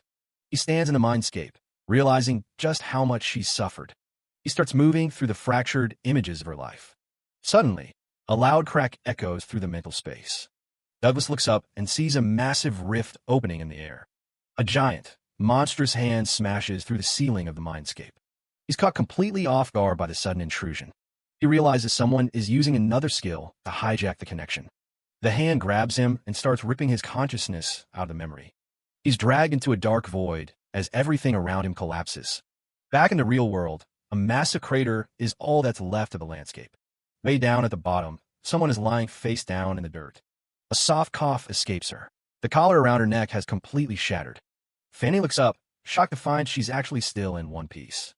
She knows that even Douglas's strongest magic shouldn't have saved her from that explosion. Robbie is right there, cried her eyes out as she calls out to her. Fanny looks down at her hands, which are still glowing with the residue of a high-level recovery spell. She's completely stunned that Robbie was able to pull off such a powerful heal all by herself. Robbie looks down sadly, explaining that she's been practicing in secret, so she could eventually heal her dad. Fanny realizes this must be the secret that Robbie had mentioned earlier. She's amazed by the little girl's talent, especially since even she can't cast magic like that. Robbie gives a small, bashful smile, saying she's only good at this one specific spell. Fanny realizes her body only remembered the magic because her father used it on her so many times. Tears start streaming down her face as the weight of everything finally hits her. But the relief is short-lived as she notices Douglas still isn't waking up. She checks his vitals, but while he's breathing, it's like his soul has just vanished. Fanny panics, shouting his name and trying to shake him back to reality. Suddenly, Douglas's eyes snap open, though he looks totally disoriented. He finds himself standing in the middle of a swirling, dark abyss. He can't use any of his skills, and it feels like his mind is just wandering aimlessly. With a sharp snap of fingers, the darkness starts to shift. In an instant, he's transported to a grand dining hall filled with a massive feast. Douglas is visibly shaken, realizing his mind has been forcibly pulled into another dimension. A voice calls out to him, confirming that they're currently in a mental plane. He looks up and recognizes the figure sitting at the head of the table. Claude, Fanny's father, sits calmly and gestures for Douglas to take a seat. The hooded man stares him down, calling him the man who killed his demon. Douglas doesn't back down, meeting the villain's gaze with steady intensity. Claude begins to recount the events from 5 years ago at Lamberti Kingdom. He brings up a vision of the past, showing Douglas and his old party in the heat of battle. In a memory, Douglas lands on the scorched earth, ready to make his final move. He shouts out the name of his ultimate attack, Maleficent Frost Eagle. A massive ice bird descends from the sky, freezing everything in its path. The Demon King stands its ground, prepared to counter the hero's magic. A blinding light flashes as the two powerful forces collide. The Demon King fires back with a terrifying hybrid of fire and light magic. The impact is massive, leaving nothing but a trail of destruction in its wake. Douglas remembers how the monster perfectly countered his elemental attack. He realized then that this thing wasn't just strong, it was highly intelligent. He knew he had to end it right then and there to save the world. But as the finishing blow landed, something strange happened. The monster stopped fighting. A faint, crying voice whispered from the smoke, saying it hurt. The Demon King's face was covered in tears as it begged its dad for help. Douglas is currently wading through Fanny's fractured memories, witnessing the final moments of a battle from 5 years ago. Suddenly, he hears a voice coming from the Demon King itself. A massive boom shakes the ground as the creature looms over the battlefield. Douglas skids to a halt, questioning if the monster can actually speak or if it's just a demon trying to trick him. He looks up at the horrifying creature, wondering if something this monstrous could really have a family. He stares at the creature's face as the truth begins to dawn on him. In a memory, Douglas prepares to deliver the final strike. Fanny yells out, casting a high-level recovery spell with every bit of strength she has. An explosion of energy erupts from the Demon King as the healing magic takes hold. Douglas watches in confusion as the creature is violently torn apart by the very spell meant to save them. He stands there wondering why the healing magic had such a destructive effect. The answer is dark, because the Demon King was made of children. The recovery spell tried to return them all to their human forms, shredding the creature's body in the process. A loud thudding sound echoes as the memory starts to fade away. Douglas is yanked out of the mindscape and finds himself at a massive dinner table, sitting across from the man behind all this madness. He tries to keep his composure while realizing he's been trapped in this mental dimension by a powerful skill. Douglas stares the man down, certain that this is the spellcaster responsible for reviving the Demon King. He demands to know what the guy is actually after. Claude casually admits he created another Demon King specifically because of Douglas. He lazily reaches for some grapes, acting like this entire confrontation is just a game. He leans in close, pointing out that Douglas was the one who killed his previous masterpiece. Douglas clenches his fist, thinking about the countless lives lost just for this man's twisted experiments. Claude doesn't seem to care. He taps the table and the feast begins to melt into a sludge. He finally states his demand. He wants Robbie, referring to her as the rabbit. Douglas is forced to watch a horrifying vision of his daughter being served as a special treat for the monster. He slams his fist onto the table, his anger reaching a boiling point. The vision shatters as Douglas refuses to let this man anywhere near Robbie. He thinks back to Robbie's struggles and how much she's had to endure as a cursed child. Douglas roars at the spellcaster, demanding to know why he would ever put such a cruel curse on his daughter. Claude responds with an ultimatum. If Robbie isn't handed over, he'll take the entire kingdom instead. Douglas finally understands the purpose of the giant craters surrounding the land. He stands tall, his gaze fixed on a man across the table. He calls out the plan, realizing Claude used a wide-range ritual as a backup because he failed to capture Robbie with assassins. Douglas declares he's leaving the country with Robbie and won't let any of this happen. Claude is actually impressed that he managed to piece everything together so quickly. But the smirk on his face remains as the world begins to dissolve. He starts to fade away, leaving Douglas behind in the void. Douglas dashes forward, yelling that they aren't done yet. Images of family and parents flash through his mind, contrasting with the cold man standing before him. He looks down, his voice trembling with a mix of rage and disbelief. He asks how someone who once raised a daughter could bear to do something so heartless. Claude just smirks, completely unmoved by the appeal to his humanity. He delivers the ultimate betrayal, coldly stating that he doesn't have a daughter. Just as Douglas is drifting in the dark, Ravi's voice breaks through, calling out for him. He jolts awake, finding himself back at the edge of the massive ritual crater. He immediately shouts for Fanny, his eyes searching the ground for her. He's shocked to see she's perfectly fine. The recovery spell must have been powerful enough to heal her completely. Douglas can't believe it when he hears that Ravi was the one who pulled off that high-level magic. Ravi just covers her face, the stress of the whole situation finally catching up to her. Douglas feels terrible for worrying her and tries to calm her down. She just keeps crying, telling him how much she believed in him. Douglas looks at her with a heavy heart, making a promise right then and there. He pulls her into a tight hug, vowing that he'll never make her cry like this again. He explains to Fanny that her father tried to trap him mentally, and the good news is her collar can't be used to spy on him anymore. Fanny looks back at him, her expression shifting to one of deep sadness. She confesses that she wasn't just a victim. She actually did some pretty terrible things for her dad. It turns out she was the transformed spellcaster who had been hunting them this whole time.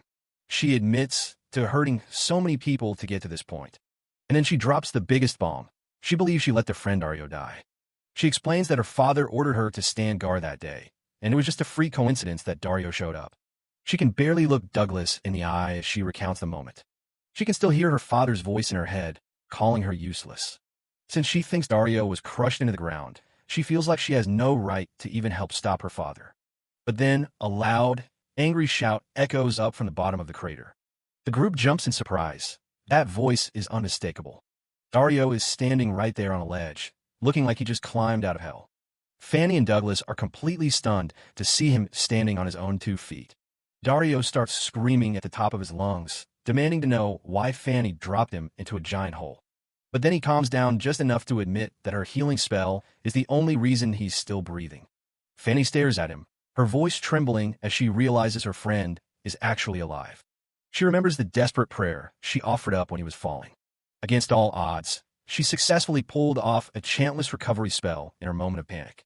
She starts crying again, but this time they're happy tears because she actually saved someone. Douglas watches her with a kind smile, seeing the weight finally lifting off her shoulders. Fanny admits she's always hated her father for what he's doing. She talks about the dream she had after eating the mirage mushroom. It was a simple, childish dream of having a real family that actually cared about her. She really wanted to find a family of her own once she got away from her father's influence. But even after everything he's done, she still can't bring herself to say she wants him dead. She turns to Douglas, begging him to help her stop her father before he hurts anyone else. Douglas lets out a roar of pure determination, promising that they will definitely bring his reign of terror to an end.